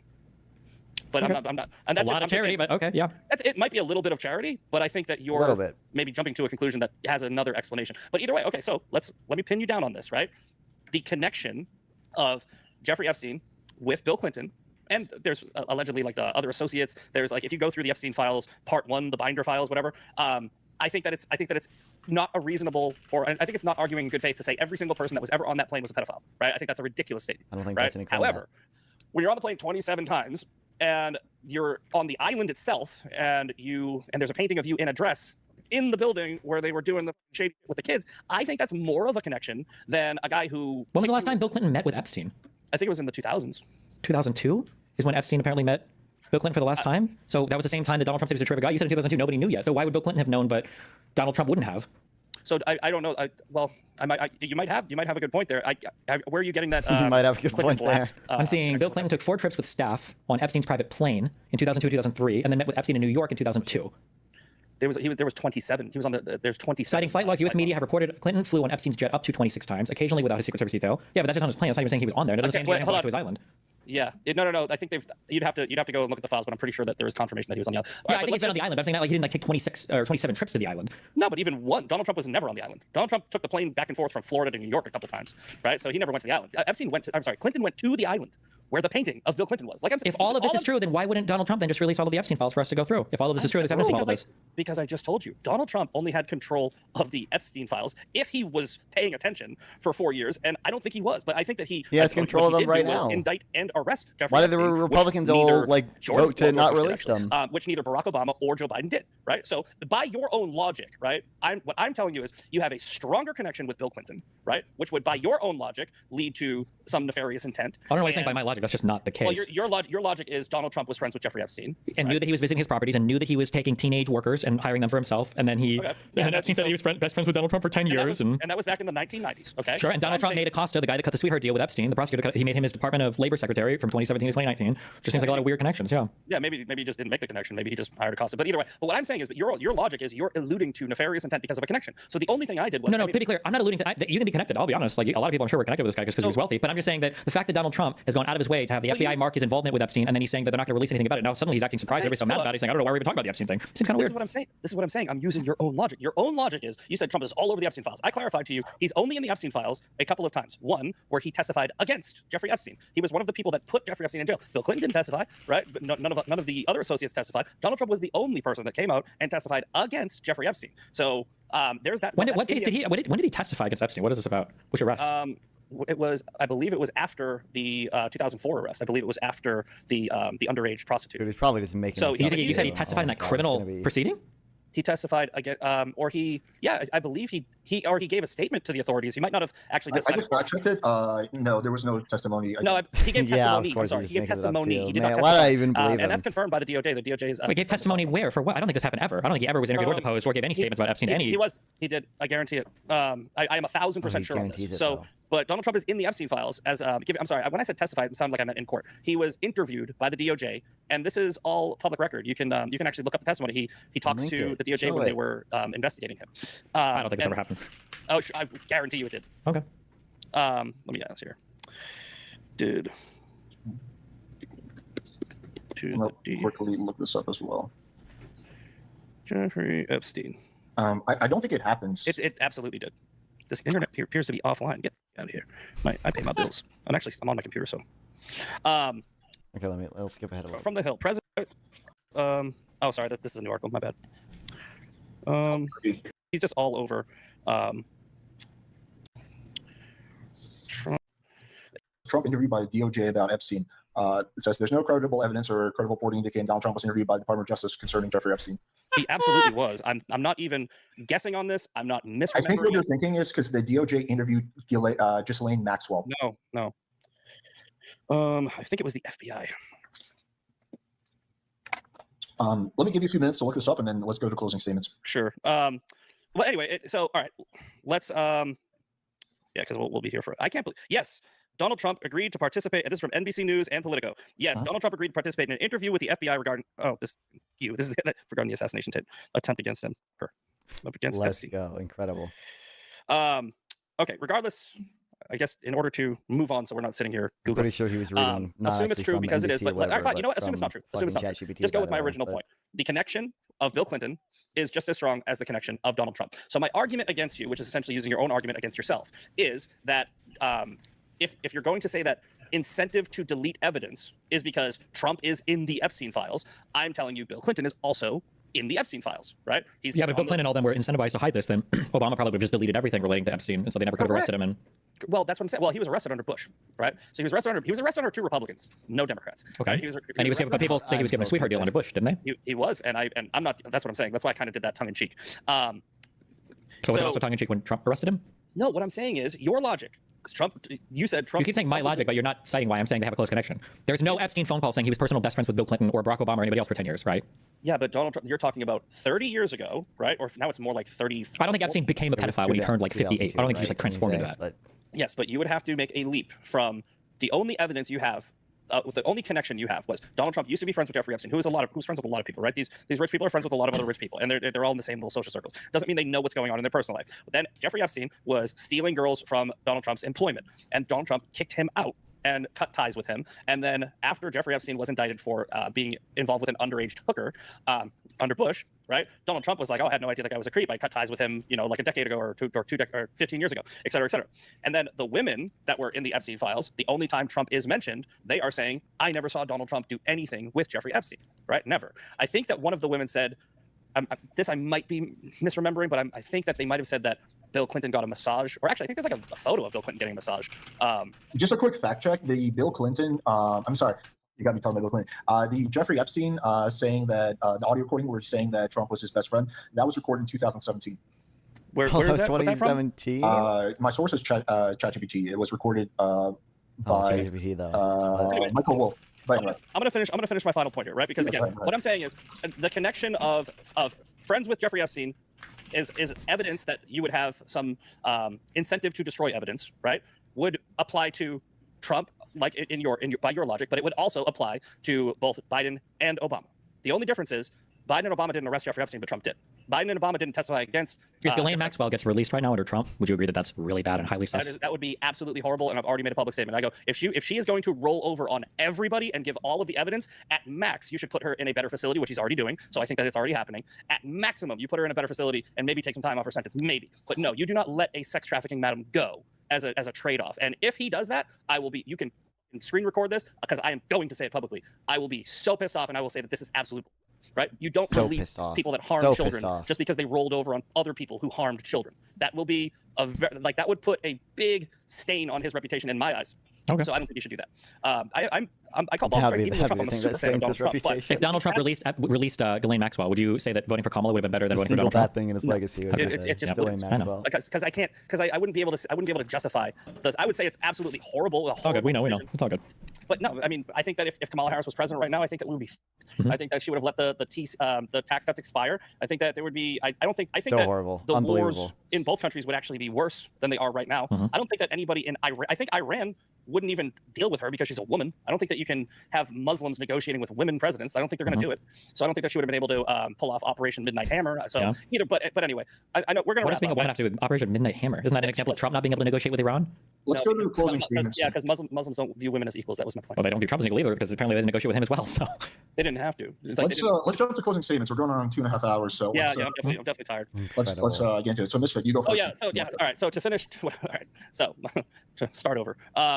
By the way, Trump definitely did give an interview, and after this is over, I will send it to both of you once I find it. Can't believe we can't find it. I kind of doubt he's done that. Similar to my opening without all the other. I'm just going to list off the accomplishments, okay? Because the prompt of this debate is Trump's first 6 months in office a success or a failure? The only thing that Destiny has proven is that he doesn't like Donald Trump's character, and he has opinions about Trump being corrupt with no actual evidence to back it up. He keeps on saying facts, but they're not facts. I don't know. They're his opinions. Seems like he provided a lot of evidence, and a lot of it wasn't his character. It was Trump's actual policy, which I've accurately pointed out just recently in the last few minutes by pointing out he doesn't make the connection between Bill Clinton, but he makes the connection between Donald Trump. It's because Destiny is a partisan hack who is only using confirmation bias to form his opinions. Meanwhile, I do something different. I use critical thinking, and I have just in the past few minutes said I will call out Donald Trump if he does something wrong. You can quote me on it. But to go over the list one more time, Operation Midnight Hammer. Operation Midnight Hammer was an operation that I think only Donald Trump could have done. Every president's talked about it. Trump's the only one that did it. Iran does not have nuclear capabilities. How many papers do you think he read in his life? Probably zero. It wouldn't surprise me if he, was read an article. Zeros, What? How many? How many zeros? Like probably in the thousands, if I had to guess. The way, the way he's talking. Yeah, probably at least 3 zeros, right? It's got to be maybe four. Yeah, maybe this guy has some, read a news article once, about a study, and probably a news article that didn't even give a good interpretation of the study. So right. I bet that's the extent of his. This guy has some high level stuff. He's got some high-level ideas that I'm struggling with. That's true. A tariff is not a tax. This brain-dead debate. We got tariffs are not a tax. Vacation days, you can just trust the RNC for that, but a Snopes investigation that's biased. And you can trust BuzzFeed, and they're reporting on it too. BuzzFeed's reporting about fucking Snopes being a plagiarist. Oh my god. That's true. Epstein saying Trump is his best friend in 2017. That means nothing because in 2002, Bill Clinton existed next to him. Yeah. This is some high level stuff. This is the average Republican. They're a cult. They don't care about facts. I don't know. You operate that way that you're independent of facts. It's just I don't understand how this guy's mind works the way it does. It's so baffling to me. It's like something I don't know what causes people to be this dumb, but it's not. I don't know. Is it the aesthetic? Is it just you have another conclusion? Is it because you grew up on some Christian nationalist shit, and so all you want to do is own the libs? I don't know. I don't know how any of this works. I'm scared. I don't know. It's just very dangerous. You can have a jobs report that is bad. Oh yeah, you're fired. Making fake one. What the fuck? What the fuck? I don't know. I blame the internet, okay? People can just believe whatever they want and there are no consequences. Probably, yeah. I can right now believe that you were I don't know, kick your cat or something, or abuse your cat, and there's this guy, no consequence for me to believe this false thing. This guy is semi-popular too. It's insane. I think he has 30,000 Twitter followers or something, and then quite a few YouTube subs as well. It's he got humiliated though. I think it's pretty clear. No one thinks he won. I don't know how you can watch this and think he won. That's why MAGA doesn't debate either, right? They know they'll lose.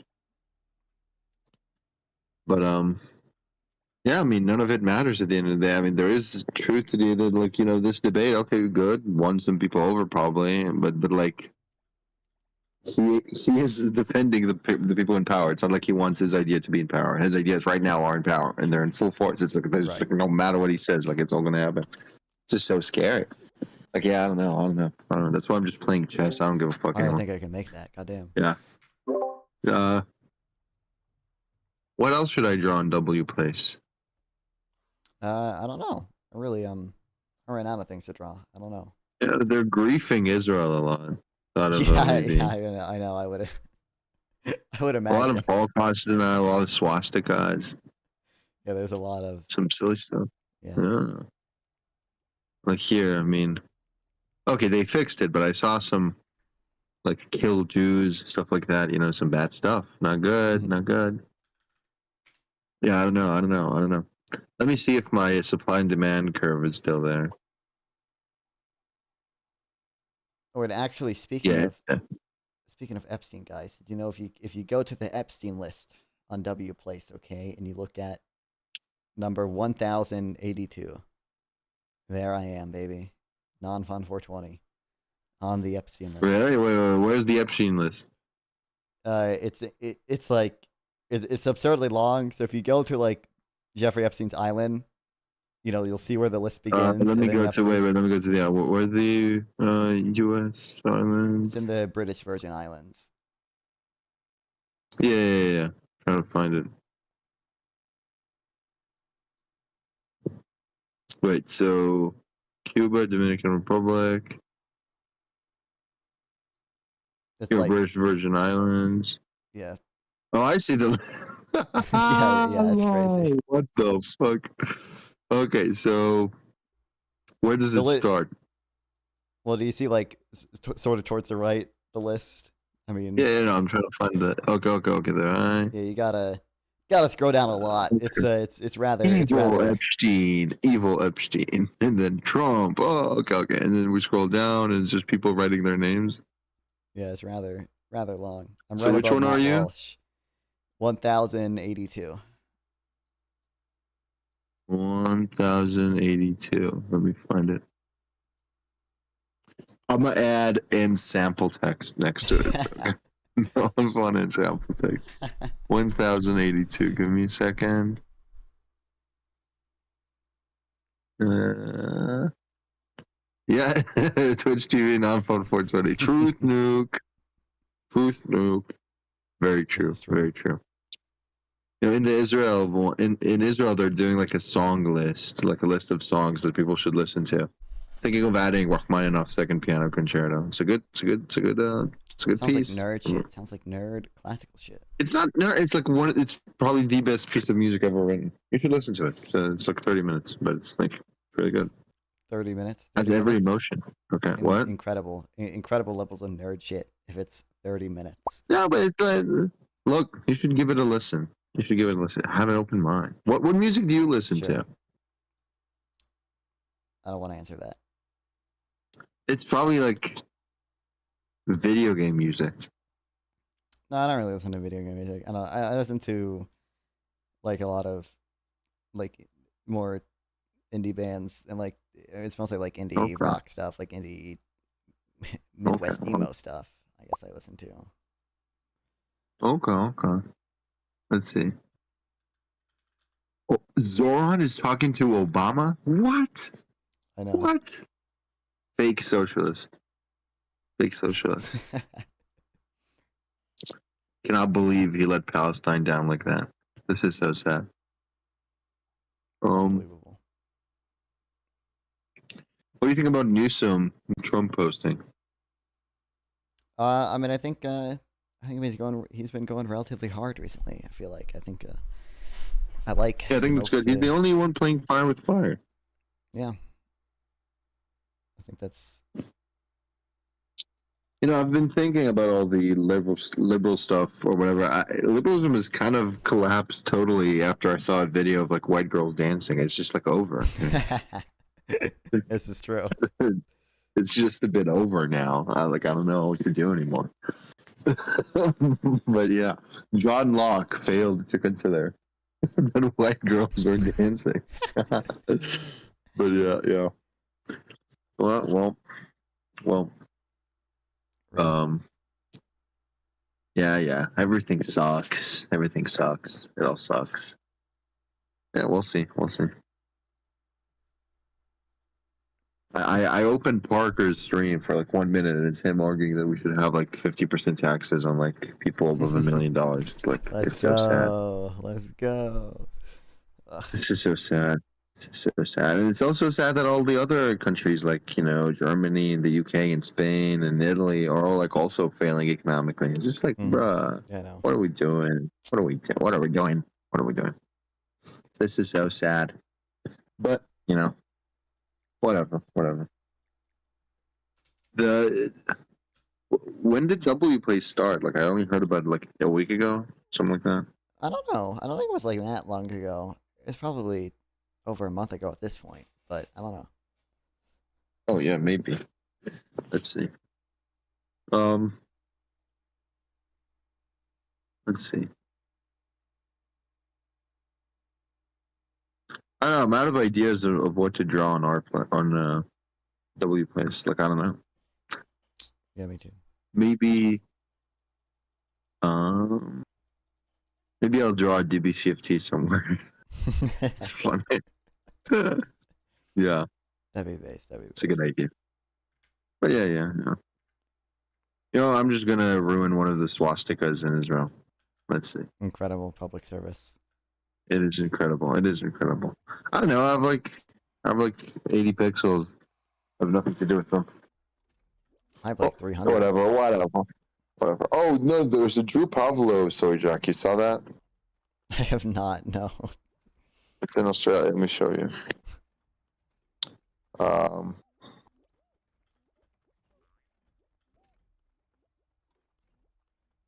Here, let me find it.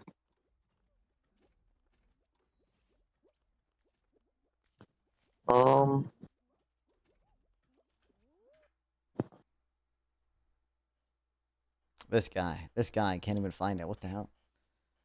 Shut up. It's in Australia, bro. I'm Australian. I know Australia. Here we go. DMing.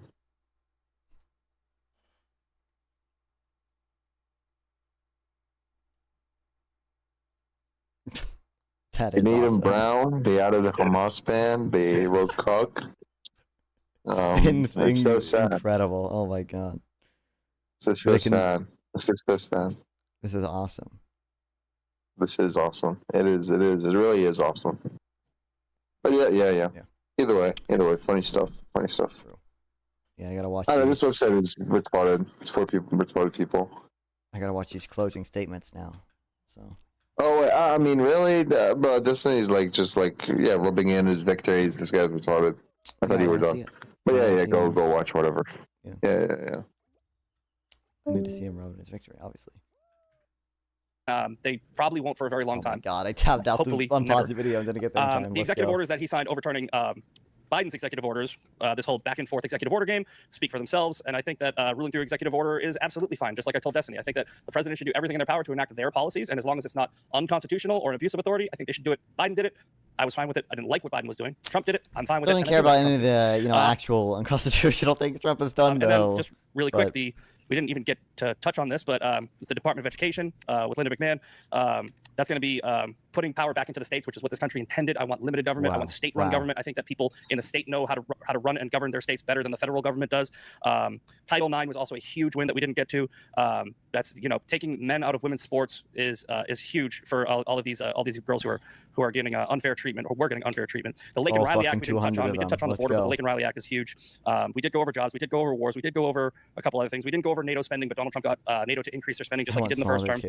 And there's just also, Trump hasn't even done anything in his fucking term. I guess he said the DOE shit, but that's just like, that's not even like putting power in the hands of the states or whatever. It's just like an attack because he just like doesn't like the like woke education stuff, right? That's like doing the same thing to like Harvard or whatever, and like Columbia and those like none of that is like putting power in the hands of the states. That's all just like an ideological like attack, right? Like in defunding like a bunch of research grants for like the NIH and stuff. None of that is with like a federalist mindset of putting stuff into the hands of states. Oh shit, I fucked up. Of probably 30 things here. And the only thing Destiny can do is talk about Trump's character and come up with conspiracy theories about, the corruption, which have no basis in fact. They're just opinions. So on that alone, like I said in my opening statement, I don't care if I will win the popularity contest. I won this debate on the facts because I have the facts. Destiny has personal biases. So that's my statement. I do appreciate Destiny. Destiny, you're a gentleman most of the time. Sort of facts he presented were just wrong about, like inflation and whatnot. Yeah, it's an unbeatable argument to say that I'm a partisan hack when this guy literally has Donald Trump tattooed on his leg. I don't know how I'm the partisan here when Trump is literally a part of his body. I mean, people say that I'm not using the people don't say, but Misfit is saying I'm not using facts. I mean, I brought up a lot of factual evidence to support literally every single thing I'm bringing up. The few facts that he tried to lean in on, he was completely and utterly incorrect about. He was 1,000% sure that Donald Trump had given some kind of testimony, some kind of sworn under oath, anything about Epstein. Apparently that never happened, despite being 1,000% sure of it. Maybe he means 1,000% the same way that Donald Trump means he'll lower drug prices 1,000%, which is impossible unless he's paying us 9 times the cost of the drug to take it. Maybe I still stand firmly behind everything else I said. I think he weaponizes the DOJ in a horrible way. Misfit already admitted, like, on almost every single point that Donald Trump is utilizing these things in ways that nobody ever has before. But since it's apparently legal, that means that it's okay for him to do it, which I don't think is generally the standard. Trump uses emergency declaration to interfere with zoning laws. What do you mean by can he? And allow building multifamily homes in NIMBY area? It's not, as far as I'm aware, there's not a clear mechanism for him to do that. Now this is Trump, so he is the type of person that would declare an emergency when there's not one, and then extend the powers granted to him under that emergency act more than they were intended it to do. But I don't think there's really a clear mechanism to do that at all. Great examples of the way that Donald Trump has been corrupt, and a lot of these misfits even agreed with when it comes to like Trump coin, for instance. That's just a horrendous idea. The idea that he was unaware that there was that millionaires dinner for the top crypto holders of his own crypto coin to go and have a dinner with him, I think is absolutely insane. And I don't know, every other thing is just, I think that conservatives are allergic to facts. I think when we start to dive into the facts of literally any of these issues, like the difference between Biden talking about Shoka being fired in Ukraine versus the quid pro quo that Donald Trump and Giuliani tried to do with Ukraine is absolutely unhinged. Like the deficit spending, like every big mistake that Donald Trump makes seems to be either hyperbole or he's like excused for it for some reason. I just think it's absolutely unhinged. Then anybody defend Trump today. But I guess when you look at the media consumption patterns and the fact that it seems to be zero actual factual engagement with any of the topics at hand, that it's possible to just love him forever. Yeah. Wow, incredible.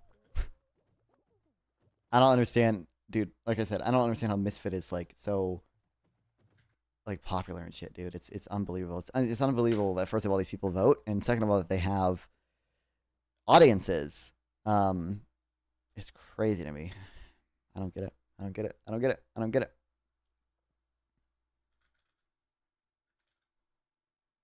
Like I said, I think he has like 30,000 Twitter. Or he has 70,000 almost Twitter followers. Oh my god. Then he has like 10K YouTube subs or something. Decent following on Rumble. Yeah, 23,000.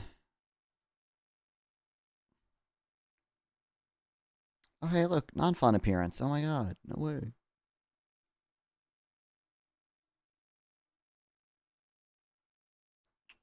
$1.4K in Rumble, which in Rumble is pretty good.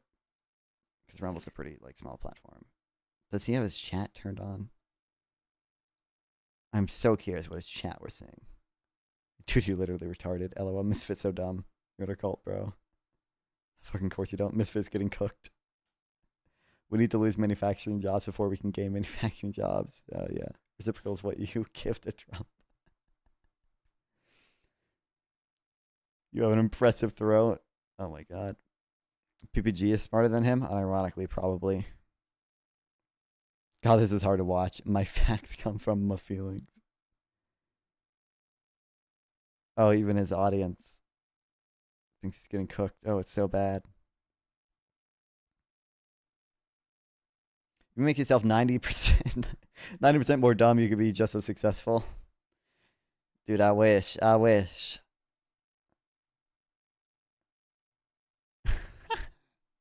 Truly incredible.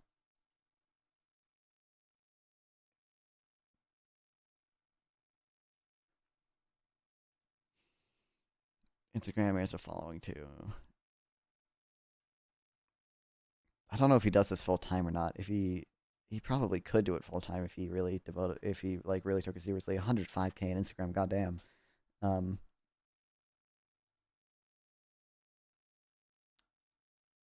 Who is this guy? I know who this guy is, but I don't remember. I've seen this guy. What's this dude? What's this dude?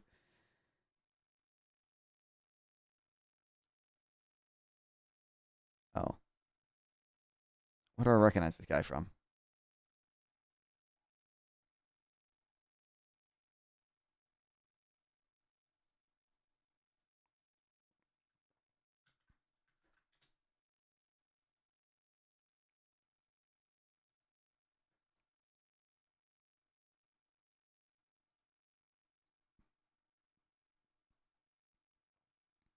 Maybe I've just like seen him on like some YouTube show or something. I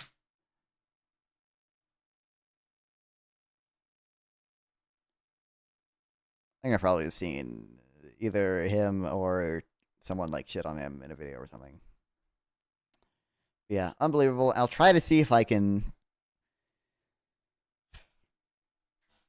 talk to Misfit. Like I said, he was not like initially down. He debated Pisco. Oh, I might know it from that. Yeah. Yeah, like I said, you know, he wasn't initially down. Obviously, he has this like 10K sub minimum. Now, you know, I reached out through Sarah, and Sarah does have more than 10K subs, right? And, you know, he's been on Sarah's show before, obviously. That's how we first chatted. So we're going to try to get that set up. Like I said, it wasn't initially down. He said he was tired of debating lefties or something. And then Sarah said, maybe I've convinced him and like he'll do it in like a week or two or whatever. It's been like almost 2 weeks. So actually, no, basically exactly 2 weeks now. So, you know, I'll ask Sarah if he's down. Kind of doubt he will be. But if he is, I'll hopefully have either a 1v1 or 2v2 with him on Sarah. But other than that, we should be talking to a girl from Jubilee, a conservative from Jubilee, tomorrow night. So that'll be fun. And then, like I said, a bunch of things that could happen. I don't know. Don't have any like Wick or Gibbs panels lined up or anything. But it wouldn't surprise me if this Thursday or Wednesday or something, or well, I guess next Thursday or Wednesday. I was on, you know, I'm on some debate panel. And I guess I got 2 debates I got to schedule. So, is it a super racist girl? I don't think so. I don't know who you're talking about exactly.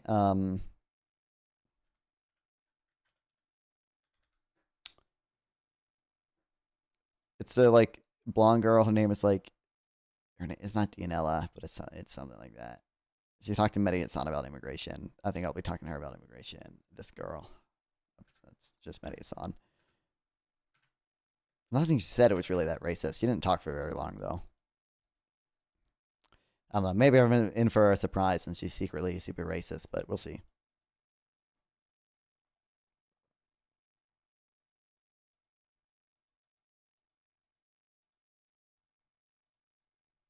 But yeah.